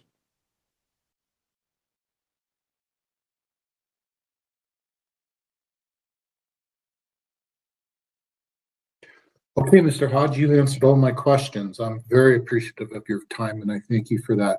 Do you have any questions for me? Is there anything I can help you with today? What's your name again, sir? My name is Robert Samuels. Okay. Mr. Samuels, thank you very much. I appreciate you calling me in today, because it's been a while. It's been a while. And I just want to give back to the community, be positive. Okay, well, we as the community are ready for that. You know, we're ready for you to join and move on in your life. Thank you, sir. Okay. You have a good day. You do the same. Thank you. And I wanted to tell you, you will have a decision from the board in writing probably within 2 to 3 weeks. Okay, thank you. Okay, we'll go ahead and conclude.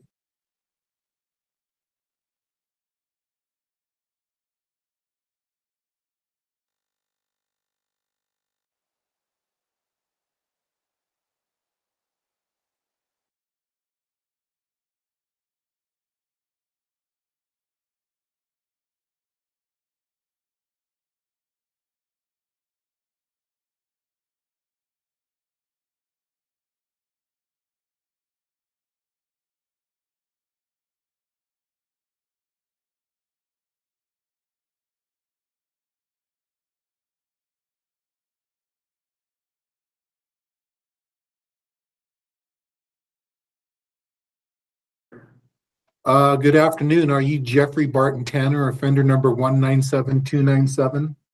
Yes, that is correct. Hello, Mr. Tanner. My name is Robert Samuels. I'm a hearing officer with the Board of Pardons, and I'll be conducting your hearing. Okay. You'll be providing me with testimony, so I'll need to place you under oath. Do you swear and affirm the testimony you're about to provide will be truthful and accurate?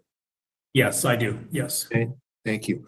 Mr. Tanner, did you get at least 7 days prior notice of this hearing? Did you get a blue packet and have time to go over that? Yes. Was there Yes, any I did. information that was wrong, or am I good to move forward today? It all looked correct to me. It all looked correct to me. Okay, so this is a rehearing and an original hearing. So what we need to do is kind of cover a hearing that the board scheduled this rehearing for because they wanted something or something's addressed. And then in between that time and this time, there was a new case that adjudicated. So we'll talk about that too. Is that all right? Yes. Okay. Mr. Tanner, there is case 101-400-277, 4 counts of attempted aggravated sexual abuse of a child, all first-degree felonies, but all back in, is that 2010? Yes. So, and then there's a newer case, 221-901-261, 1 count of forcible sex abuse, a 3rd-degree felony. Yes. That one occurred while incarcerated at, was it at Gunnison Prison or a jail? No, in Draper. Okay, at Draper. All right. So the case from 2010, you sexually abused 3 biological sons multiple times, occurring over several years. I'm hoping that you've been able to get some help with that. I see that we have a recent SOTP discharge summary that still places you above average risk to reoffend when looking at the same risk level of framework. Then the other case that happened in 2022 was where you were laying hands on some other inmates that was unwanted and considered to be in a sexual nature. Yes. Let me just try to get up to speed here real quick. So I read through everything and I took quite a bit of time in preparing for today's case. I'm hoping that we can kind of figure out what was going on that caused these things, what you've done as far as treatment goes and how you feel that's gone. And I think more importantly, where you're at now and how we keep these things from happening again. Does that sound all right? Yes. Okay. Your latest conviction goes against what you said that you wanted in your first case. Oh, so why did you do that? What was the question again? Why did you commit the recent conviction? I feel like as I've thought back on and reflected on that was just kind of continuing my selfish desires. I only wanted what I wanted, and I really didn't care who I hurt along the way. And I really didn't understand the difference between lust and love, and I lusted after that which I couldn't have or should not have. And so, I was flawed in my thinking. I had, many thinking distortions. I've addressed all of those actually through therapy. And now I have the tools that I need to keep from doing that again. And I continue to use those every day. Now I understand it was my impulsive behavior that led me to commit this crime as well as the others. And, now I've learned the social skills, to stop and think about the consequences of what I'm doing, to stop and think about, to weigh the cost and effect of the cost and benefits analysis, to think of my actions and the potential consequences that will come of them, and ask for help when I don't know the answer or when when I need something addressed.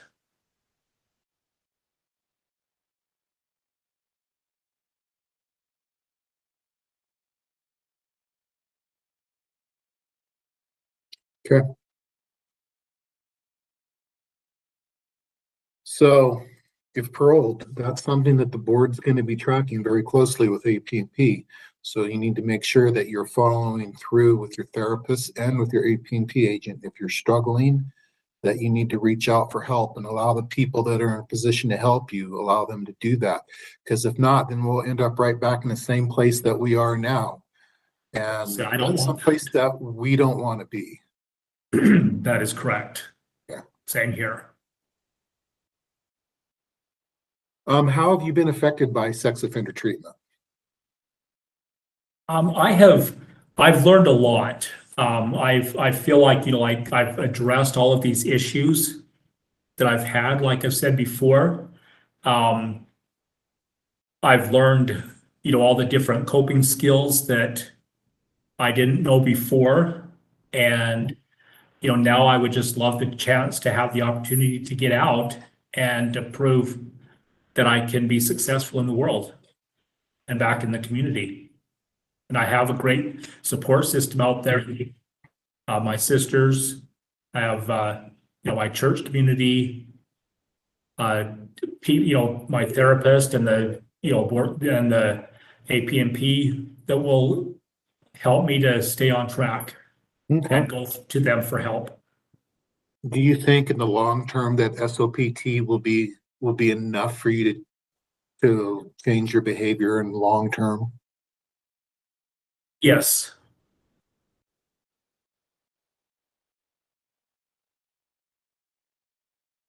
If you're paroled, would you like to be in relapse prevention? Okay, would that be different than like the relapse prevention that because I did take it in the, part of the SOTP therapy. Oh, okay. Was it a set, was that? I don't think that would be the same. More than likely, what will happen is you'll be reassessed once you're released, and then whatever the recommendation is, that you follow that. The recommendation can be anything from nothing further needed to going back into relapse prevention or whatever in between. Okay. So that'd be more like the aftercare. Yes. Continued treatment. Yes, I am willing to do that.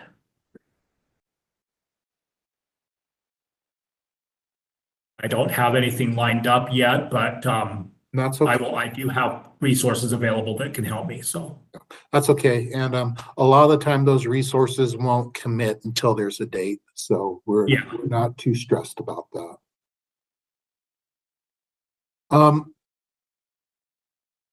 How is are you still married or are you divorced now? I am divorced. Okay.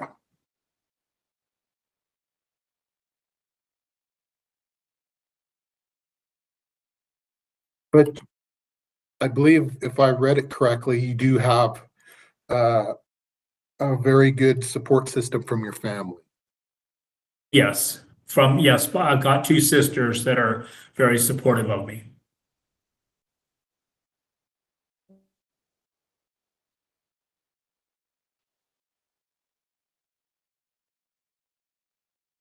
Excellent.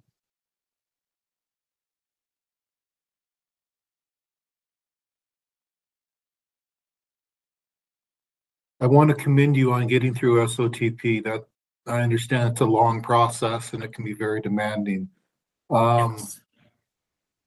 I think with your assessment, once you go to parole, that'll hopefully deal with the above average risk to reoffend. And it sounds like you've got some good tools in your belt to kind of help deal with any issues that may arise. Yes. Something I like to encourage everybody with is, again, if you're struggling or you're not sure, you're not feeling right, please communicate with your therapist, especially communicate with your AP&P agent. Use them as resources instead of just somebody who's trying to get you back into prison, because for them, it's easier for you to stay on parole than it is to try to send you back to prison. So look at them as an asset. Okay, I will do that. Thank you. So will you tell me about your heroin use? Did you use just once? I never have used any drugs anytime.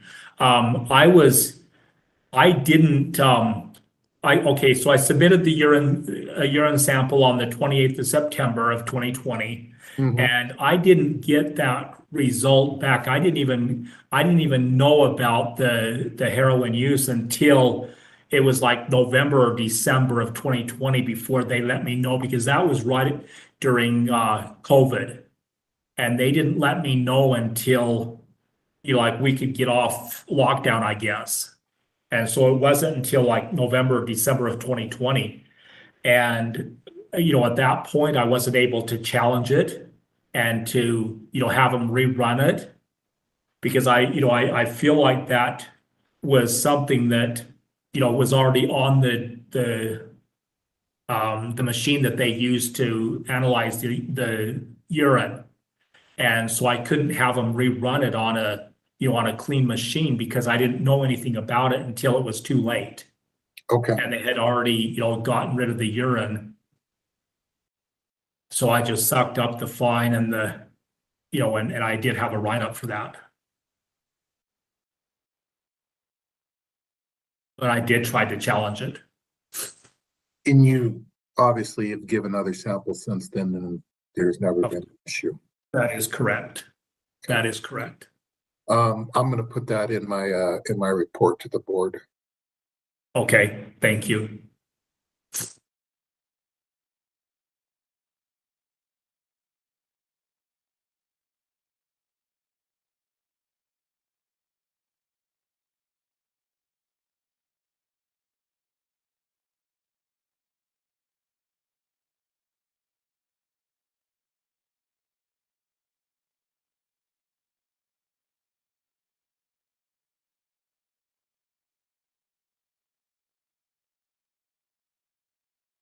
Okay. Tell me how your mental health is doing. I've never had a problem with it. I'm, as far as I know, I'm good. I don't have any issues. Yeah, I've been good.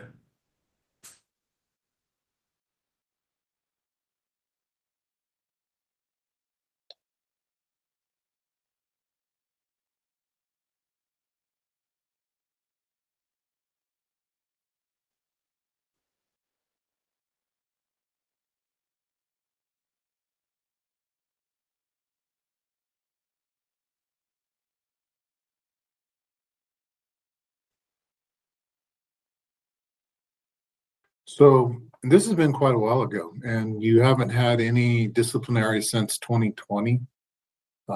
You had a prohibited sexual acts, indecent exposure in 2014, obscene gesture language in 2015, sexual misconduct in 2016, and then the intox, controlled substance that we've already discussed in 2020. Can you explain to me, I believe you already have, about all the touching of other inmates. That was before were in the treatment, correct? That is correct. Yeah. And it was just kind of, leading back, I'd gone through some hard times. Both my parents have passed away since being in prison. And I just, I took that kind of hard and reached out in inappropriate ways, continuing my selfish behavior that I had before.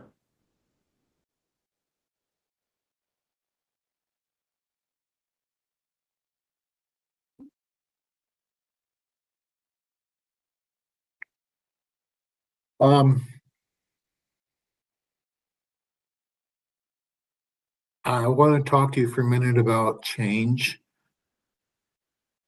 And that's a pretty broad question. You can take it in any direction that you would like, whether it's long-term change, goals for change, or how you've changed now. I want to hear what your thoughts are about change.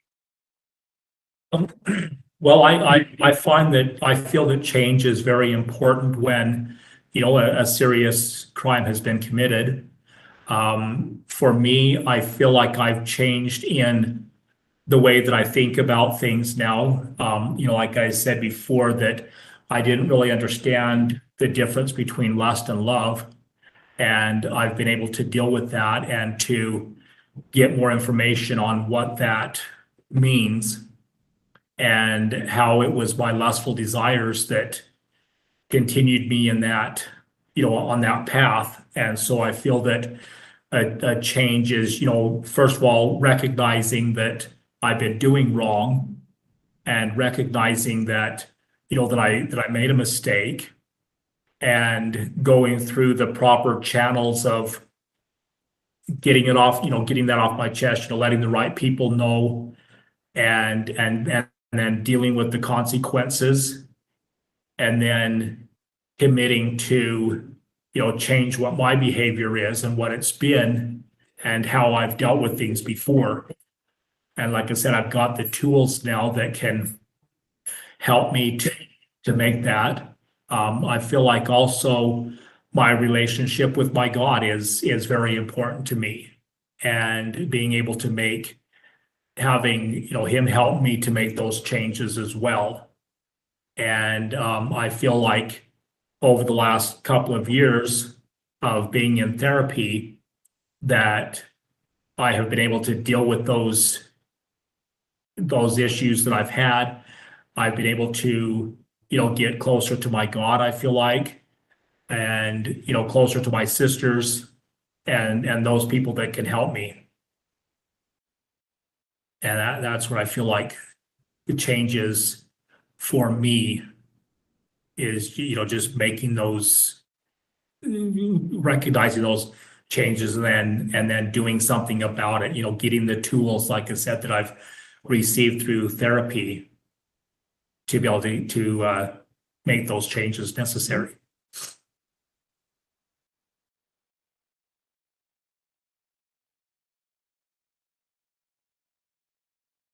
Okay. You've answered all my questions, sir. I'm very appreciative of your time. I also wanted to tell you that I appreciate all the effort that you've put into your treatment and into improving yourself and kind of realizing things that you've needed to address in your life. That's very important, especially for moving forward and returning to society. You will get a decision from the board in approximately 2 to 3 weeks in writing. The board is a 5-person panel and it's a majority rule. So when 3 board members in agreement, that will be their decision. So is there anything else you'd like to add? I'm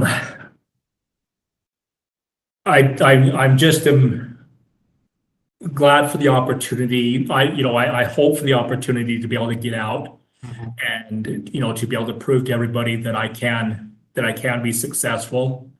I've used that, my time while in therapy to better myself and to make those changes. And I know that it's a lifelong process now, that it's not something that just through these 2 years of, that I know that at this point I am not completely changed. I'm not the person that I want to be. I know I'm on my way, but I know that through continued aftercare therapy that I can get there. And, and I know that that's important and I want to do it so that I can be the person that I want to be.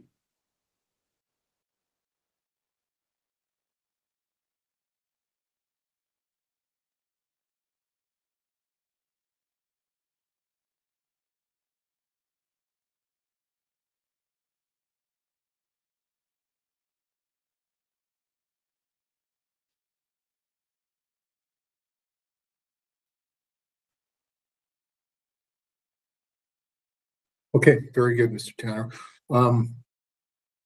I'll make sure that the board has a very good idea of everything that you've been doing and what your thoughts are about moving forward.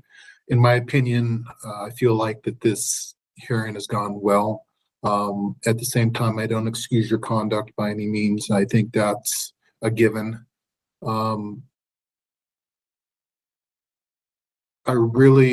I'm really hoping that what you have been able to do in treatment will allow you to rejoin society and that there's no more victims created. I agree. Okay. With that, we'll go ahead and conclude, and I wish you the best of luck, sir. Thank you so much. I Okay. appreciate it. Yep.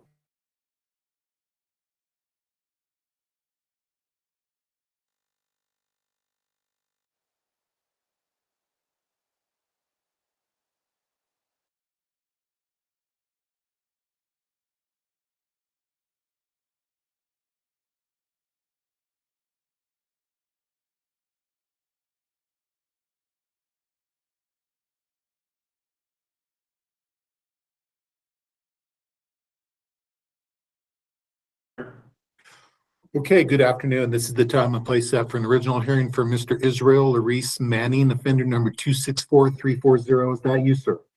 Yes, sir. Good afternoon, Mr. Manning. My name is Robert Samuels, and I'm a hearing officer for the Board of Pardons. You'll be providing me a testimony, so I'll need to place you under oath.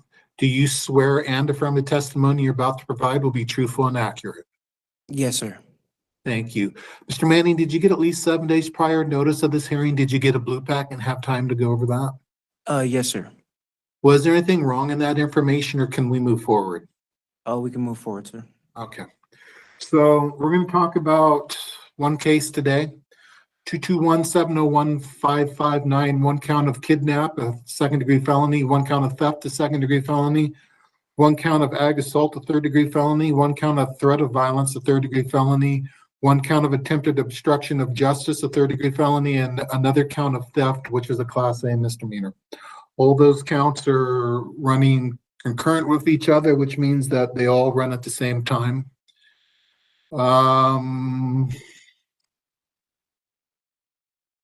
So back in August 24th of 2022, police responded to a DV report involving you who had used a gun, which turned out to be, was it an airsoft gun?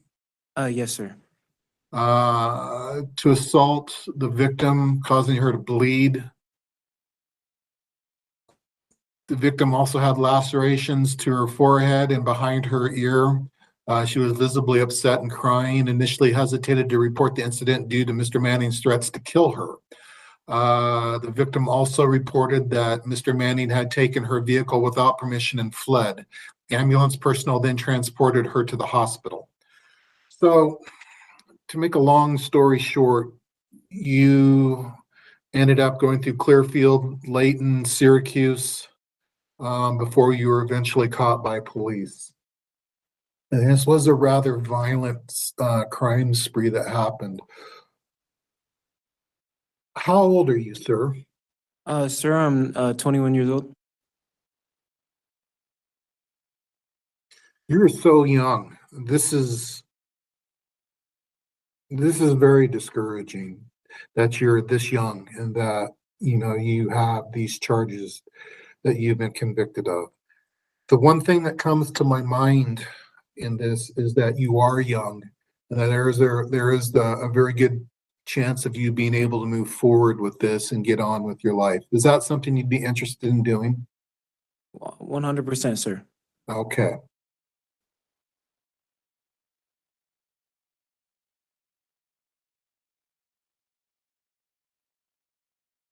So tell me in your own words why you did this. At the time, I just felt like I didn't have my thoughts were just all over the place, and deep down I just thought I could do whatever to get my way in this situation, and I really didn't have my own I just was off the chain, and I at the time was using alcohol and just not being rational, and it's just something that to this day just haunts me for the last 2 years. Okay. Have you been down for 2 years? Yes, sir, 2.5 years. So you were 19 and a half when you were sentenced? Yes, sir.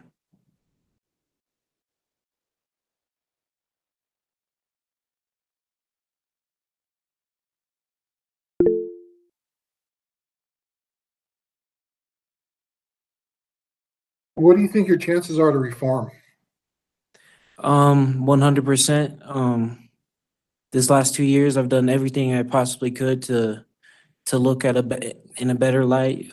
Taken classes. I've asked people what I could do to just be a better member of society. I've read hundreds of books. I've talked to I've talked to therapists. I've written, just journaled. I've done pretty much all I could to better myself, and I've really applied this information in my life as much as I possibly could, and I'm still doing that to this day, sir.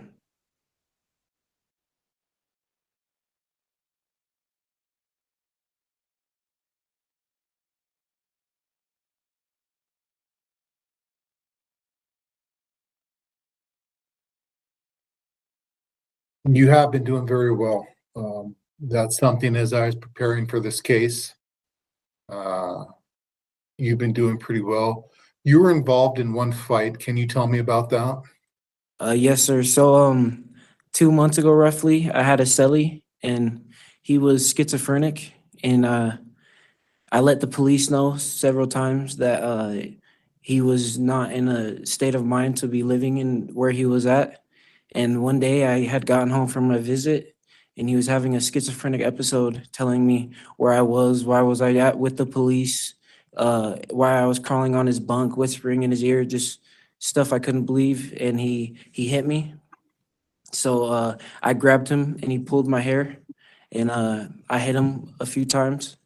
And I had an IDHO hearing, and I told the officer what happened, and he told me that he said, I understand where you're coming from, but you went a little bit past the line of self-defense. And I took responsibility for what I did, and I paid my fine, and I did my lockdown time. But I let them know that prior to the incident, I did let them know that this was happening prior. Okay.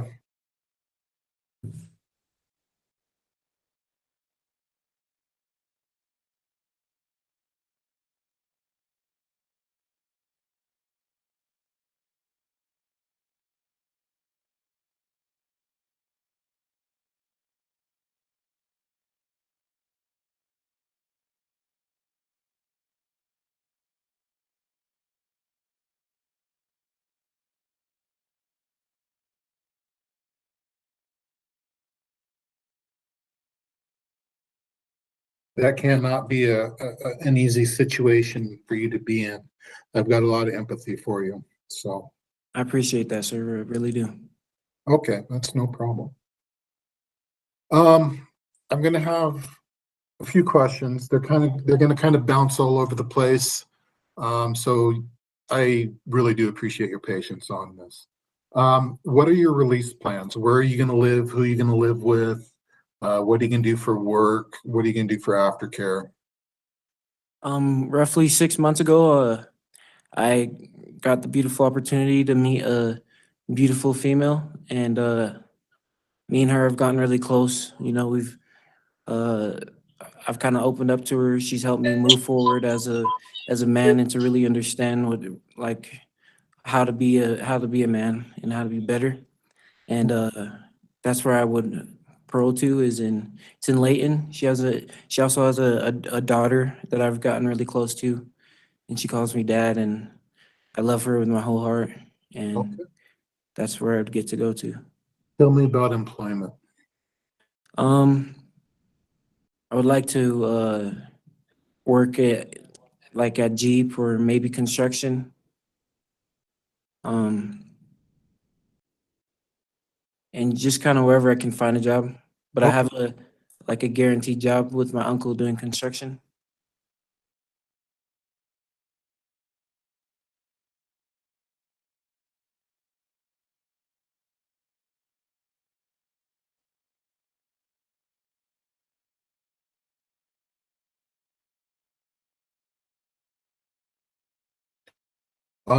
Has your girlfriend, she has her own place, is that right?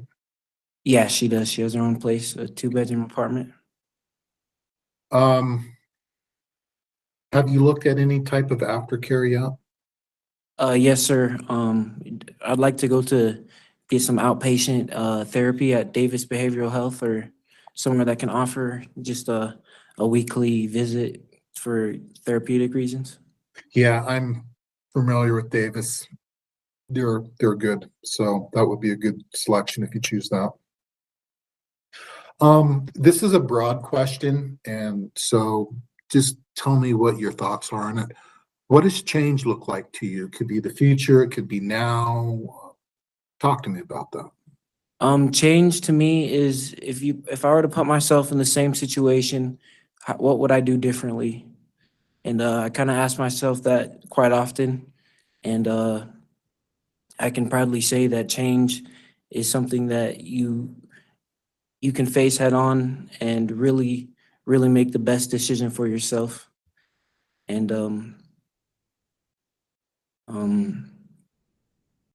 yeah. Okay. Hindsight's 2020, right? Sorry, can you repeat that? Hindsight's 2020.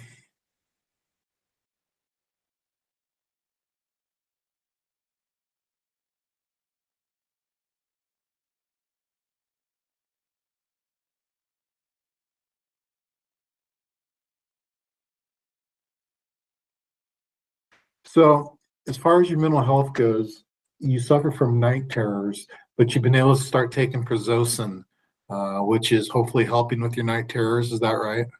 Yes, sir, 100%.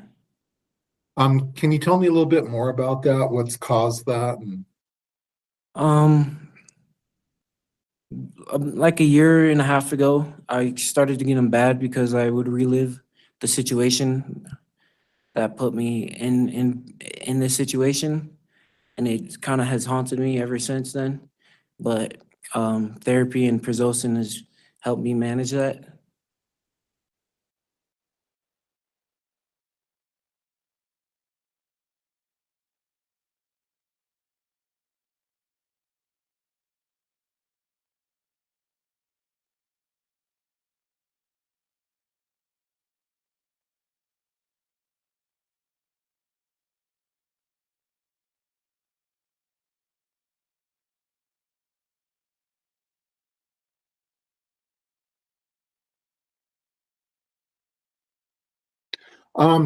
Besides marijuana, have you used anything else? At the time of the incident or just in general? At the time of the incident. I was under alcohol as well. Okay.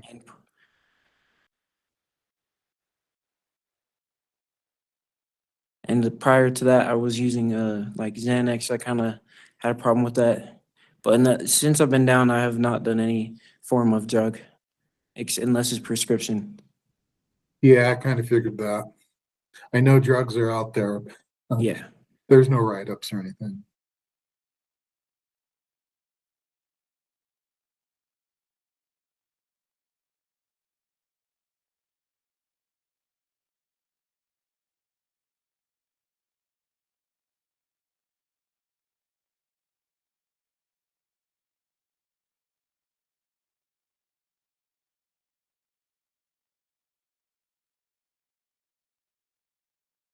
What type of therapy or treatment do you feel you need?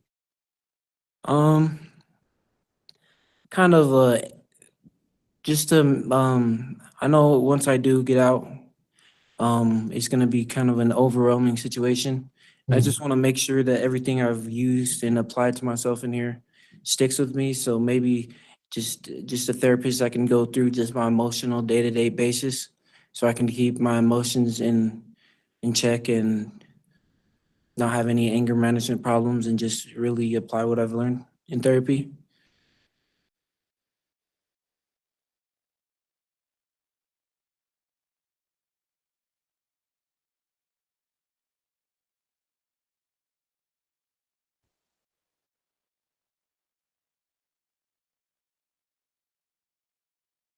Yeah, that'll be very good, especially if you're in a relationship where you're living with somebody and they have a small child. Being able to be in control of your emotions and being able to work through things will be very important. Yes, sir.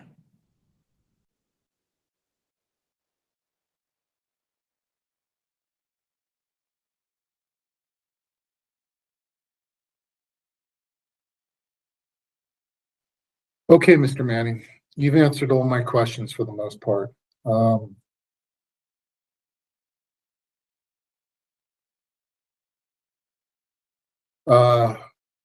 It's disheartening to see somebody so young in the system, but at the same time, that's a very positive thing too.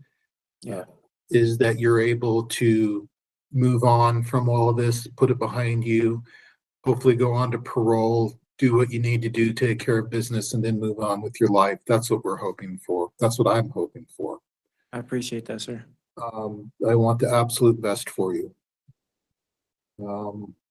I think I'm hoping that you realize that staying away from the alcohol and or the drugs is very important. Keeping your emotions in check and keeping your mental health stable.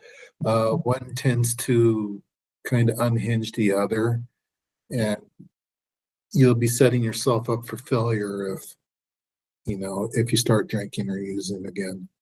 So, tell me real quick how you feel about what do you feel about the victim? How do you feel about them? What's your empathy for them? I know a lot of people probably say this, but there really isn't a day that I've been down that I haven't felt like completely sorry, and just I really feel terrible for her, and I wish that she is recovering well, and I hope that she can continue her life without the trauma that I may have caused her, and I hope that she's happy and that she can live on with her life. And her family as well. I wish them the best too. Okay. Excellent. What's going to happen next is I'll get my report recommendation to the board by the end of the day tomorrow. The board's a 5-person panel, and it takes 3 board members to be in agreement for them to have a decision. You'll get that decision in writing probably in about 2 to 3 weeks. Okay, thank you, sir. Okay, good luck to you. Okay, I appreciate you. Thank you. You're welcome.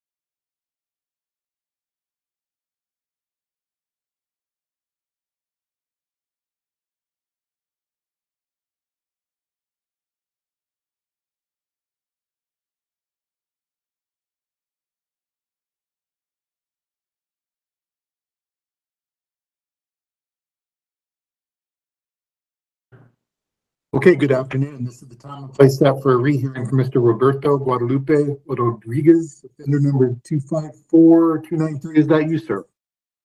Yes, sir. Good afternoon. My name is Robert Samuels, and I'm a hearing officer with the Board of Pardons. Mr. Rodriguez, you'll be giving me testimony today, so I'll need to place you under oath. Do you swear and affirm the testimony you're about to provide will be truthful and accurate? Yes. Thank you. Did you get at least 7 days prior notice of this hearing? Did you get a blue pack and have time to go through it? I did. Was there anything wrong in that information? Not to my knowledge. I thought I didn't have any write-ups, but apparently they got tacked onto this term instead of the last time I seen the board.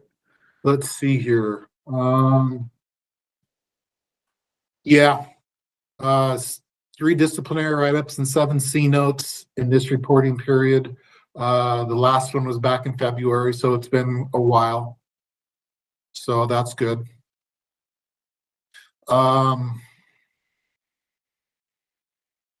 They were all refuse, resist arrest movement or command. Yeah, I think it was out of bounds or something, just refused Yeah. to stay in cell or something. Yeah, yeah, low level low lockdown level, out of bounds, out of bounds, out of bounds. So we'll talk about that in a few minutes. I can't excuse it, but at the same time, it's not the end of the world either. Yeah, I understand. So you were seen on your last hearing and the board wanted there to be a substance use, wanted you to complete substance use treatment, work on cognitive behavior therapy, and then have a domestic and complete domestic violence into 2024. In my defense, I don't think there's actually any domestic violence classes in this prison. I talked with my caseworker about those classes, and they just didn't have anything. I did Inside Out Dad and I was trying to do Partners in Parenting, so it looked better. But as you've seen, I got a write up for going to one of those classes because it was out of the time frame that I was locked down. Yeah. Just so you know, I saw that, and that's something that if the board goes ahead and paroles, that we could probably deal with once you're on parole. The bigger ones you've been working on. So as far as I'm concerned, that's something that can be dealt with on parole. Okay.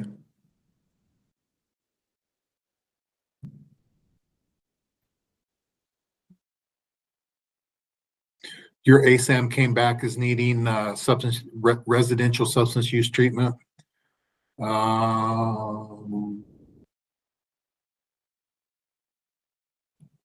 Yeah, I think that was just to fill the need or fill the void for people needed to be in the program or into a program in here. Well, I have options that are outside of this prison, but I'm also already in the program as well. Okay. Just in case. No, that's good. I saw that you completed MRT, which I would attribute to CBT. There's no DV available. You are in substance use treatment. So that'll be up to the board to decide if they want you to complete that before parole, or if they want you to remain inside and complete it before parole. That will be their decision. I don't really know what my recommendation is going to be yet. I think a lot of it will have to do as far as how this hearing goes. Okay. Which I think is fair. So why don't you tell me how treatment is going? Honestly, I feel like I got the most out of MRT when I was in there. It taught me not only like how to move on and evaluate my past, but how to ask the right questions about my future. Like, what do I plan for, and what mistakes can I learn from, and just things that I want to become and want people to see me as, instead of like people just going in there to get the credits. That's one of the things that I felt was the most helpful for me, because before I wasn't always thinking about myself in the long run. I was thinking about, oh, just I need to get to the next day, just to the next day, and everything's going to be better. But I wasn't thinking about how the next day was going to be and whatnot. I don't know. I was getting too hung up on what was happening right now instead of what I wanted to happen in the future.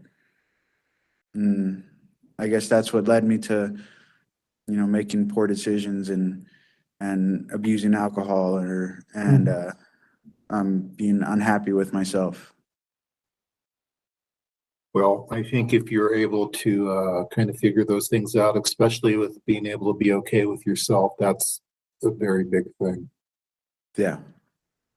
It's definitely one of the things that they're teaching us in this program as well. On top is like a relapse prevention tactic. It's just to like being balanced and being a healthy a healthy mindset about how you want to do or how you want your life to be, and making sure that you have all the right motivations and understand the fact that every day is not going to be the best day.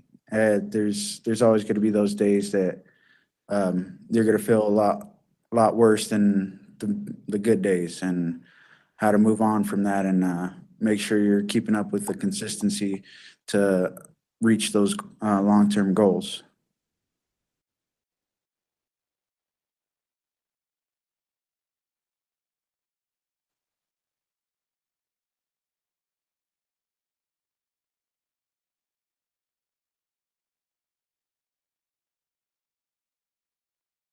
Because honestly, for the long term, I've always known that consistency was a key factor, but I didn't realize how consistency, the lack thereof, would completely destroy my life. Because before I used to be, I was always consistently working. I was always consistently exercising, eating right, and balancing my lifestyle. But after I went through the divorce and was left to my own devices, I started feeling that void where I was being consistent with trying to just completely pleasure seek and avoid the pain of abandonment and whatnot that I was facing at the time, before leading up to the charges.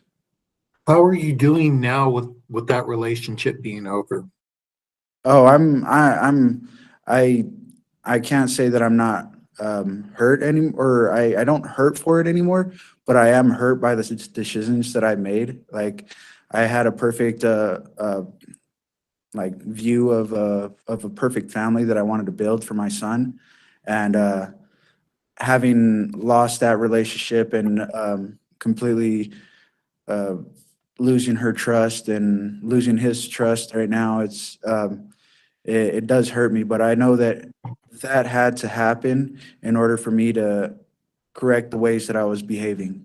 Because I know people that still are getting away with everything I used to do, and have never been in trouble, but they're never going to correct those actions if they don't know that it's a problem. And I'm glad that I was able to learn, or that I'm able to learn from those and realize how bad I was hurting the people around me and my family, for drinking too much and driving and being just belligerent. Well, I think it's very admirable that you've been able to come to all of that. Hopefully, that will be able to be something that you use as a motivation in moving forward. It is. Yeah.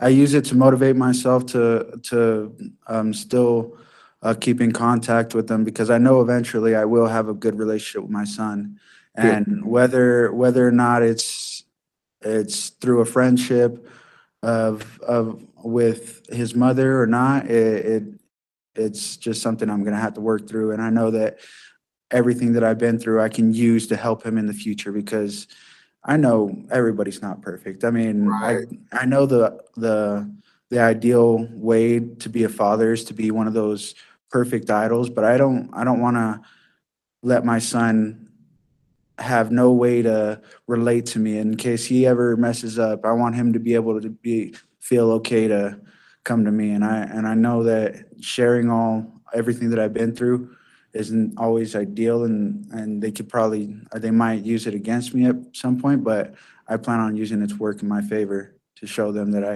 that even though I've fallen, they can get up, and I can get up. And like my mother has done with me, she battled addiction, and she's still battling it. Technically, we're all still battling addiction after you get addicted. Absolutely. So she shows me that she's strong every day, and how I can implement that in my son's life as well. You can absolutely do it. Tell me about the communication with your ex.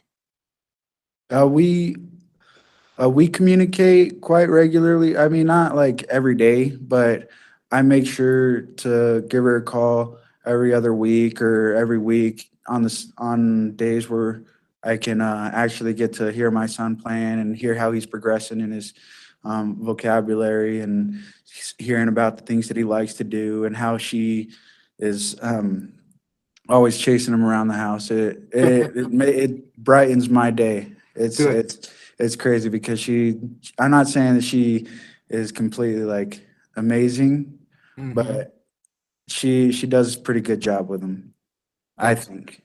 I think you've got what so many people don't have is you've got a level of communication with your ex where you're allowed to continue to have that relationship and even build a decent relationship with her regardless of what the long-term outcome is that your son wins. Yeah, that's the whole goal, because I dealt with issues because my father wasn't there for me. I still feel like I missed out on some parts of life that I hear from other people because they have had a father figure or a father that would take care of them and treat them the way they did. And I still feel that my son needs that. He deserves that, and I want to make sure that I give him all that opportunity. I missed out on that with my own father, so I've got a lot of respect for you in wanting to do that and doing that.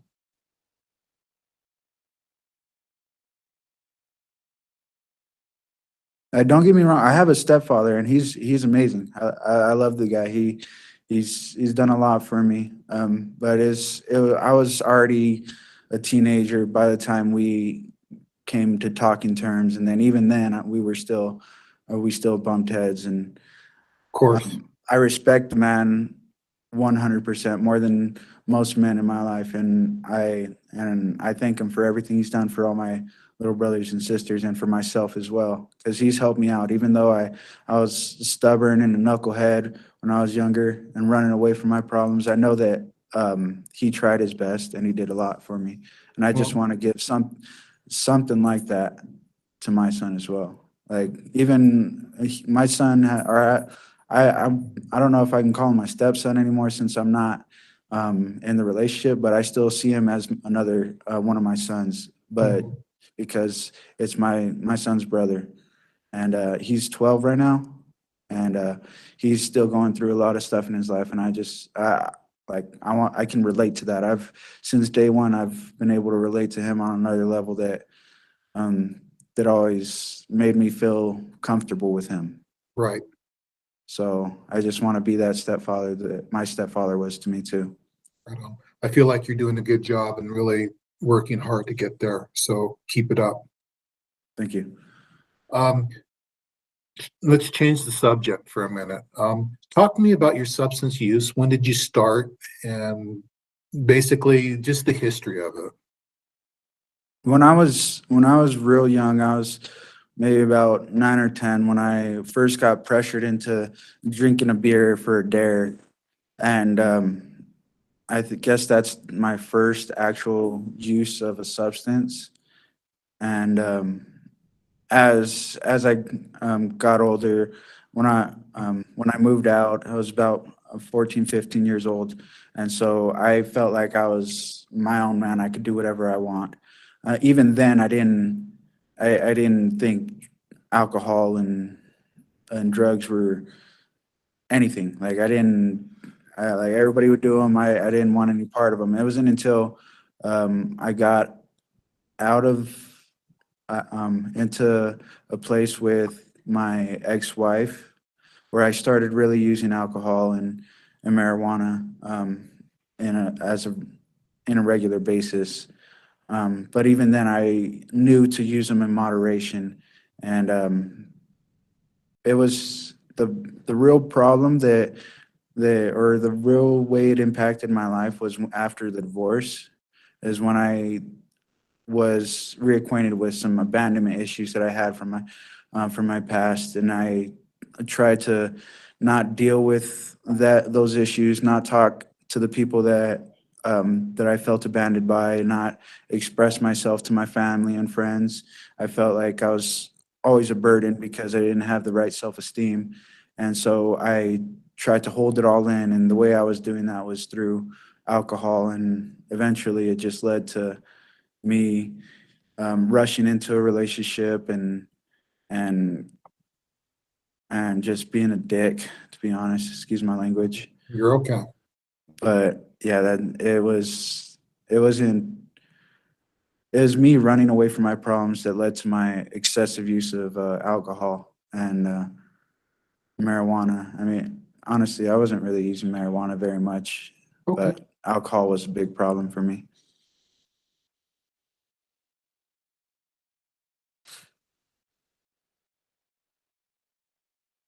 I'm doing the AA groups in here every Sunday, and we talk about how addiction is like the ultimate version of self-centeredness, and I've never seen myself as a self-centered person. And when I heard that, it really hurt me, because I felt like I was using addiction as a crutch to say, oh, my life is just gonna, like, I'm already running my life, I'm already losing my family and whatnot.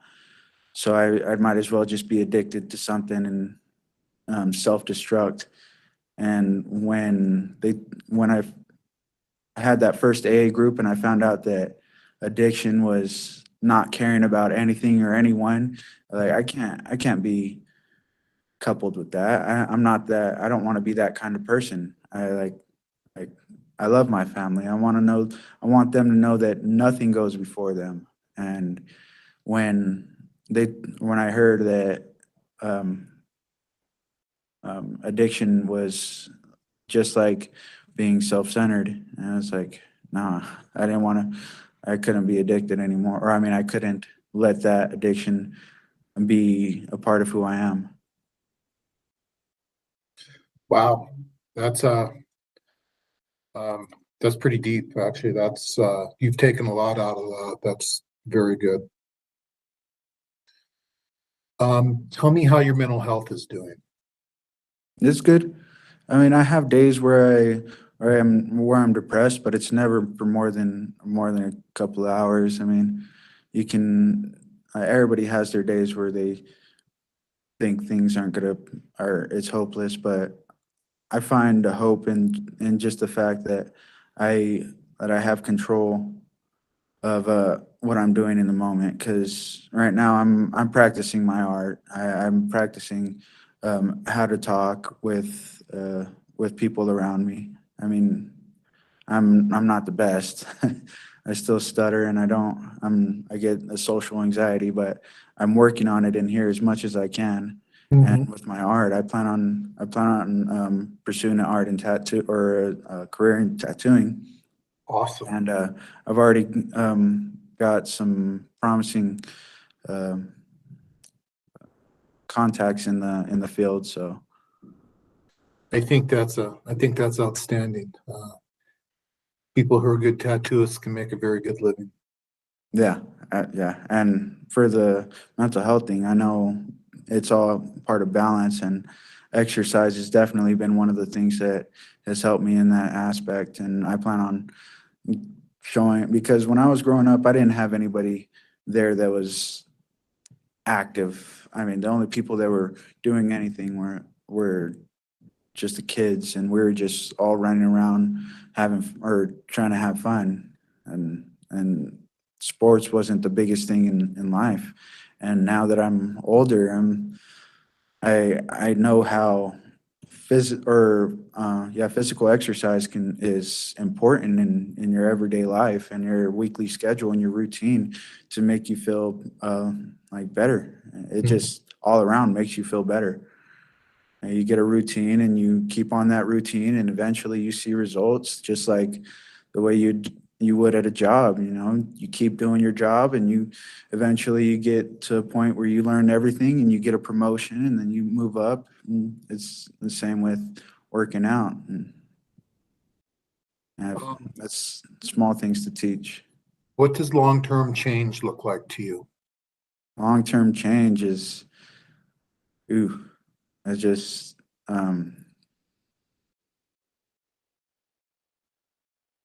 just staying sober is I guess that's short term because it's No, it's a consistency thing. that's gonna be very long term. Well, I mean, a sobriety is a day at a time, an hour at a Right. time at some point. So, eventually I want to get to the point where I don't have a craving that before even the thought of using or drinking or anything like that comes to my mind, I want to do something else. So, as for mindset, I want that to be a part of my term goals. I know I have a good skill that I want to make something with. So a tattoo shop would definitely be in that long-term goal category. Right on. I want to be able to take my son to our first football game. I've never been to a football game, so I've always wanted to go. That's definitely in my long-term goals. I want to travel more, definitely, and the only way I can do that is getting off paper. For long-term goals, definitely getting my license back. I know it's some people see it as a short-term goal, but after the amount of DUIs that I've had, it's got to be long-term. Just getting to a career where I can have what's it called, a retirement, a pension, to a point where I don't need to worry about what I'm going to be doing when I can't move right, when I get too old. I want to have the relationships with my son and my family that other people look at and be like, I want that. I want to be able to share with my brothers and sisters every Sunday or something, like the stuff you see on TV shows, everybody eating together and having fun and not having to worry about what you say at the table. You know, it's not just knowing that we're all family and we're all there for each other.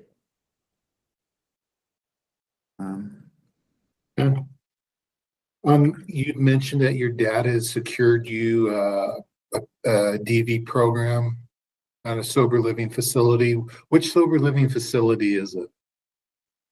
Sober living, my dad. It's what you wrote. If not, that's okay too. That's not a big deal. I don't know if I put dad, but I don't have a specific one. I know my mom is working with a lot of rehabs at the moment. Like she's a therapist and she schedules counseling for a lot of people that are in my situation that are coming in and out of prison or that are struggling with addiction. And she has the contacts in both Utah and California to set me up for the rehab. Okay, that's and amazing. treatment. And that's what honestly, that's what I plan on or a rehab or a halfway house or something to get me better acclimated back into the community, because I know once I get out there I can get a job. I've never had a problem. Like ever since I was 16, I've always had a job. There's never been a month, or like since I've been 16, other than being in here, there wasn't a month where I didn't go without a job. So would you be hoping to return to tattooing, or what would it be? At instantly, like right after I get out, Yeah, say you get I'd go for any job that I can, a temp agency, just to get something, just so I can start providing for myself again and having an income. But definitely is going to be one of the things that I work on, just like my physical health, and to keep me in the right state of mind, because I know that when I was out before, I wasn't having a balanced lifestyle. I didn't exercise on a regular basis like I wanted to. And I know that drawing in here has been a real good release, and it just shows me like the short-term goals kinds of things. It gives me a good feeling after completing an art piece that I can't get from anywhere else. Good. Well, we've come So to the- temporary employment until I can find a stable job, and at the same time working on my tattooing career. Okay. We've come to the end of our time. I want to let you know that I felt like this hearing went very well. You've given me a lot of positive things to relate to the board. I think you've been doing a lot of hard work on not only improving yourself, but self-realization. And I'm very hopeful that not only will you meet your personal goals, but that you know, you'll be allowed to continue to be in your son's life and your stepson's life, and that you can step up and just be able to be a part of your family. I think everything that you've talked about is amazing, and I want that for you. I appreciate you saying that.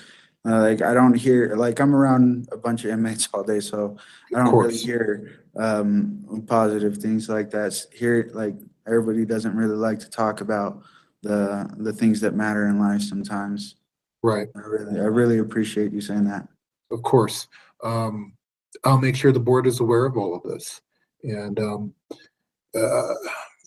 they're a 5-person panel, and so when 3 of them are in agreement, that will be their decision. And it's been taking them about 2 to 3 weeks to get decisions out. You'll get it through inmate mail. Okay. Okay. I wish you the absolute best of luck, and just keep up working on yourself. You know, it's going to pay off. Thank you. I appreciate it. Have a Good luck to you.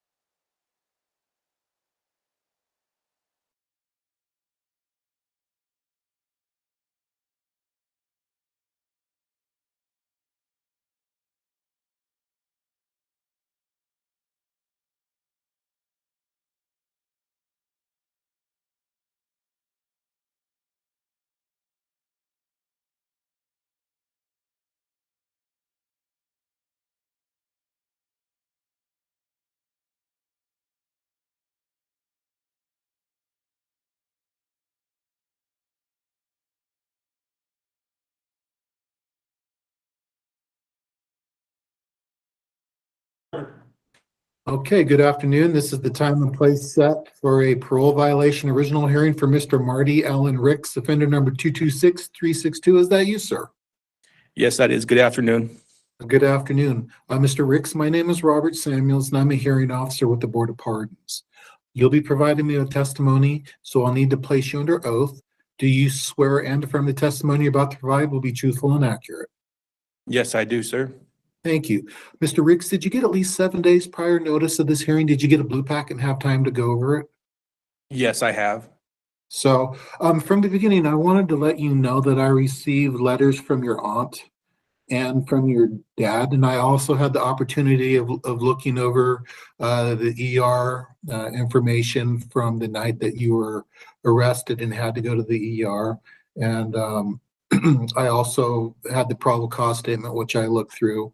And at the beginning, I want to let you know that your family has given me some added things to kind of reflect on. So I don't want you to feel like that I'm sitting here and going to be just being very rigid about things. I understand that there's probably some mental illness happening at the time that this occurred.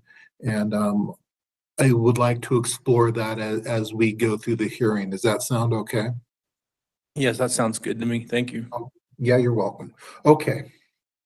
So there's one case that we're going to talk about today, and that's 241-900-613, 2 counts of assault on a police officer, both Class A misdemeanors.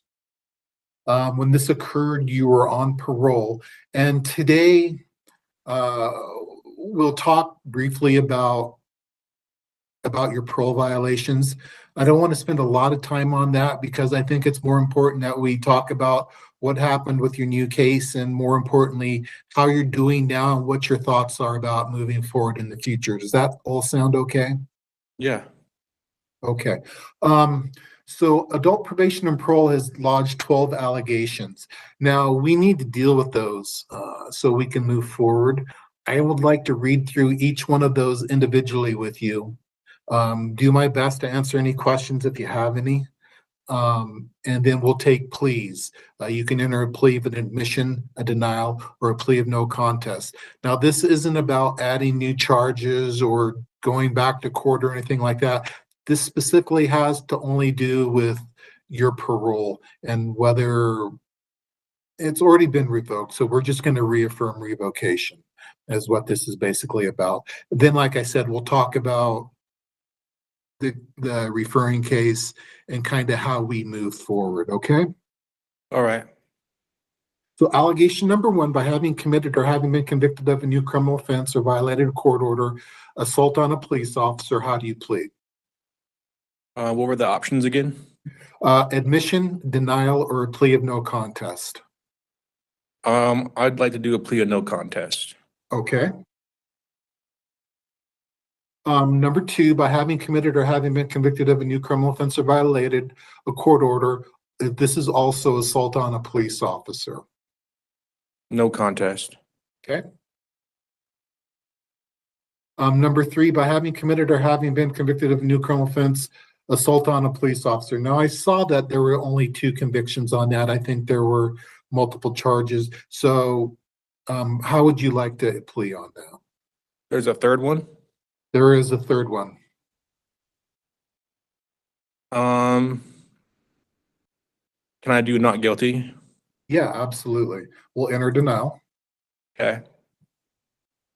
Number 4, by having committed or having been convicted of a new criminal offense or violated court order, disarming a police officer / firearm, how do you plead? Denial. Okay, denial. Number 5, by having committed or having been convicted of a new criminal offense or violated a court order, lewdness. Guilty. Okay. And number 6, by having committed or having been convicted of a new criminal offense or violated a court order, interfering with an arresting officer, how do you plead? Denial. Okay. Number 7, by having committed or having been convicted of a new criminal offense or violated a court order, obstructing streets or sidewalks, how do you plead? Denial. Okay. Number 8, by having committed or having been convicted of a new criminal offense or violated a court order, intoxication, how do you plead? Denial. Okay. Number 9, by having committed or having been convicted of a new criminal offense or violated a court order, disorderly conduct. Denial. Okay. Number 10, by having committed or having been convicted of a new criminal offense or violated a court order, giving false personal identity to a police officer, how do you plead? Denial. Number 11, by having committed or having been convicted of a new criminal offense or violated a court order, propel bodily substance contacting face or open wound, how do you plead? Denial. And number 12, by having committed or having been convicted of a new criminal offense or violated a court order, prohibited activities by a pedestrian using a roadway, how do you plead? Denial. Okay, so based off of your pleas of no contest to allegations 1 and 2, and a plea of admission to allegation number 5, I'll recommend that your parole date of 12/20/2022, excuse me, has been revoked. I also find that, well, I'm going to recommend to the board that all your denials be dismissed in the pursuit of justice and that we move forward and that we're able just to continue on with the hearing and hopefully come to some conclusions and get you back out on parole. Does that sound good? Yeah, that sounds fine to me. Thank you, sir. Yeah, no problem.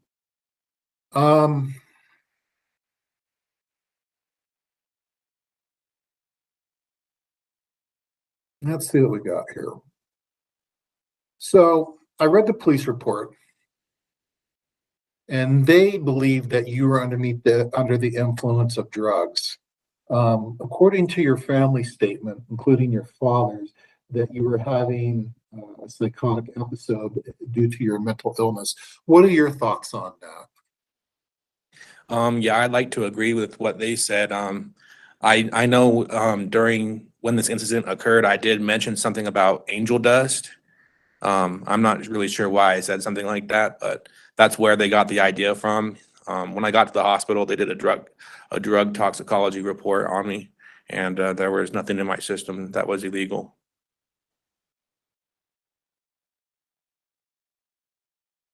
As we go through this, as I answer questions, or ask questions, I'm gonna put the answers into my recommendation. So it might take me a moment or so just to kind of catch up on my typing.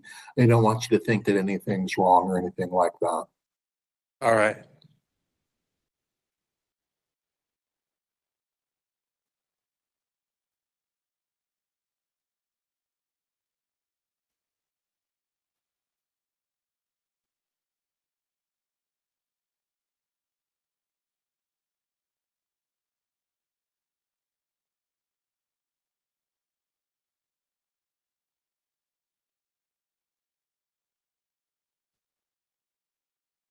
So if I understand you correctly, it was just a mental health issue or episode you were suffering from?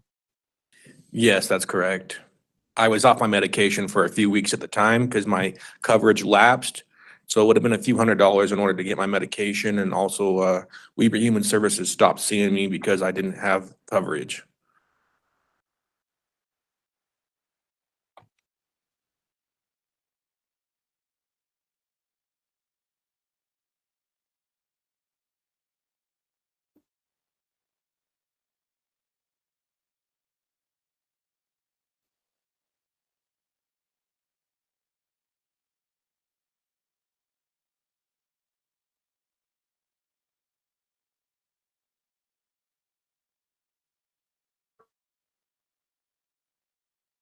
Has anything like that happened before?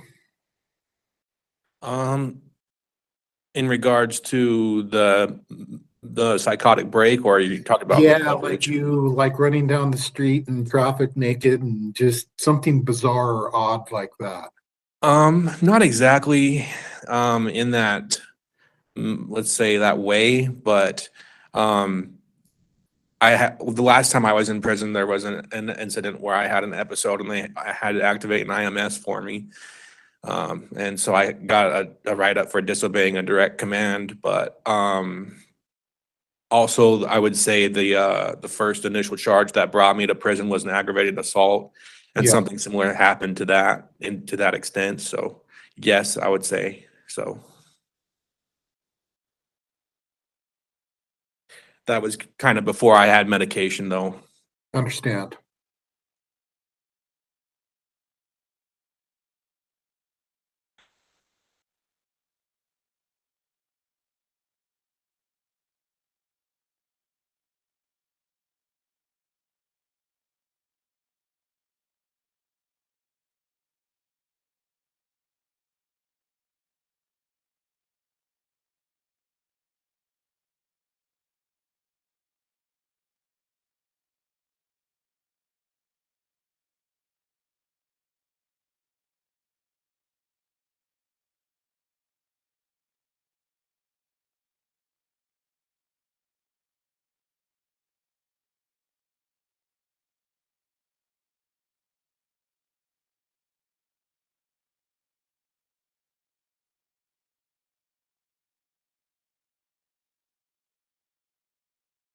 The police had mentioned something that there was a domestic violence call that they had been to earlier that day at your father's, if I'm not mistaken. Was that correct? I know he did. I believe he initially called the police on me because he was concerned about what was going on with me. I know there wasn't an assault. I didn't hit my dad or nothing like that, but Okay. at the time of when he arrived on scene, once I was finally in a wrap device, they did try to say that I spit blood on him, but that was incorrect. that charge got dismissed without prejudice. And I read that in your father's statement too. Cool.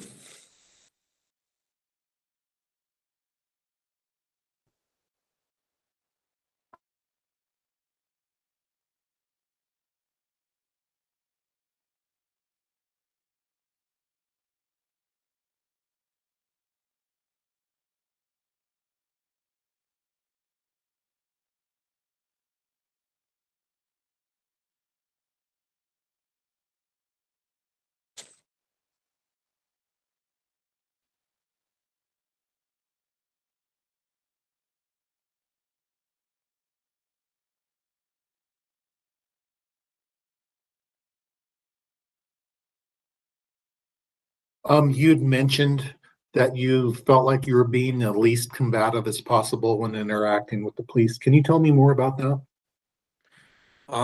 Yeah.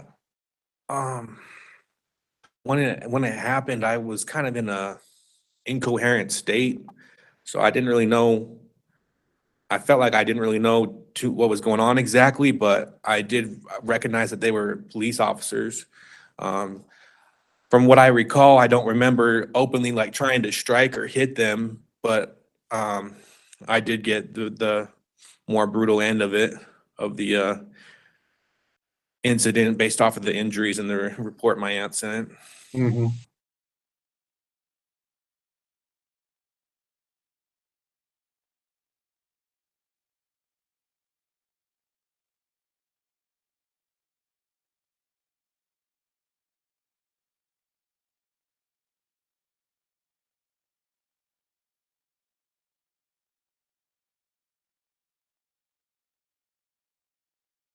So, if curled again, where are you going to release to? What are you going to do for work? What are we going to do about like aftercare or getting your meds back to you? Yeah, so I would be hoping to parole back to my father's house. I was there successfully for 15 months. I was almost off parole when this happened, but for work, I don't have anything exactly lined up at the moment just because I'm in prison, but I do have like some plans to work with maybe like Voc Rehab and Weber Human Services and do programming through them. I know last time I was out, I completed the recon program with my parole officer, Trace Paul. Mm-hmm. And yeah, I'm just hopeful that I can get in some programming when I get out with Weber Human Services.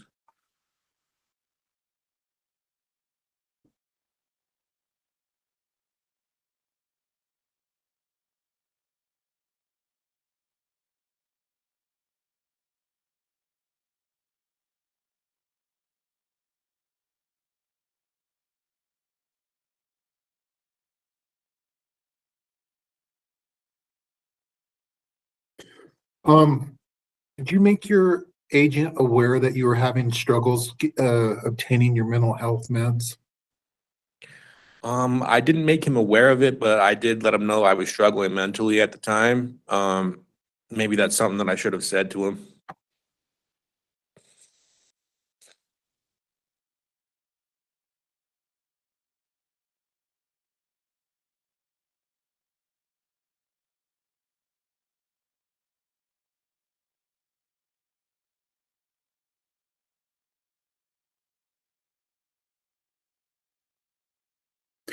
So I'm hoping and I'm thinking, especially after this circumstance, that this probably is not going to happen again.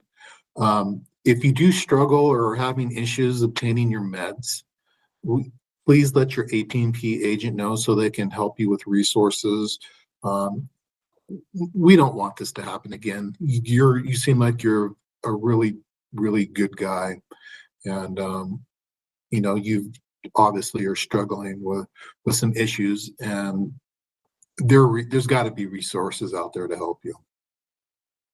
Yeah, for sure. I agree. And thank you for what you said. I do have the best intentions when I get out to be successful and reach out to my resources and my support group that I have, my aunt, my dad, my brother, my uncles as well.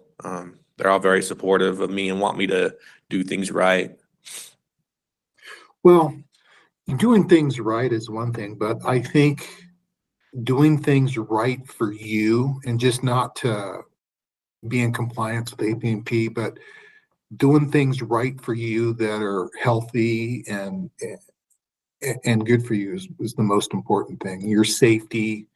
Yeah, if you're able to be safe with yourself, you're going to be safe in the public. That's just how it is. If you're getting help, you're checking all the boxes. For sure. And I just wanted to state that I've had no write-ups this entire time I've been here this time, and I've also been taking my medication like I'm supposed to. Yeah, I saw that you're medication compliant, and I didn't see any write-ups or anything. So you're doing really well. Obviously, you're in a place where you've been able to get stable. We just need to keep that going once you parole back out.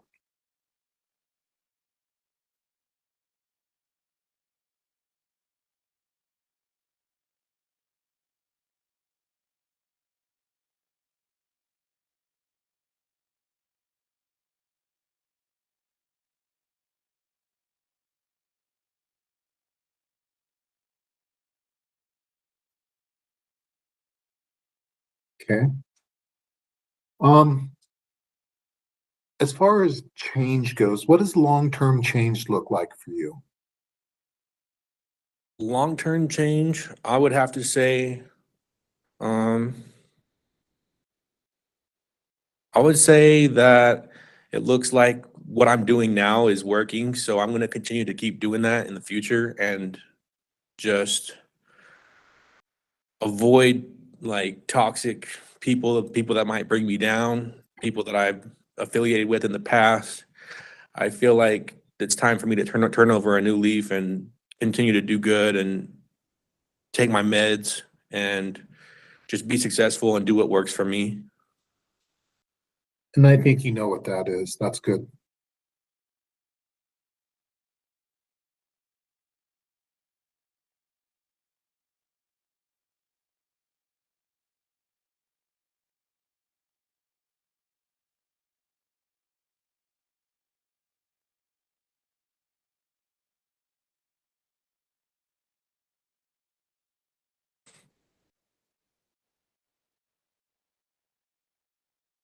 Are you still taking Abilify? Yeah, that's correct. 20 milligram. Is it working for you okay? Yeah.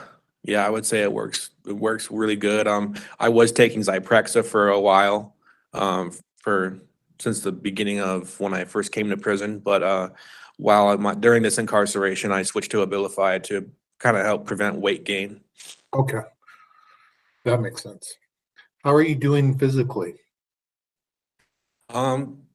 Physically, I'm okay. I am somewhat overweight just because of the limited activities we have here, and then we do eat decent portions. So I have put on about 50 or 60 pounds. So it'd be nice to get out soon and be able to shed this weight off. But I'm hopeful that that'll happen in time.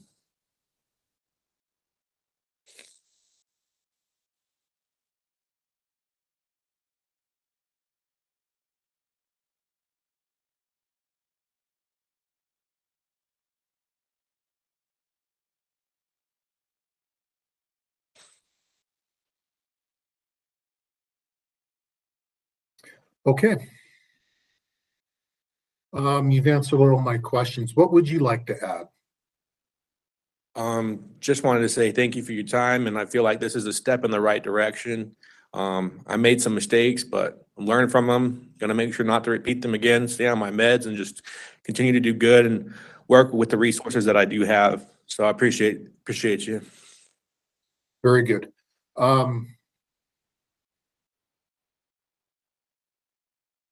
I've been doing this job for a while, so I have had the opportunity to interact with and work with a lot of individuals who are suffering from mental health issues.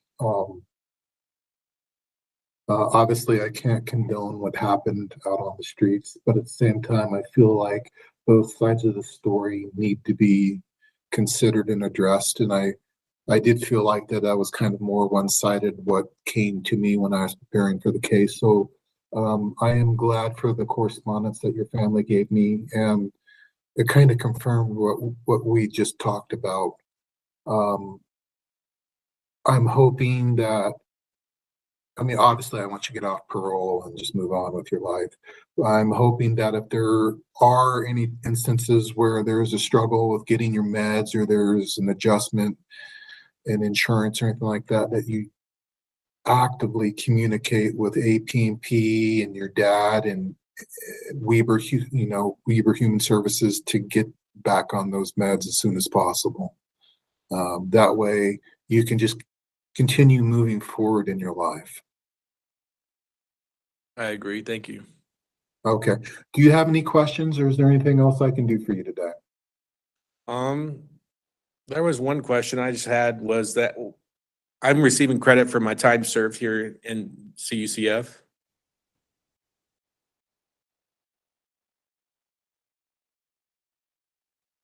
In what way? Just in regard to the sentencing, I've been here about 9 months almost. Yeah,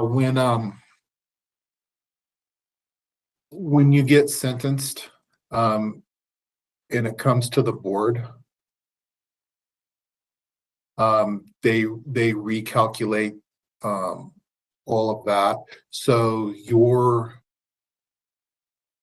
guideline date is January 28th of 2025 after 11 months of service. That has been recalculated based off of this latest conviction that we're talking about. So yes.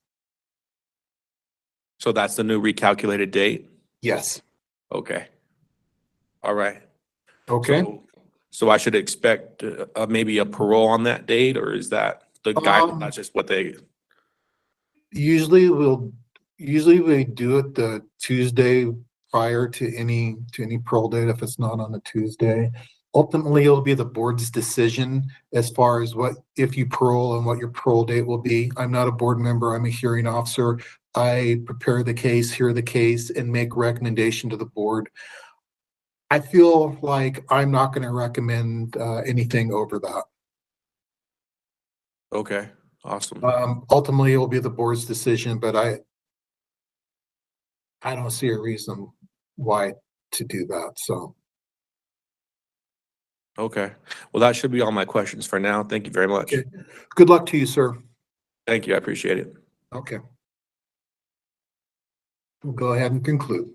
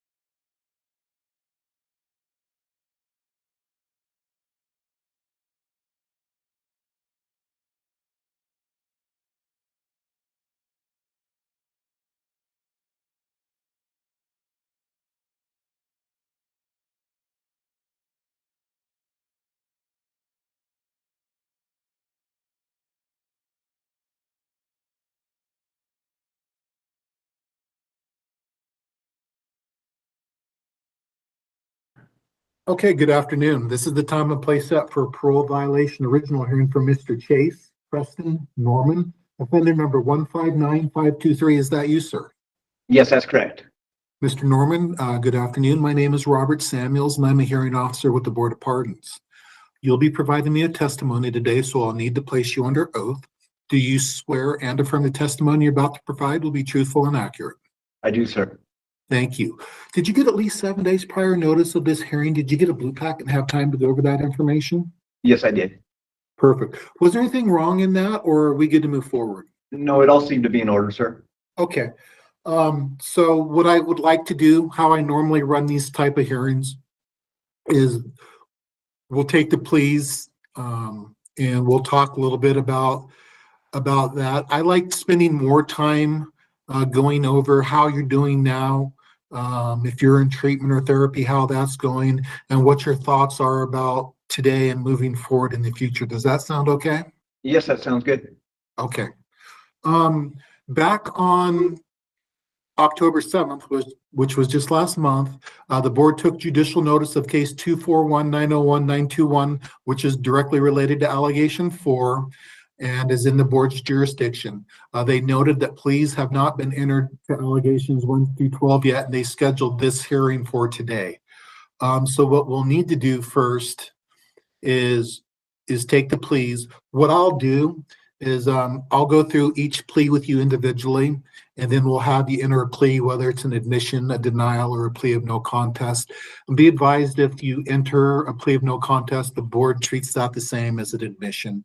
This is not a criminal hearing. This is only for the status of your parole. Does that make sense? Yes, it does.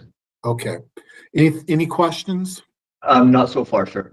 Okay, so let's take pleas. I'll read each allegation to you. Number 1, by having failed to comply with your parole or case action plan, your parole agreement or case action plan, how do you plead? Guilty. Okay. Number 2, by having failed to seek, obtain, or maintain regular, lawful, full-time employment, schooling, training, treatment, or acceptable activities as included in your case action plan, how do you plead? Guilty. Okay. Number 3, by having failed to report to adult probation and parole on the day released from prison or report as directed, how do you plead? Guilty. Okay. Number 4, and this correlates to case 241-901-921, by having committed or having been convicted of a new criminal offense or violated a court order, possession of a dangerous weapon by a restricted person, how do you plead? Guilty. Okay. Number 5, by having committed or having been convicted of a new criminal offense or violated a court order, possession of a controlled substance, how do you plead? Guilty. Number 6, by having committed or having been convicted of a new criminal offense or violated a court order, possession or use of drug paraphernalia, how do you plead? Guilty. Number 7, which is a non-firearm, by having purchased, possessed, owned, or used or had in control any explosive, firearm, ammunition, or dangerous weapon to include archery equipment or crossbows, how do you plead? Guilty. Number 8, by having used methamphetamine on or around 7/3 of 2024, how do you plead? Guilty. Number 9, by having used amphetamine. Okay, the first one was methamphetamine on 8. Number 9 is just amphetamine on or around 7/3 of 2024, how do you plead? Guilty. Number 10, by having used Suboxone on or around 7/3 of 2024, how do you plead? Guilty. Number 11, by having used marijuana on or around 7/3 of 2024, how do you plead? Guilty. And number 12, by having failed to enter into, participate in, or complete treatment as directed on or around 7/3 of 2024, how do you plead? Guilty. So based off of admissions to all allegations, I'll reemphasize that your parole of 6/4/2024 has been revoked. And now let's move on, now that we've got that over with, and talk about, how you're doing. Okay. Is that, you're asking me that right now? No, Okay. yeah, we're going to start. Okay. Okay? Alrighty. I feel like you pulled a fast one on me there for a second. I felt like he was waiting for me to Okay, begin. no, we're good. So you got an ASAM test on September 10th of 2024, and it recommends that you enter into residential substance use treatment. How do you feel about that? I've actually took the initiative and got myself into the residential program here in Beaver County. So I'm in the pre program right now, just waiting to start the core program.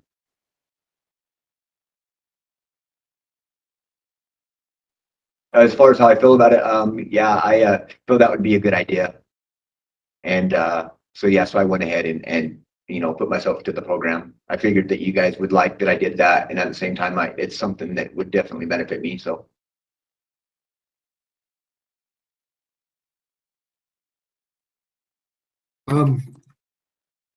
I do like that. Not because you're checking a box or anything, but because you realize that there's a problem, and that that you're in a place where you want to address that. I think that's very important, especially in being able to move forward and hopefully not not come back here again. You know, that's the ultimate goal, right? Yes, absolutely. Good for you. You are doing very well then. Thank you.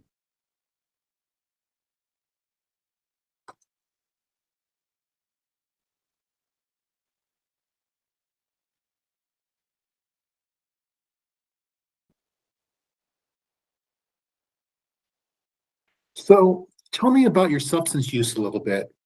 When did you start? What did you start with, and how did it progress into where we're at today? So I started in high school. It started with OxyContin, with the prescription drug thing. It just started with that, and then just slowly progressed. It just progressed from that to heroin, and then as recently as a few years ago, it went from heroin to the fentanyl.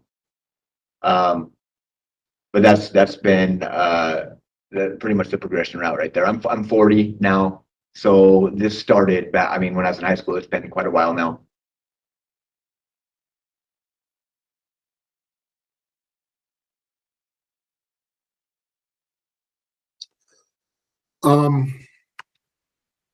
Were you in an accident? Were you injured? Is that how you got hooked on the oxys? I wish I could tell you that that was the case, but it's not. It was a recreational thing. Just kids being kids, I guess, and not realizing the ramifications of where it was gonna take me. So yeah, I wish I could say that that's the case, but it's not.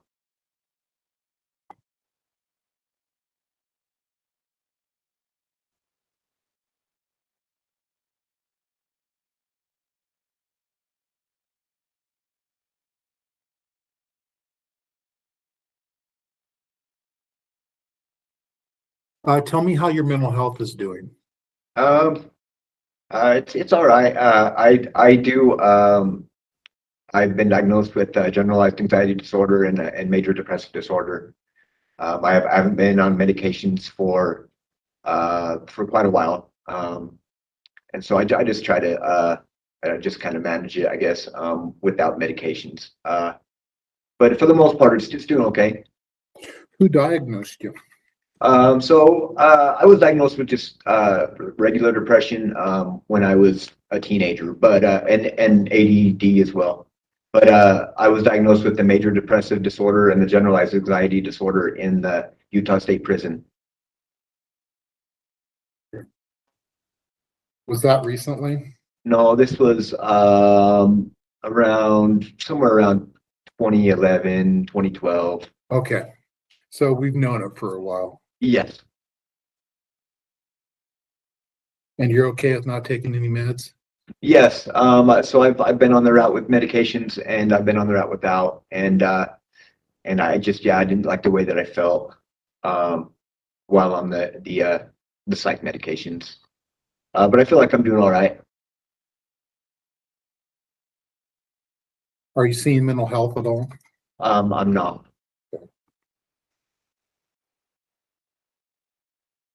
And another reason too was I was kind of hoping and praying that I might come to Beaver so that I could get into this program, and I realized that if doing the mental medication route, the mental health route in prison might keep me there. In the program, you should have access to a therapist. Is that right? Yes. Yes. I haven't had that opportunity yet, so being in the pre-program. Mm-hmm. But yes, that I definitely will have access to a therapist.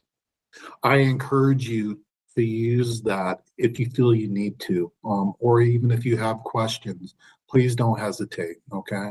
Okay. Perfect. Thank you. How's your physical health doing? It's all right. I had a hernia repair surgery last February. I have well, that went well. The recovery went well. I do have recurring headaches, which I am taking ibuprofen for, and I have hepatitis C. Other than that, my physical health seems to be doing all right. Are they going to be able to put you in treatment for the hepatitis? I'm not sure. we haven't had any talks about that or any, I would like that, if that were possible. I would definitely like. Now, I have heard of that happening in the past, so I'm hoping that that will be the case for you, but make sure that you're asking for that. Be very proactive about that. Okay.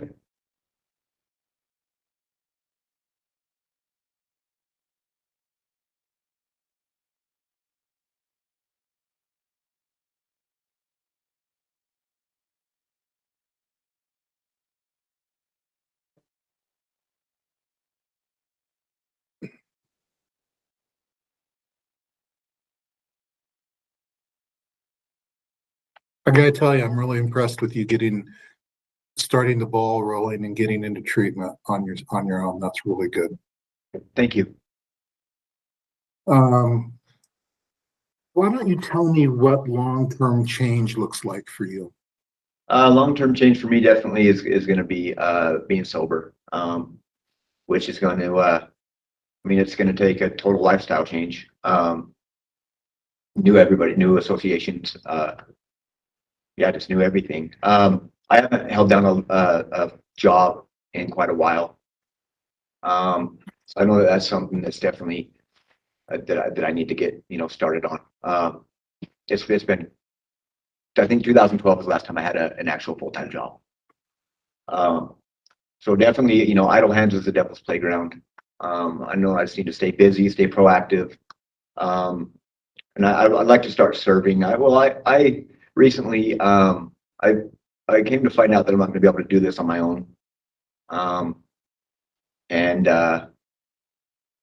Basically I've surrendered to my higher power. I'm going to have to give a lot to him and just hope that he can help me out through this, Mm-hmm.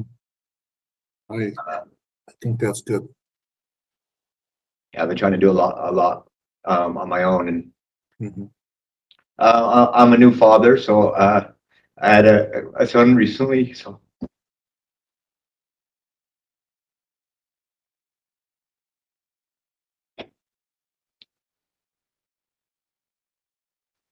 You've got a lot of positive things going on for you. I don't know if it seems like it right now, but you've got a lot of good stuff that you're working towards. Yeah. Sorry. So I would encourage you then, and you already know this, keep working hard. Yeah. Thank you. If paroled, what are your release plans? Where are you going to live? What are you going to do for work? Do you have, aftercare or thoughts on treatment? So my mom lives in Ogden. I was planning on going there. As far as treatment, I don't, I've kind of been teetering on whether or not I should go to my mom's or go to a sober living. And that's something that while I'm in this program, I'll be able to weigh the pros and cons of that. And actually I'm kind of leaning more towards going to a sober living. So I know that structure would definitely help out. I know that they can definitely help me with obtaining employment, which was your other question. I don't have any employment lined up. I do have I learned how to weld when I was in Draper years ago, so I do have a trade skill. I guess I just have a hard time just trying to figure out where to start. It's been a while. Work with your agent on that. APP has resources available. I would also encourage you to maybe work with the Department of Workforce Services. I believe that don't quote me on this, but I heard this in the past, that you might be able to get a caseworker and they would be able to help you with employment. Okay. There are Voc Rehab might be something else that can help you. There are things out there. I would encourage you to talk to your agent and see what they have to say. I'll look into that. Thank you. Okay.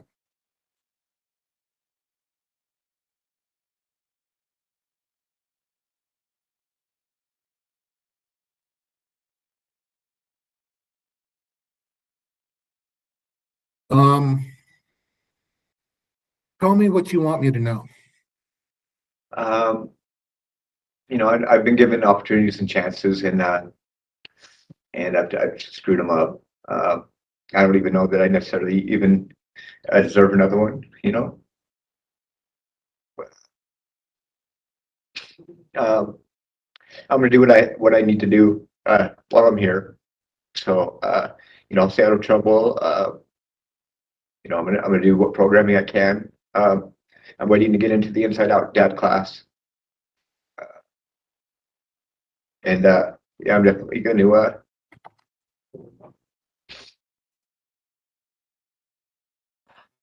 Yeah, definitely going to you know, just do some moral inventory and figure out what needs to happen. So I know I'm at the mercy of you know, you guys, and definitely what you feel that needs to happen here. So and yeah, that's pretty much about it. I thank you for your time. Yeah, I'd like to go back to that for a second. I think kind of what we want, we're not necessarily sure what we want.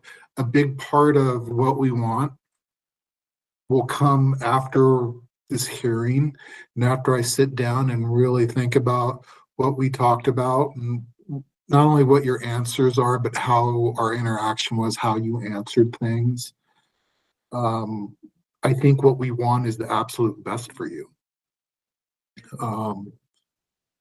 And that's pretty much dependent on you, and you are making really good choices.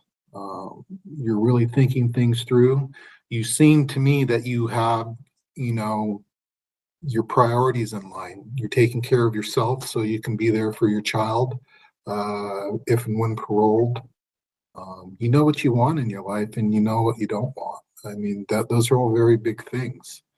I want what I want for you personally is to be successful. And that means being healthy and happy, being able to feel like you're contributing to, you know, something that's bigger than yourself. You know, I think that's what the board wants. Okay. So, and how that happens is by you doing it, and you are doing it. And I think you deserve credit for that. Thank you.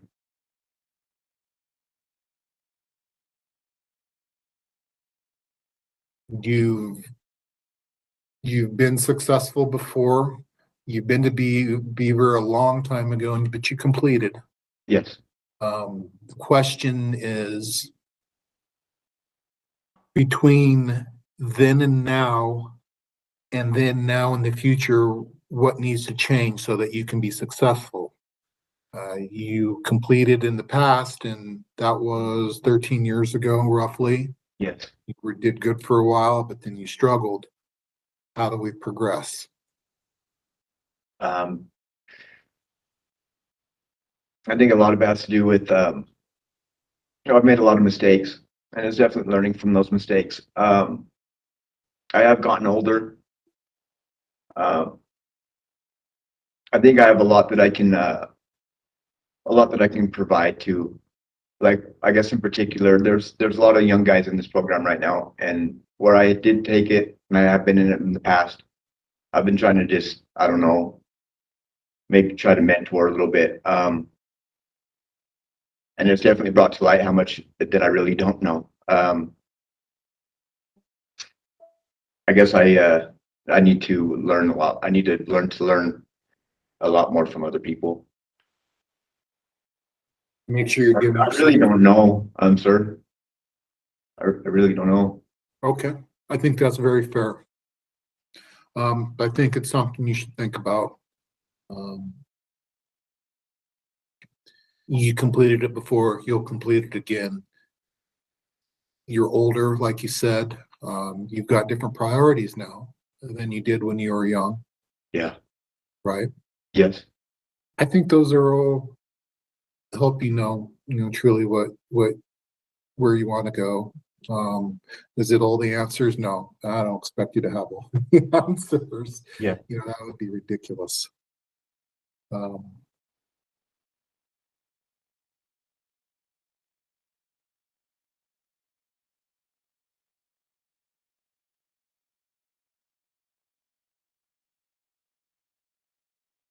I think that the biggest thing that you said there is realizing how much you don't know. That shows me that you're open to not only improving, but to being open-minded and continuing to learn things and grow and to ask questions of yourself as you move forward in your life. I think that's fantastic. Okay. You've answered all my questions. I'm very appreciative of your time. I feel like you're doing well. That doesn't mean that you can rest on your laurels. It means that you know you've got a lot of hard work to do. Yes. I believe that you can do it. I'm hoping that you all never have to come before me again. That will be a very positive thing. And I know that you don't want that either. Yeah, no. So use that as a motivation. Okay. Okay. Is there anything else I can help you with today? No, just I want to thank you for your time and thank you for hearing me out. And you know, you were really cool, so thank you. Yeah. There's no point of being heavy-handed in the end of this. It doesn't help you. I want the best for you. So, so does the board. Thank you. Hopefully I can't imagine what you've got riding on your back. I have no idea, and I'm not going to disrespect you and say that I understand what you're going through, because I don't. What I do know is it's not easy. So hopefully you'll be able to stay on top of it. Thank you very much. Okay, we'll go ahead and conclude. You'll get the board's decision in about 2 to 3 weeks. Okay, happy holidays. Same to you. Thank you, sir.